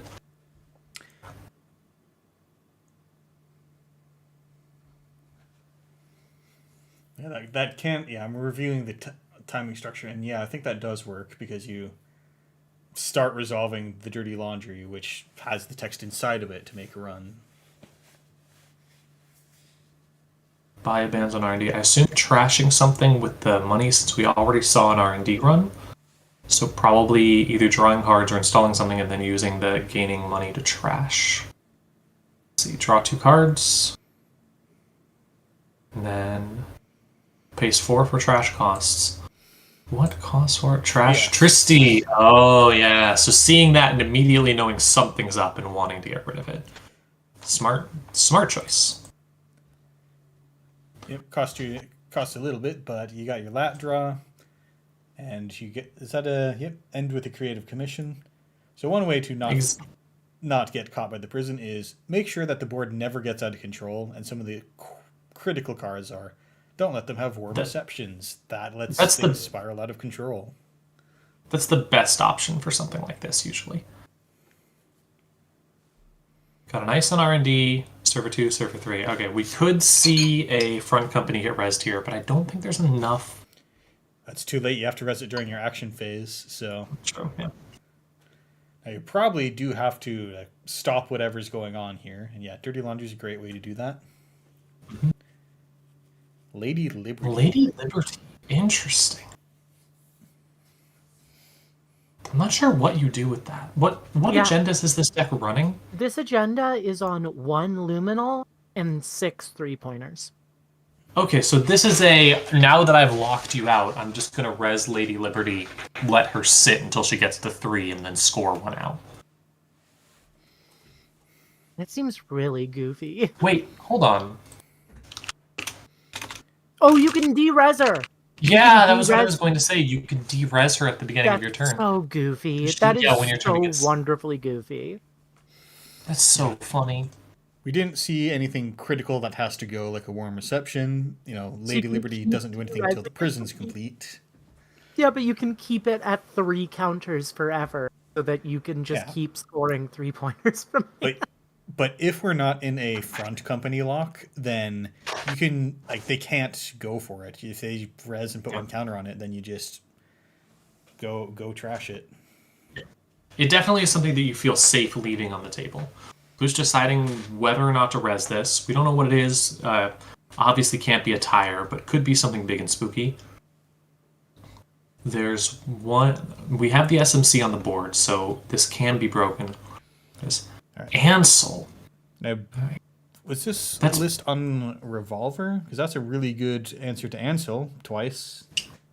Revolver does feel good against Ansel. If it's on Echelon instead, this feels really bad. We'll see.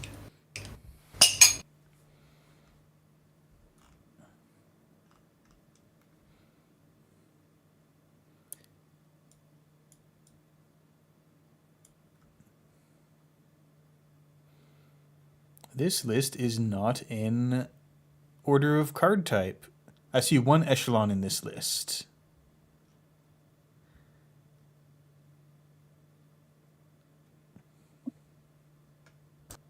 Are there any other options? Do you see like a Phycerium maybe? I mean, check the lists, see if I can see what's here. I don't see a Revolver. I'm seeing it. Yeah, it looks like it's just an Echelon, which is going to be... That's 9. That's I'd click through it at this point. Yeah, that's so expensive. Yeah, click through it. Yeah, because the plan is to have Turbine online. And you have the second trick shot run to go deal with server 4. Mm-hmm. So you're going to have all the money on trick shot still. And you got to spend the trick shot. Steal, send a message. Ooh, that hurts. Okay. Running on server 4. Warden Fatuma with how many? There's no credits left on trick shot. We saw a working prototype trashed. You could spend the 5 to trash here. I'm not sure you do. Oh, you do, apparently. We do. You just have to be careful you don't end up in that position of going down to 0 credits and having to slowly click back up while the prison closes a lot around you. So long as you can stay past that, always having a dirty laundry or always having something to play, you're in a good spot. Okay, reinstalling working prototype with restore. Makes sense. Probably just trying to get some money off of it. Yeah, okay. Yeah, it looks like just money. Here's about where you'd really like to have a Parisha down. Mm-hmm. Putting some more cards down. Now, this is the point where if the runner can get set up with the rest of the breakers fast to get a turbine and a cleaver here real quick through whatever, that is putting down an SMC, running another trick shot or something can really, really mess up the corpse day because you can't really lock them out at that point. Yeah. Running on both of these. The prototype absolutely has to go because that's the difference between the corp having money or not. Just trashing everything. Yep. Solid option.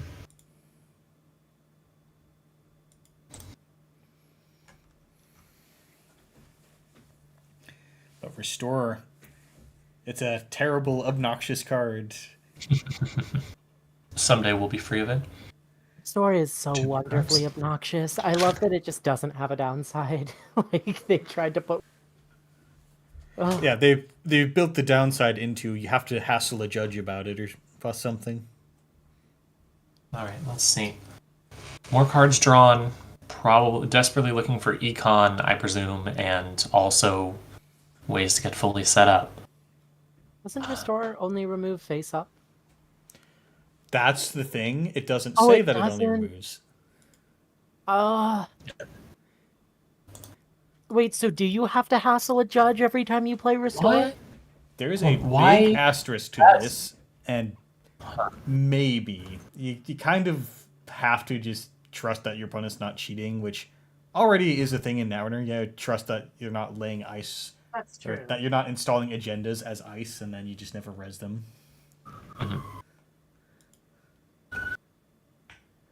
But yeah, that is a mess of a We card saw for an organized play overclock purposes. used. We saw an overclock used to trash a working prototype, which is only a gain of 1 credit. I'm not sure about that, but I guess maybe you just really You get want the that swift credit. click. Yeah. Yeah, okay, true. You also get the swift click. All right, that is Installing a- another working prototype and then immediately deresing the. Derez the Spin Doctor to draw more. That warm reception is starting to go off. Another restore to put in. Grab an MCA. Here we go. Oh, Getting a click. All right, we need some I of don't- that house money to deal with this. I don't think Torpedo's in the worst place here, given that he still has some outs. If he has a Dirty Laundry, he can get back up on credits. If he has, and you're absolutely running Dirty Laundries with Swift. If he has there's a lot of options. He has the Simulchip to get back the SMC to rebuild his rig, or just to grab the turbine, so you can just. Well, he needs the turbine and an icebreaker to get through that Ansel. I mean, there's no front company yet. You can just run the remotes. Yeah, but you need the credits to take out the stuff there. That's the biggest danger, is just not having the credits yet.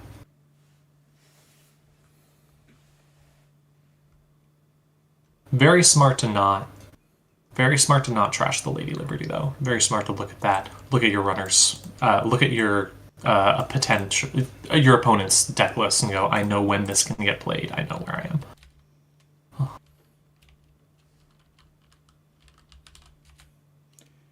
This deck has no Parisha, 1 Ms. Bones in it.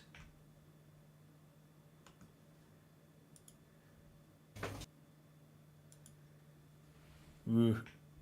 Click for credit, install Propeller does not get you out of the prison. That hurts. It does mean that you can get the... It does mean that you can... If you can get one more program down, any program, you can simulchip the turbine back, and then you can get into all of these servers pretty easily. You got past the Ansel, you got past everything.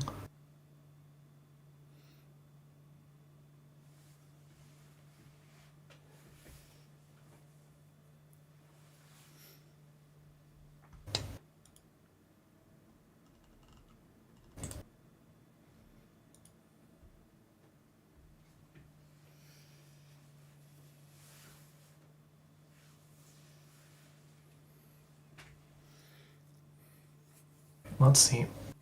just that brutal constriction of MCA. What a mess. MCA is so rough. And this is the sort of deck where you're not ever popping it. You're just keeping it at keep the runner at 3 clicks per turn. Yeah. Because you don't care about scoring out of 5-3 for no reason. You care about keeping the runner in hell. And you get 4 clicks every turn anyway, because you're mirror more, so...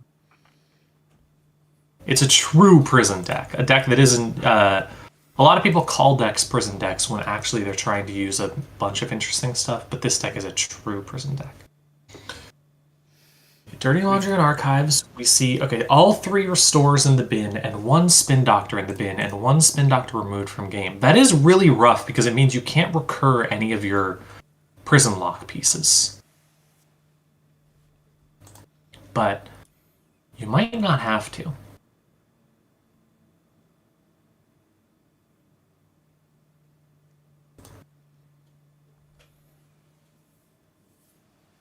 I'm sorry, is there not a 3rd Spin Doctor in the game?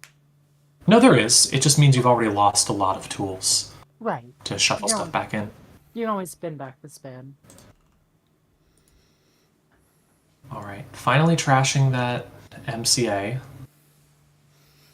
Yeah, you don't want to have MCA land Luminal.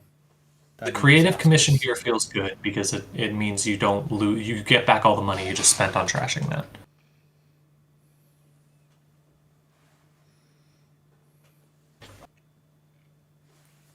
Alright. Warm reception is still ticking. So powerful here. This really feels like a deck that Kablush has practiced, that he knows the different lines of, the different weird strategies of. which is very impressive for a weird deck like this. Yeah, that if you nothing know else, he all. is clicking through a lot of JNet UI. Yeah, this is definitely something you want to practice real hard before you consider bringing it to a tournament, because you will go to time if you don't. And Kablush's been playing very quick, which, yeah, definitely shows a lot of practice. Nano etching matrix gives you is just a way to turn that that mirror morph click into 2 credits, basically, or give you the mirror morph click, but still.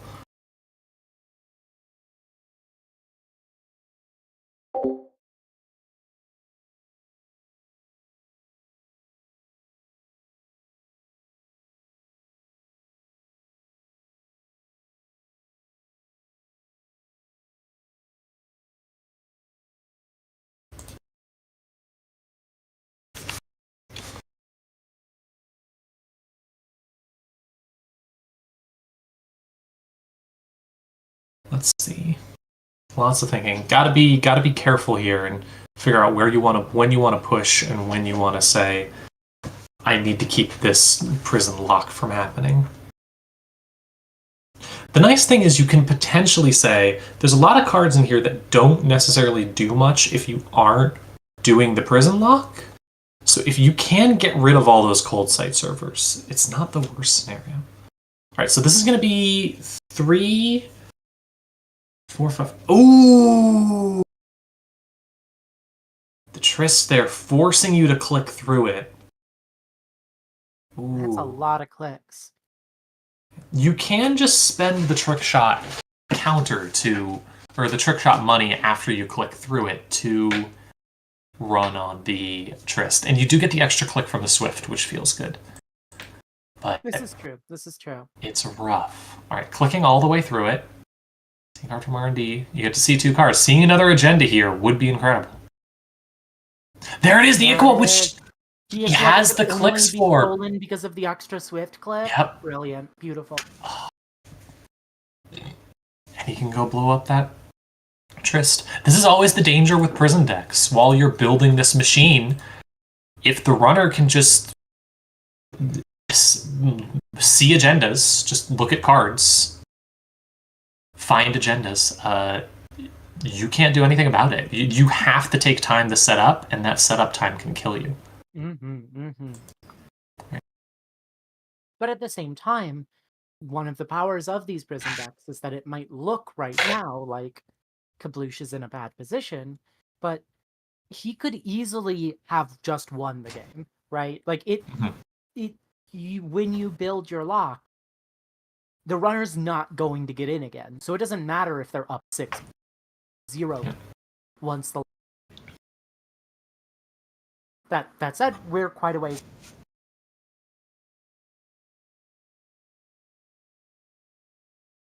MCA is still going to use putting something on here. Putting a cold sight down. 1 power counter on it. I wonder if you put another power counter on it just to try and... Oh, and there's the front company. All right. Okay. So this isn't anything quite at a lock right now. Like, the runner can just run HQ and trash the cold sight right now. It's difficult, but it only costs you 2 clicks, and you can get through the Hakarl. Now costs 2 propeller, or 2 propeller counters, 2 credits. If we have seen restores already spent on earlier stuff, so you can't keep restoring that cold site server when it goes. Yeah, but cold site is 3 to trash. Like, that's kind of rough here. You want to find an overclock or something. Dangerous time to be letting things keep going. How many Tristes are in this list? I'm curious. Kablush has 3, I believe. 3. Okay, so there could be another Trist on the board. With another Trist on the board, this gets really rough, because then you could just keep the runner out of server R&D pretty easily.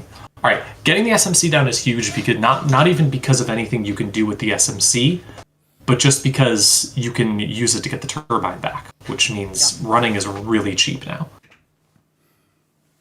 Double res warm reception, get all your installs. T-res cold site. Vile, disgusting.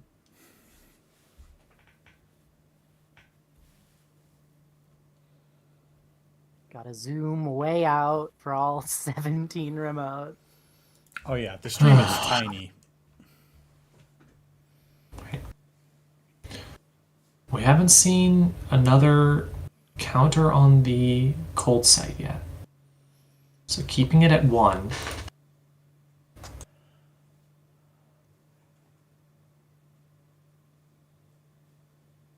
I feel like we haven't resolved our start a turn triggers yet, even. Have we? Yeah, no, that was the end of the turn. Oh, that was the end of the turn. Okay, okay. It was drawing a card, using MCA, getting 6 credits off of working prototype, and installing Ice Protecting Archives. Which means we are at tier range now. I don't know how worried I am as the runner here, because, well, here's where you find out if it's a tryst, because if it's a tryst, this could be very bad. It is! Always a tryst. Oh no, so that means can you get in? So pay to click and run, then you have to spend 2 clicks to get through here, so you can get in. But you have to click through Hakarl if you don't want it to fire. You can barely get in, but it costs you your entire turn. Alternatively, you can take 1 core damage, which does bounce you, but then you can run. You can make a run on like the tree stay, which might not be the worst idea. It gives you 2 clicks to just go blow up the tree stay, blow up the MCA. You've seen 2 tree stays. You know there's not going to be another one. I think it depends on what's in your hand. Okay, spending the 2 clicks, so definitely going after the cold site.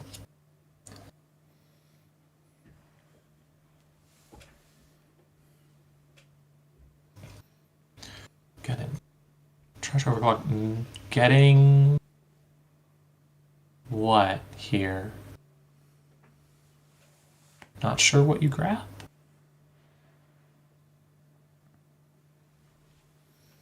Maybe your code gate breaker just to have it?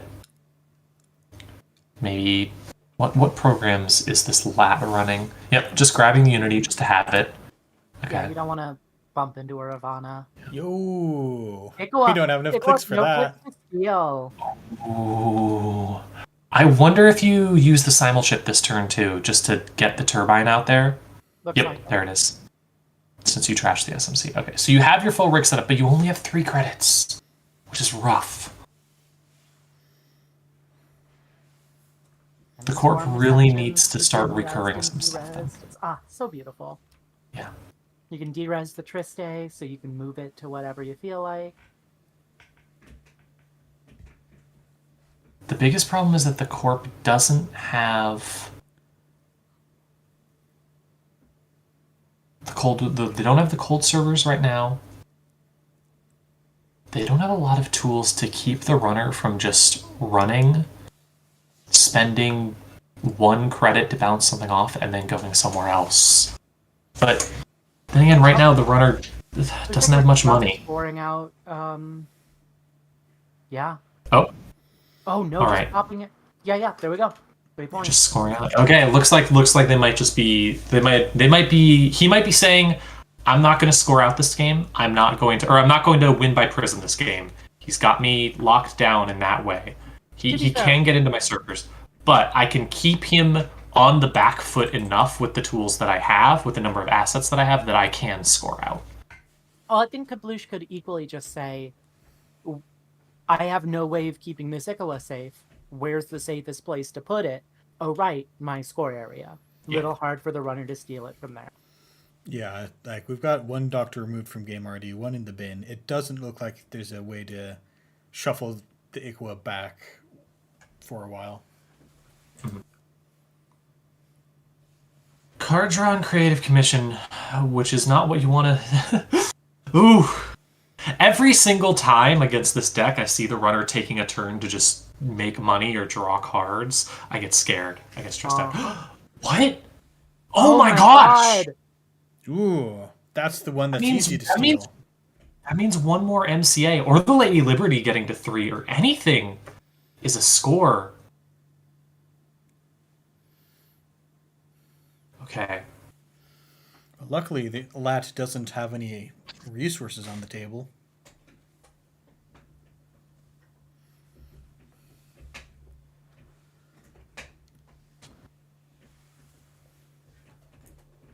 Probably a purposeful decision with how working prototype has been played this game, that your resources are basically useless.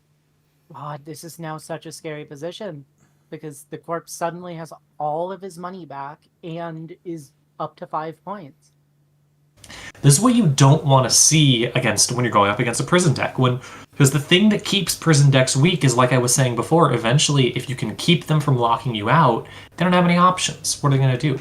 But here, when you see it being like, no, I'm threatening to score out, I'm threatening to do these options, I got 5 points through the tools that I have, and there's still like an MCA on the board. It's very threatening. Is server 2 still Lady Liberty? I believe so. We haven't... There isn't a Lady Liberty in the trash, and we haven't seen one get shuffled back in. We We'll have... get rest soon. Let's see. I want to see which cards we know we're out of. There's two MCAs in the bin, so we know there's at least one more somewhere. There's one Spin Doctor removed and one Spin Doctor in the trash, and I believe there's one on the table somewhere. Maybe. I'm not entirely sure. We've seen the Nano Etching Matrix is on the table. 2 Warm Receptions right now are out, and at least 1 working prototype. So we haven't seen... We have the 1 front company. We haven't seen any of the Charlotte Cacadors. We haven't seen the Drudge Work. We haven't seen the other front companies. There's still 1 MCA. We know that the other Tree Stay is on the board. And we've only seen 1 Cold Sight server. Using Stone Ship to just draw 2 cards, just desperate for any speed at all.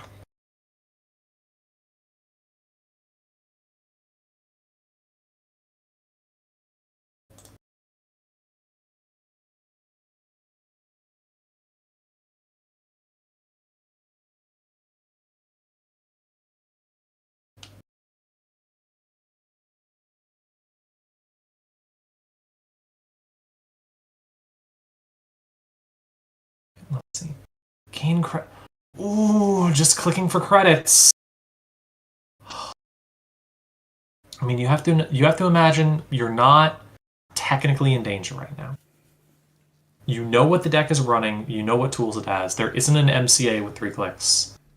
You can't lose here. You're going to have to trash the Lady Liberty soon, but you're safe for now.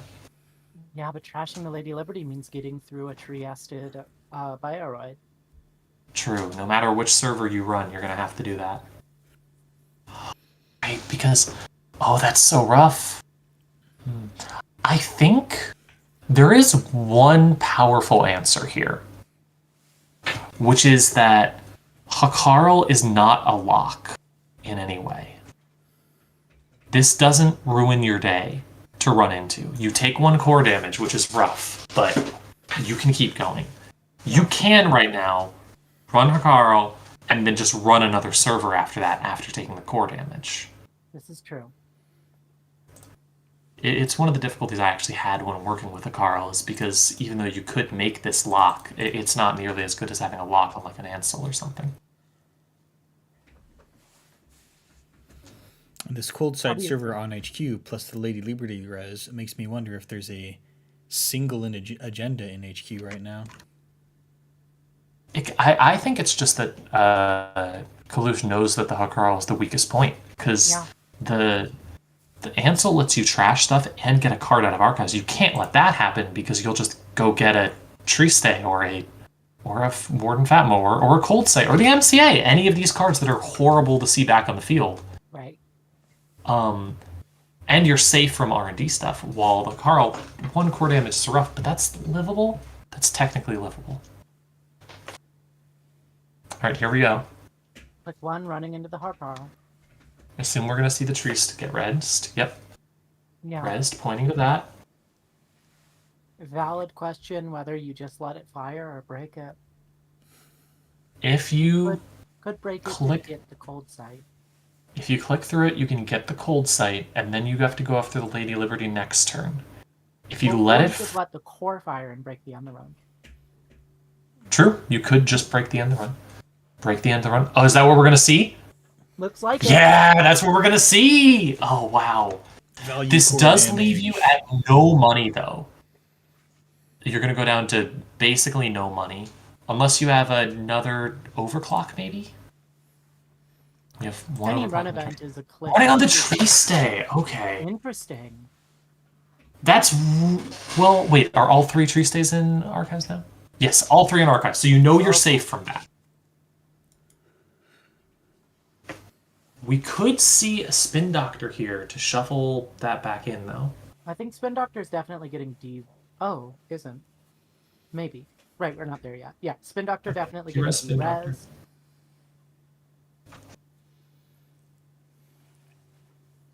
Okay. I'm impressed at the restraint, or worried about the restraint, of not using the Spin Doctor to shuffle any of these tools back in. Well, you wanted to de-res it for the extra 2 card draw because you're running low on gas. Oh, found the MCA. Nice, nice. There's the other MCA. Use a click next turn. So the runner's at 3 clicks next turn, but once again, with no MCA on the board, there's no reason the runner can't just... The runner does need to get to 5 credits to not lose the game. That's the biggest thing. The runner has to get to 5 credits and make a run on a central server, which is not easy to do on 3 clicks. Well, there is, of course, no guarantee at this point that Lady Liberty is lethal yet.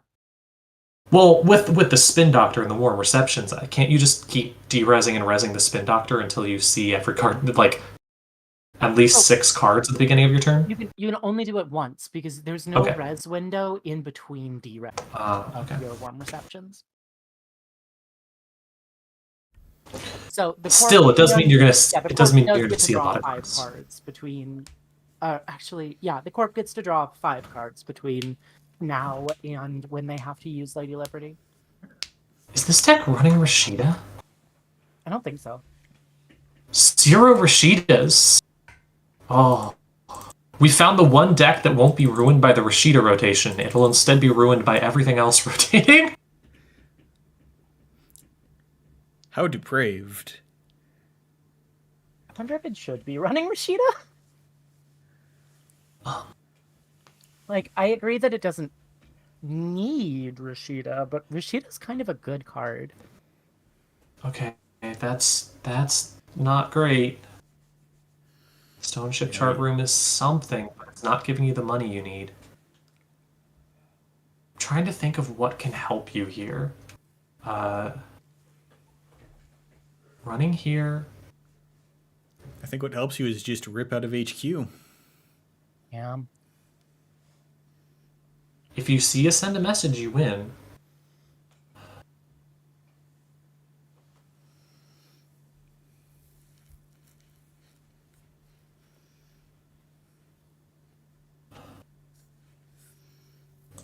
I assume trying to decide whether or not to break anything here.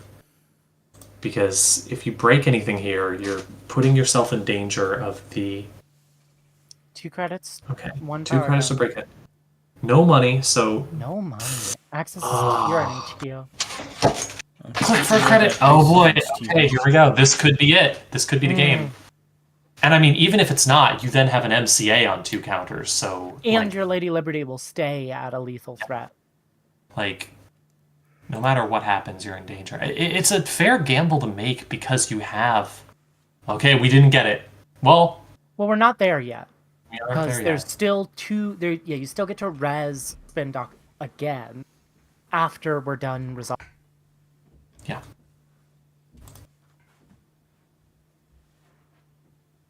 And now it's resed again. And we res Lady Liberty. There we go. There it is. Oh, Wild. disgusting. Absolutely incredible. I'm so glad we got to watch that. Oh my gosh. Absolutely amazing game. All right, let's that other game looks like the other game has already wrapped up as well, so we get to see. It looks like Lifeline 1 with Quetzal. We're getting to see it. We're getting Quetzal and PE versus Miramorph and Kit in the final 2. Exactly what I wanted. Exactly what everyone expected. Everyone expected this. Everyone expected that the finals could potentially be Quetzal versus Cold Sight Miramorph. This is what we were all predicting when we looked at the field full of labs. Of course.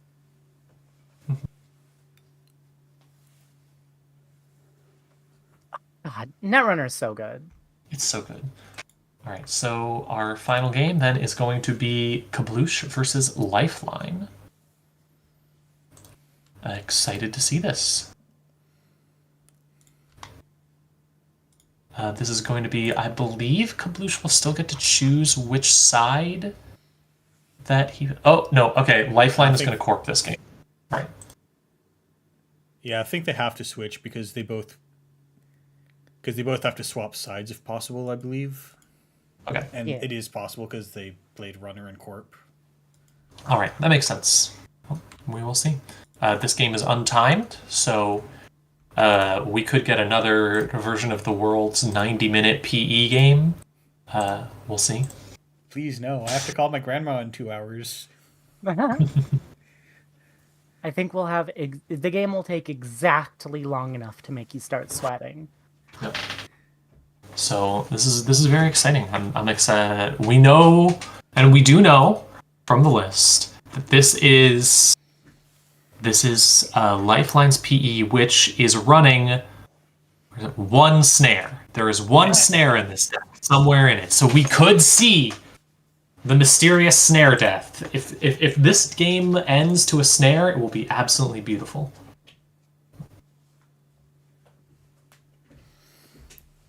We played the one snare just to make him sweat. Also, in response, Galehar, oh wait, no, is Cold Sight server,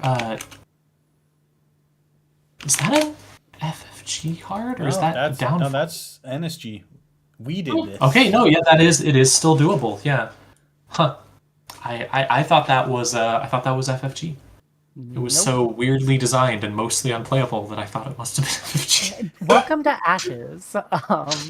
I don't want to be. Ashes, There's some very cool design in Ashes. No, I agree, but Ashes is the bridge between the FFG era and the NS. So you need to keep some bits of FFG weird design. Why? All right, let's see this game. I'm excited for a Deck of the Week Miramorph Prison Undefeated list next week, and by excited I mean very miserable. Just in time for UK Nats.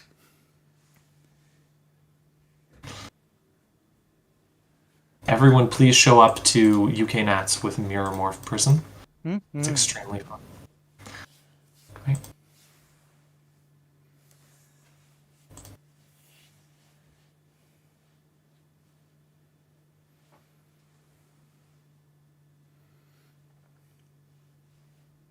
We'll get started in just a minute, as soon as they're ready.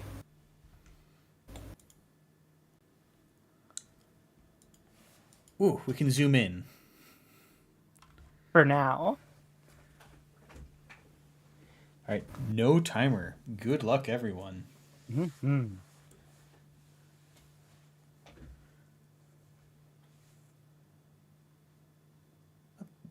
Hey. This kit's a 48 card list. They just keep raising the bar. Oh boy. Alright. Kit versus PE. Let's see this. It's an interesting build because Kit usually only is going to be going through a few pieces of... Well, you play both Kit and PE. What do you think of this matchup? Oh god, what do I think of this matchup? I think that Kit has a strong matchup into this. I'm not sure what exact list. I guess I can look at it. We do know which exact list. We do know which exact list Kabloosh is on. let's see, we're on 2 burners. I prefer 3. 3 compile, 3 2 harmony AR. That's fascinating. 1 overclock, 1 pinhole. Okay, so we're on 1 inverse. With the 2 harmonies. I, for one, am a fan of the 2 harmonies, just because that lets you. Sometimes, if you go in with an event-based economy, it can feel like it runs out at some point. And Yeah, harmony so lets it not do that. this list is on 1x the twinning, which they're feeding with their 1 mystic bones, 1 mystic Mamie, and 1 miss bone. In addition, 2 prepaid to voice 2 pads. prepaid voice pads. 2 prepaid voice pads. That'll keep it fed potentially. The miss bones is very valuable against loud. Yep. Is there no DJ Fenris? Oh, there is 1 DJ Fenris. DJ Fenris, obviously, any recursion is good against loud, as is the larger deck size. Only a single pinhole threading, I think, is going to be something that is. That's going to be rough inevitable. because you really want to be able to do the pinhole threading, to do stuff with that. The pinhole threading is probably going to be a target of at least 1 harmony AR therapy. But the not finding pinhole threading in the early game is probably going to hurt Kablush a lot. I would put this as vaguely favored for loud, but I think that these sorts of kit decks can just run wild, can just win out of nowhere. The Inversificator is also particularly good against Data Loop. Oh, I didn't realize this was an Inversificator kit. Oh, yeah. I love that. The Inversificator is very good against Data Loop. It allows you to move the Data Loop off of the scoring remote. Or even just skip the Data Loop. Like if there's 2 ice on the server, you swap the outermost ice with the Data Loop, so you encounter the outer twice, and you just never have to deal with the Data Loop's encounter ability. Oh, the other major variation between this list and my list is on an Airblades. The lack of an Airblades is going to make the matchup a lot harder.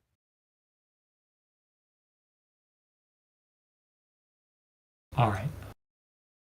I'm also curious if getting the Miss Bones early is really good. I'm curious if Lifeline has, or not, if a Kablush, how much experience he has against this. I mean, having a lot of experience against this sort of loud PE deck is so important.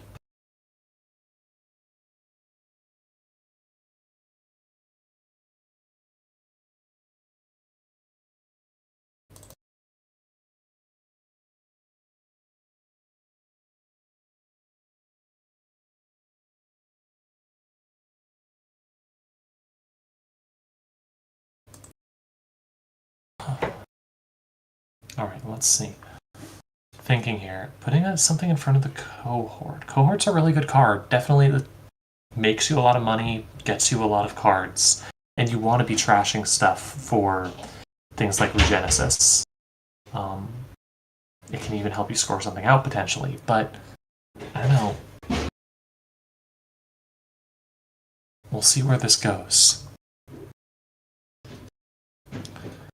Another Diesel. Running archives, I assume to keep the corp honest. Yep. Make sure that wasn't an agenda. Getting rid of an early spin is good.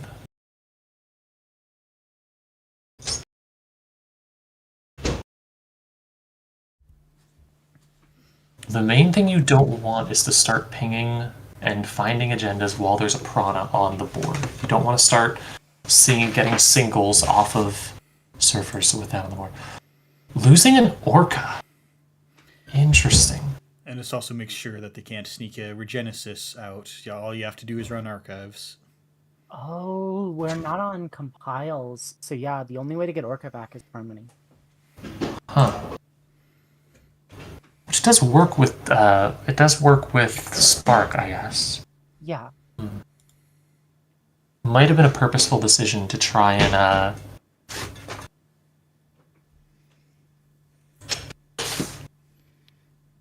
Well, obviously, once you draw the breakers, you don't want to keep them. You need some way to get them back. yeah, especially against a deck that's going. I don't know how fast you would describe Loud as going, but it's going fast enough that you can't waste 10 credits on a breaker. Oh no, yeah.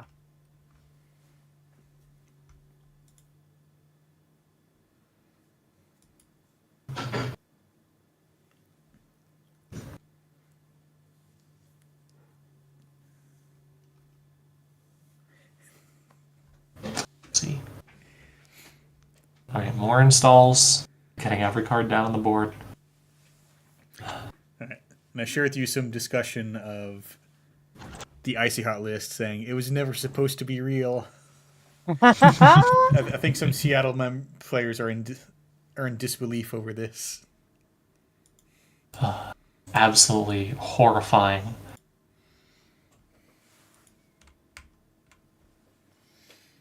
Oh.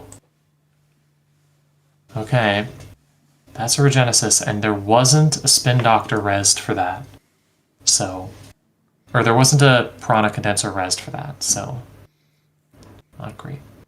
Losing. What did we lose from the. Losing Overclock, which is the first thing. Oh, we're going Okay. back. Another trick shot. You could res the Prana Condenser here to potentially get the money, but if you don't... Oh! No? Okay.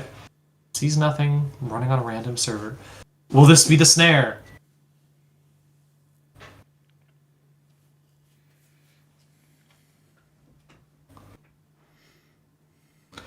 House of Knives. Ooh, okay.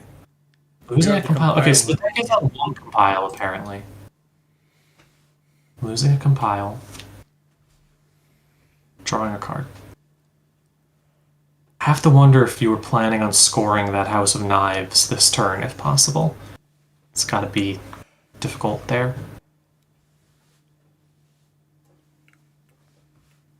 Good amount of pressure being applied so far from Kabush.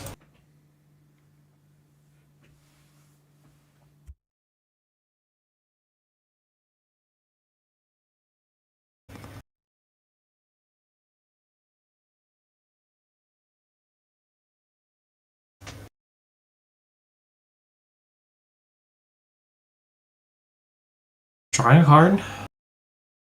Definitely a difficult thing to see with Cohort on the board. You're already drawing 2 cards a turn. Drawing more means you're really searching for something, I feel. Maybe an Icebreaker? Or maybe an Ice? But we'll see.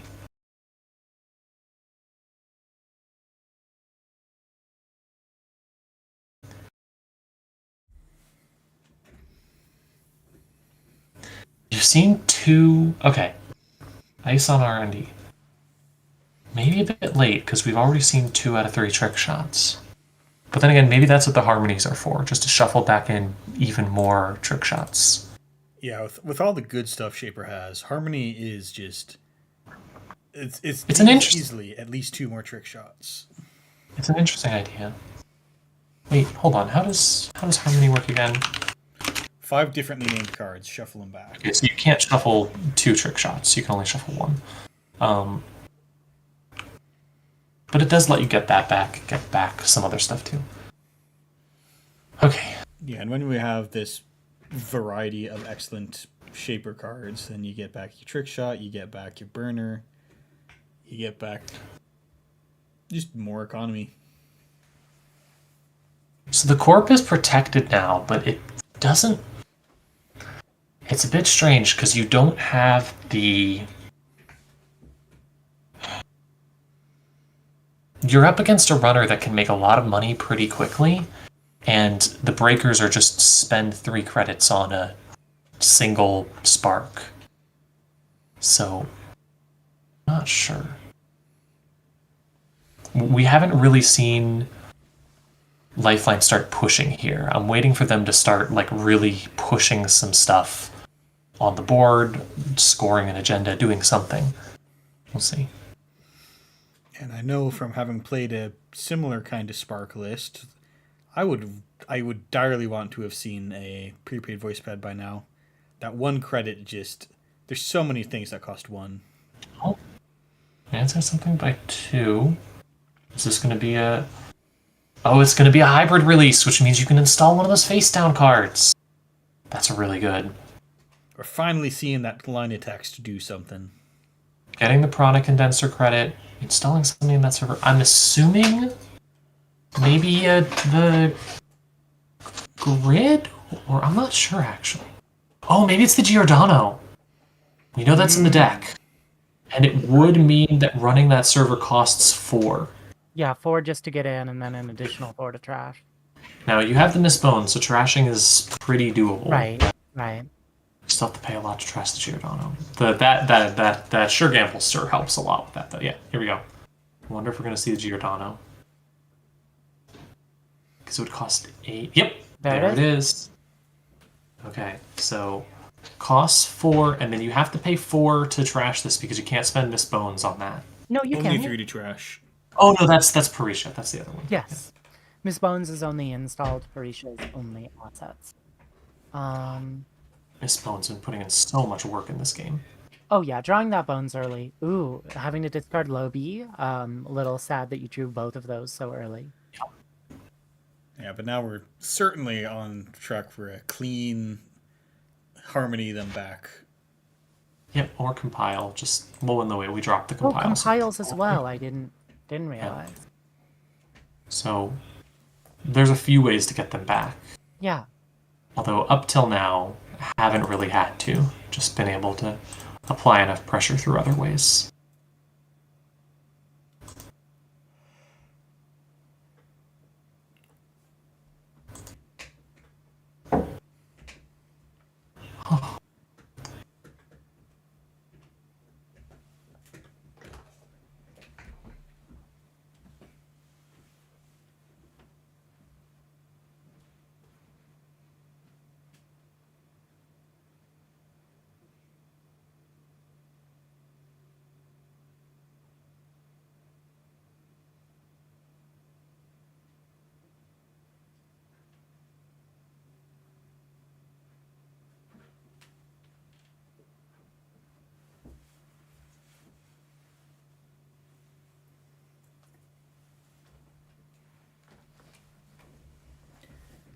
All right, not a lot going on with the corp, just draw, installs. That gives the runner a bit of a chance to catch up and maybe finally think about getting some breakers on the table. I wonder if Lifeline might be flooded, maybe? Or what exactly is putting them in the position of struggling to get stuff on the table like this? There's a prepaid. And there's a sure gamble. Kalusha just managed to stay at really positive money this entire time. Yeah, if you can make sure you don't lose too quickly, prepaid voice pad can pay off pretty hard. But also just has just 10 credits right now, been at 10 credits almost every turn. Lifeline has 17 credits, but just hasn't been able to use it for much. We have 5 face-down cards in archives, too. That's so many. It's at that point where you start wondering if the runner's going to run archives and just suddenly see 10 agendas. Let's see. The Harmony does also let them get the Miss Bones back. Oh, playing it now. I assume shuffling back in the breakers and then immediately playing Spark is what I'm guessing. All right, and then the other 3. Okay, it's too late to bet on which ones are going Yep, in. there it is. Sparking into an Orca. Not actually what you want to see here, because Vampirinessa is a code gate, right? Yeah, Vampirinessa is a code gate. Yeah, so if you had gotten the lob, you could have made a safe run, but with this, you're technically stuck. Well, Buffer Drive's great against PE. Oh, yeah. Yeah, it stops the pinging to death, but there's still many other ways to die. Notably, all these things are things that you can deal with as PE. if you have a Prana Condenser, Buffer Drive does not stop Prana Condenser. Not at all. It should be noted though, with 6 face down cards in archives, at any moment, Lifeline could just score 4 points out of nowhere and be nearly on game point because of how Regenesis works. Every face down card could be a Regenesis and could beat the game. Also, the 6 face down could very easily be 6 copies of Sting. Like running archive could easily be lethal for Kabloosh. We are playing a tournament where there could just be 6 copies of Sting in archives. Yeah. You would lose the game instantly due to disqualification, but it would be very fun and cool. It would be. Yeah.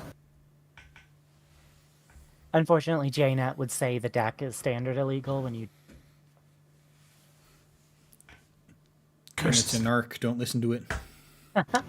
Anacam's also pretty good against PE. Having Anacam and Buffer Drive is what would keep you safe against a normal PE deck that was doing grinder things, but Loud is a bit stronger. So many unchecked remotes here.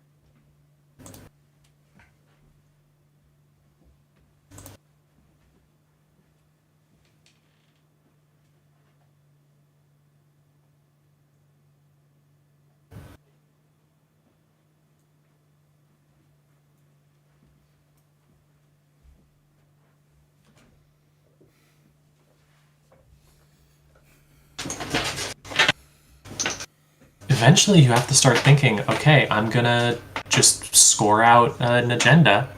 Yeah. You're leaving all my stuff on the table. Yeah, these cohorts are so challenged. Alright, are we gonna see... I assume we're gonna see a Prana Condenser rezzed before this gets scored?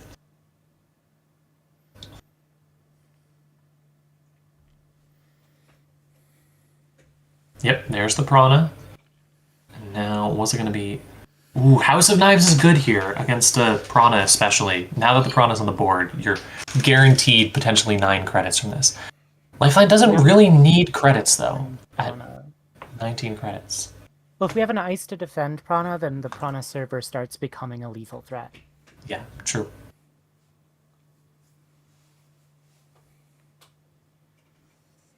Okay. Yeah, and since we know that there's only one pinhole, it becomes difficult to deal with a sufficiently iced Prana.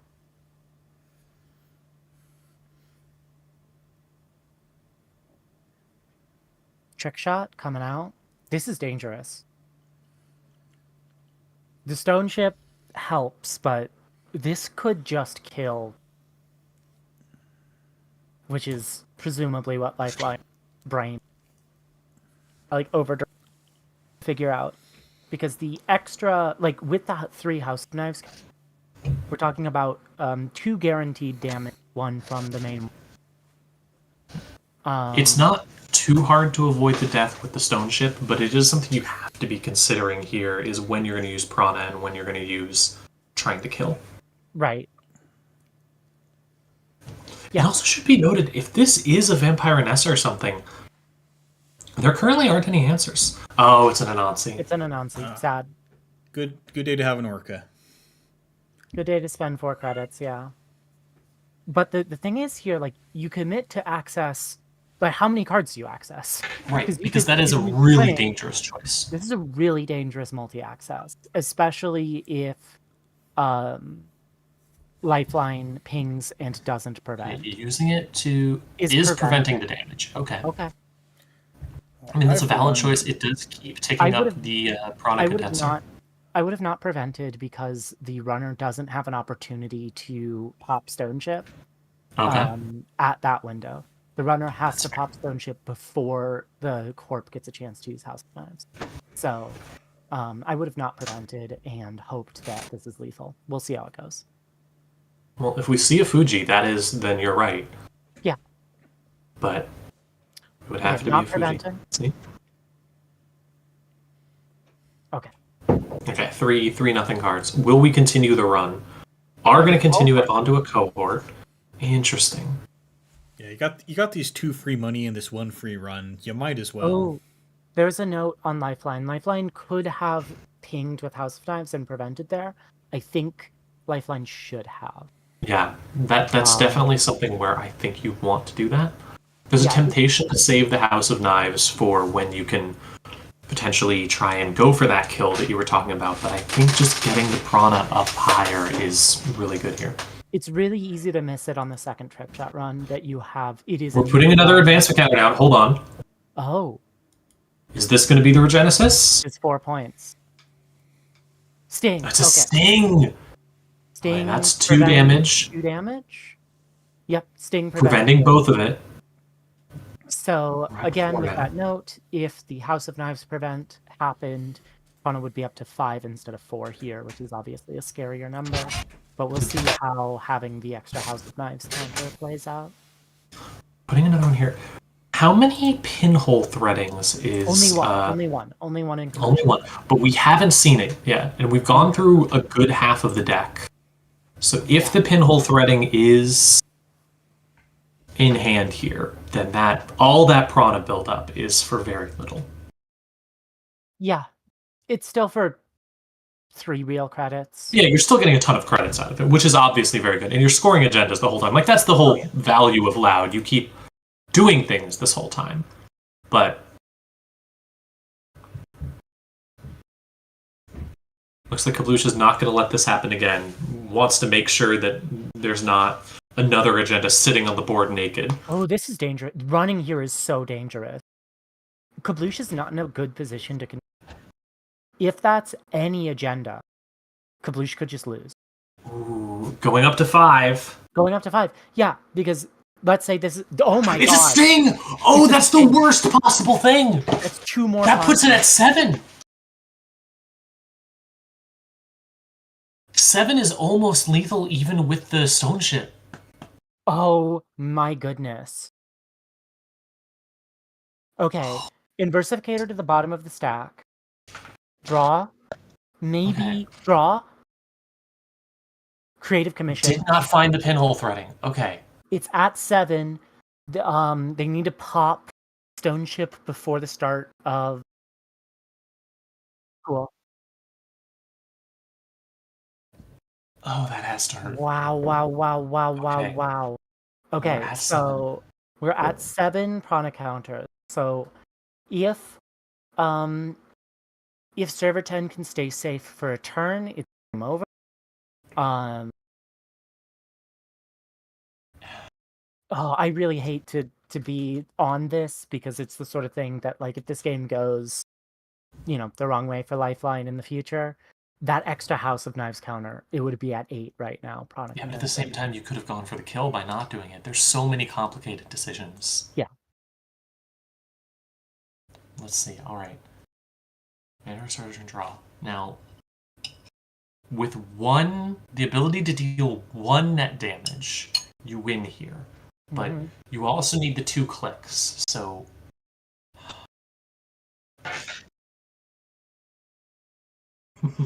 Yeah, so the sorts of lines that are lethal here are if there is a Blood in the Water, if there is if already in play there is Moonpool or Hybrid Release, and then you play the other one. Yeah.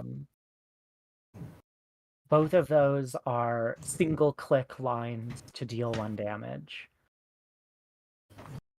Just protecting more. Okay, that's...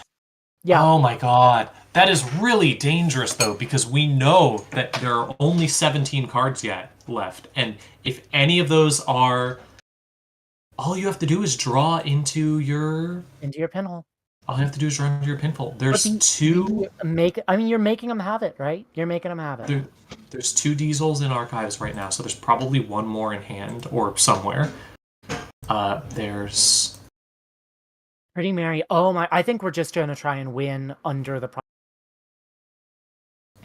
Right? Are we going for the deep dive? But you don't have the clicks for deep dive. I don't think deep dive is happening. I think we're just running archives with laundry, and then we're going. Yeah, I think. Okay. Yeah. So maybe just going for like a trick shot. Trick shot back on top. Win the dirty laundry. Yeah, you have 4 points. If you see a Fuji, you win. Just see a Fuji forehead. Yep. Just see a Fuji forehead.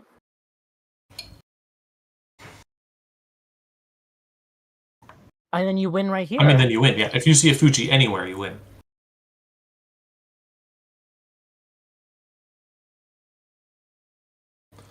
Now, what? Yeah, the court might have a moon pool and be thinking, or a spin doctor and be thinking. There's a spin doctor. Okay. Yep. Res spin, shuffle in some Fujis, and just hope that they're not in the top. What, 6 cards is what? 6 cards. And we have not seen a single Fuji, so there's definitely 3 of them. Sting represents a lot of damage. The House of Knives is obviously going to ping on the. And they're at 4 points, so they can see 2 agendas.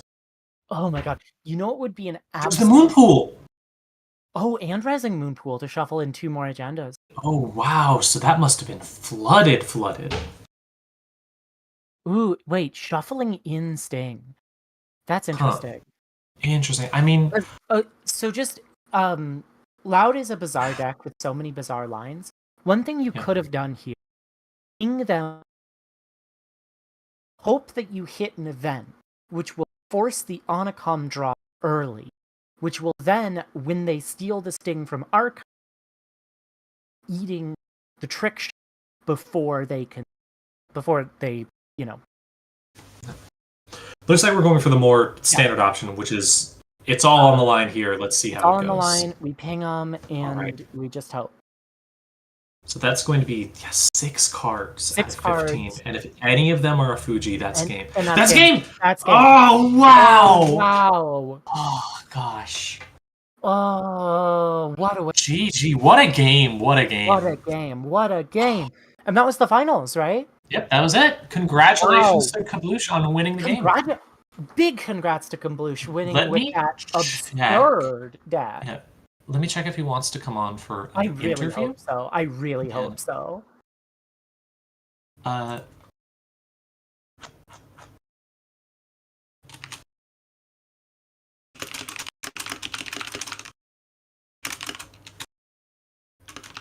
And very well played by Lifeline too. That was an extremely stressful game. Oh my god. Yeah, that was a really, really intense game of looking through all these options.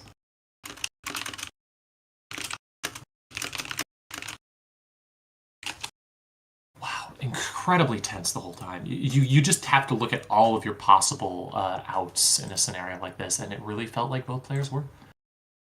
Oh. Oh,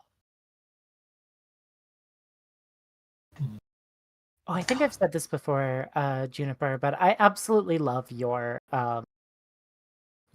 profile picture being Rasseteer. Thumbs up. It looks like Kabloosh is down to do that, so we can Can we get him added to the stream? Oh, cool. Can you potentially do you have permission to do that, Cephalop Wizard? I know I don't. Oh, okay. Hold on a second. Who does? No one. Nobody. Let me check with Joy. Yeah, maybe. Yeah, we can just do that. Yeah, maybe we have to just go to table 1. Yeah, or the lobby. Yeah, the Kabloosh is already in the lobby. We could all go to the lobby. Let's all go to the lobby. All right, we'll see you there in just a second. Go to the lobby. Oh wait, nope, never mind. Here Hello. Okay, cool. Hey. Yeah, we were all about to go to the lobby where you were. Anyway. Oh my gosh! Congratulations on winning with the absolute worst Mirror Morph deck I've ever seen. Yeah. This absolute vile trash. Like, Yep. We should have saved the vomit. We should have saved barf so we can call this deck it because it's vomit inducing. Yeah, I had to do that. Yeah, yeah, right. Okay. So there was a deck. I really love it. There was a deck running around a while ago. Blighttown was rather similar, but I don't think it was running the cold. Can you talk about Icy Hot? Yeah, so Is that your name for it? Yeah, that's what we're calling the name. So I made it with a bunch of I made like a new testing group with some friends, Jangtino. Yes. Tinyo, yeah. So we were discussing like a bunch of different weird things with Mirrormorph, and Blighttown came up, and then I think it might have been me, it might have been somebody else, thought of the cold site server into warm reception as like a lockout strat. Yes. So we basically like took apart, like just tried to be like, how can we fit 3 cold sites in here? I love it. Yeah. And then that was kind of the basis of the lockout, where it's like, okay, there's like a few minor changes that we were making where it's like, I think some of the lists that I was seeing had like 3 Hakarl, and 1 tier, and no Zed. I think Blighttown might have Zed, which I actually didn't realize. But I think, kind of like the God, discussion Zed was like, 2.0. do we run 3 Hakarl, 1 tier, 2 tier, 2 Hakarl, whatever. So we kind of settled on this.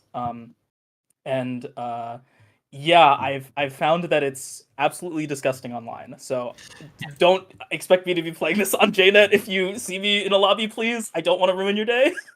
Yeah, It does seem really mean. Yeah, it is. While I do think 1 tier is correct, I really hope this deck is not tier 1. Yeah, I'm kind of there too, where it's like I was looking through, thinking about some of the matchups, and I was just like, the main thing that is problematic is bypass, just so that you don't have to spend clicks dealing with that first piece of ice. So like Ari is theoretically a problem, but everybody's running Lat when they're running Shaper right now. So I was thinking, okay, that seems really reasonable. And then Crim just isn't really played that much. So yeah, I mean, it seems like it's a good deck for going up against things that are running more like reg strats, where you're just breaking ice. Like, I mean, that's the big strength of the Lat deck right now, is that it's just really powerful to break all the ice. But exactly, it's not really great when you're spending your entire turn to do that. Yeah, like one thing that I found is that in a lot of the games that I've played, the runner, like if you as the runner aren't doing like all gas, just wheels runs, like constantly trashing absolutely everything that hits the board, you spend like 1 turn doing setup, and suddenly the entire game opens up, right? You get like a warm reception install, which allows you to install and then trigger Mirrormorph again. You get so many different things that allow you to just set up easily if you get 1, maybe 2 turns in a lot of the matchups. Yeah, I was really excited by seeing warm reception operate like it did, because I haven't seen that used that much, honestly, and I'm really glad to see it actually doing all of the weird stuff that I thought of when I saw it the first time spoiled. It's such a weird little fiddly card, and it's so good in Mirrormorph, letting you get the multiple install. Yeah, the extra install for sure, and then the derez effect just being completely busted Mhm. in a lot of scenarios. Like just being able to do it with just having a working prototype engine where you can just be like, if there's 3 cold sites and 3 warm receptions, that's a guaranteed 6 credit click on working prototype every turn, on top of boosting the cold sites of your Mirrormorph. It's so dumb. And just watching you play it and watch every single runner just be like, oh, I guess I'm just never gonna play a resource this game. Yeah. It's like, that's just a side benefit, honestly. Yeah. You need the money. I'm personally hoping that this blows up as a huge thing, because I want to see a bunch of people suddenly decide to take this to UK Nats and absolutely ruin UK Nats. I think it would be absolutely hilarious for this to be like 30% of the meta at UK Nats, with a bunch of people who don't know how to pilot such a weird deck showing up, and most people don't know what to do, but then occasionally someone shows up and like prison locks everyone out. It'd be beautiful. It would be so good. I unfortunately no. I'm in Seattle. That's not going to be happening. Okay, so let's talk a bit about your kit list as well. I've noticed quite a few different. I brought to ACC /Worlds.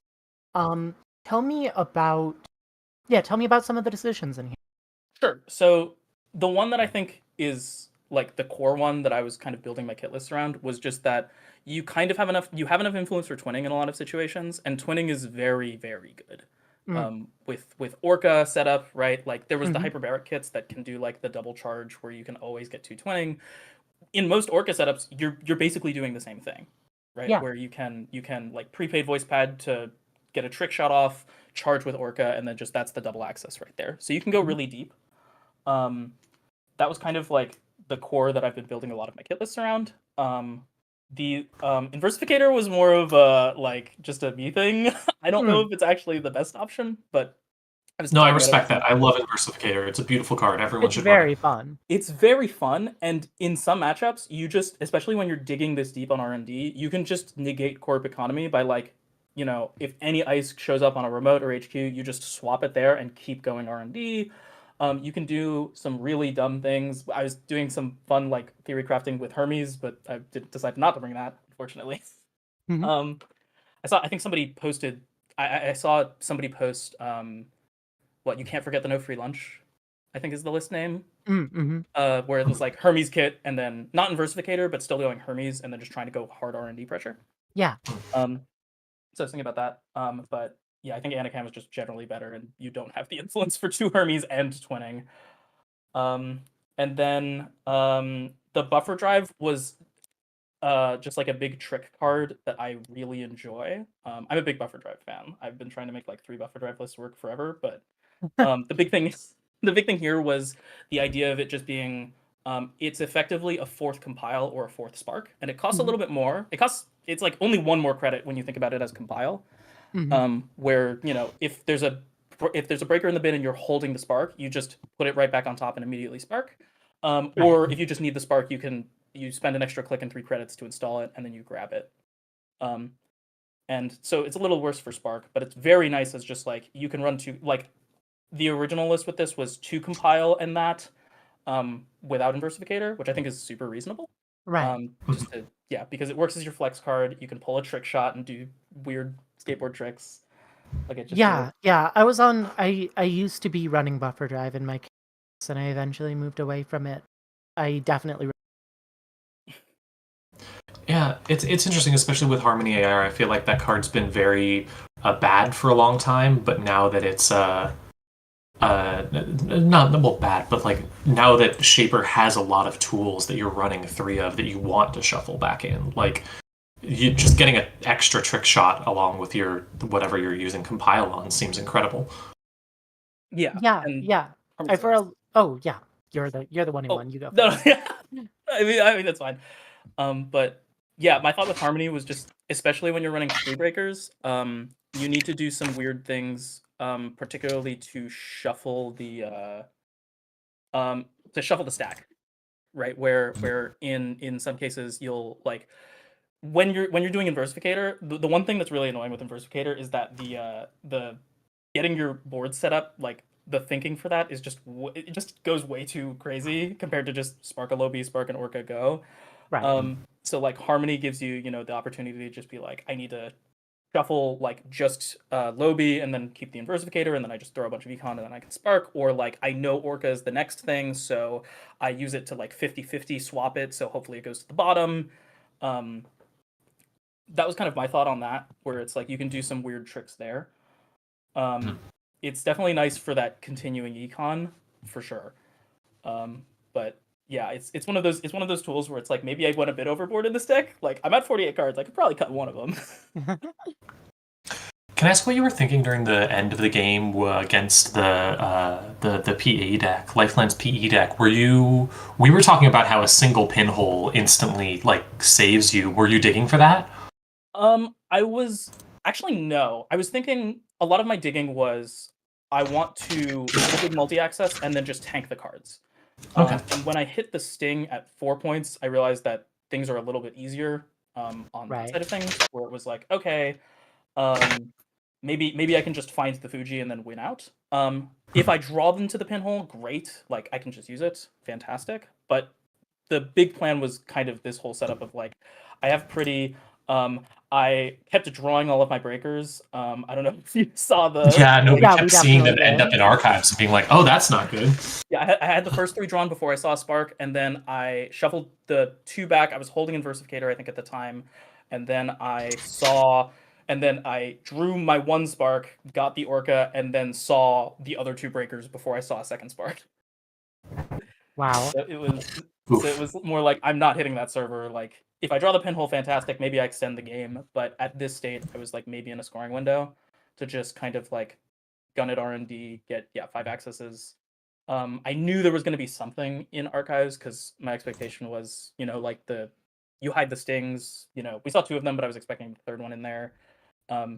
Maybe something else. Because if I normally run archives and I don't get that score, like the win out, then I'll just probably die next turn anyways. Yeah. In most scenarios. Yeah. So one thing on that run, there was a couple like little fiddly bits to how the turn played out. One thing that I was a little that I was saying, Lifeline could have done on that final turn was because you had to have the Lifeline could have King to your house of. You're cutting out a little bit. Oh, I'm cutting out. Cutting out. Yeah. Any better? Yeah. Because you had to pop your buffer drive beforehand to put Trick Shot on top, Lifeline could have pinged you with House of Knives in the hope that it made you discard a card with Onacom. Discard an event to trigger Onacom to make you draw the Trick Shot, to then let you steal the Sting that was still in archives to try and make you lose the trick. Fuji was like the top card, so it didn't matter, but That's one of the fun things about Loud. There's just so many different, weird little fiddly lines.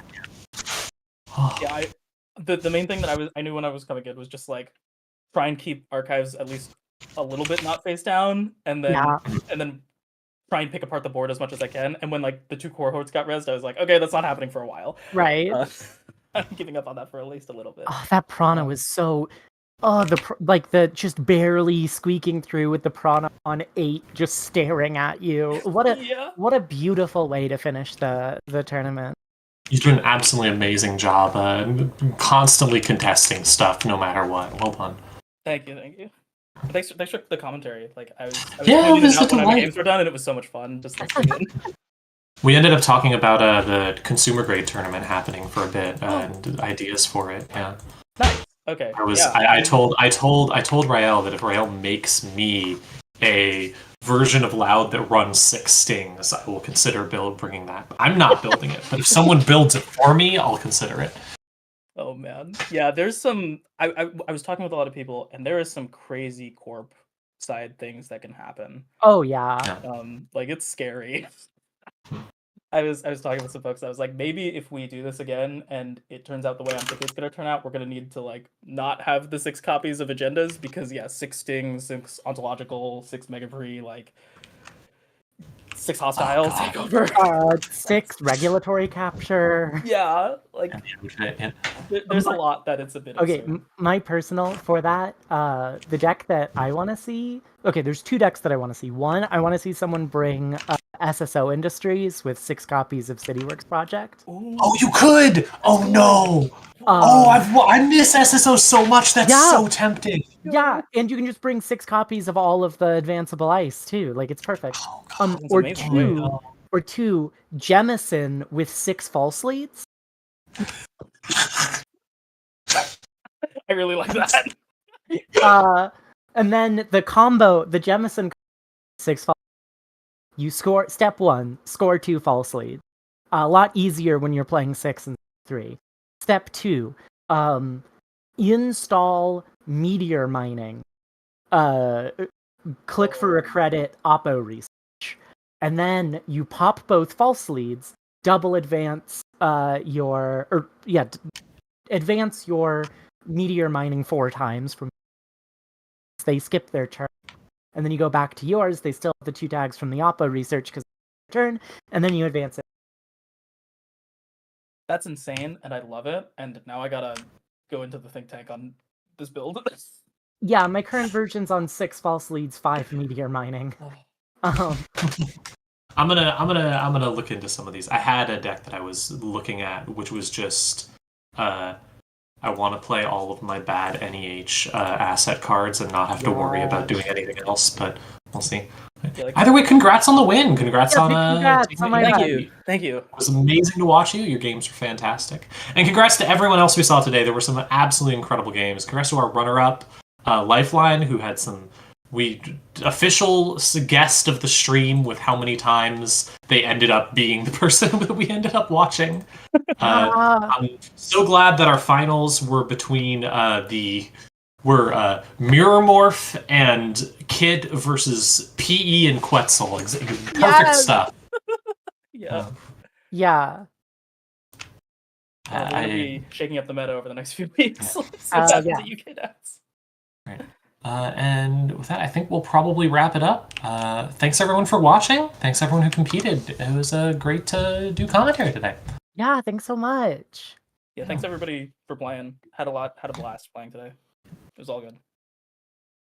We'll see you around. There's UK Nats soon. Be sure to tune in for that. That will either be here on the channel or on a different channel that we will post. And then after that, there is another AMT happening in November, I believe. Let me check exactly when that is. It is later this month. It is not an American one, so might have to wake up pretty early for that. But let me check that is. That is going to be on the 23rd, and it is the APAC time zone. So yeah, probably a bit difficult for some people to wake up for, but worth doing anyways because you can see some really awesome matches.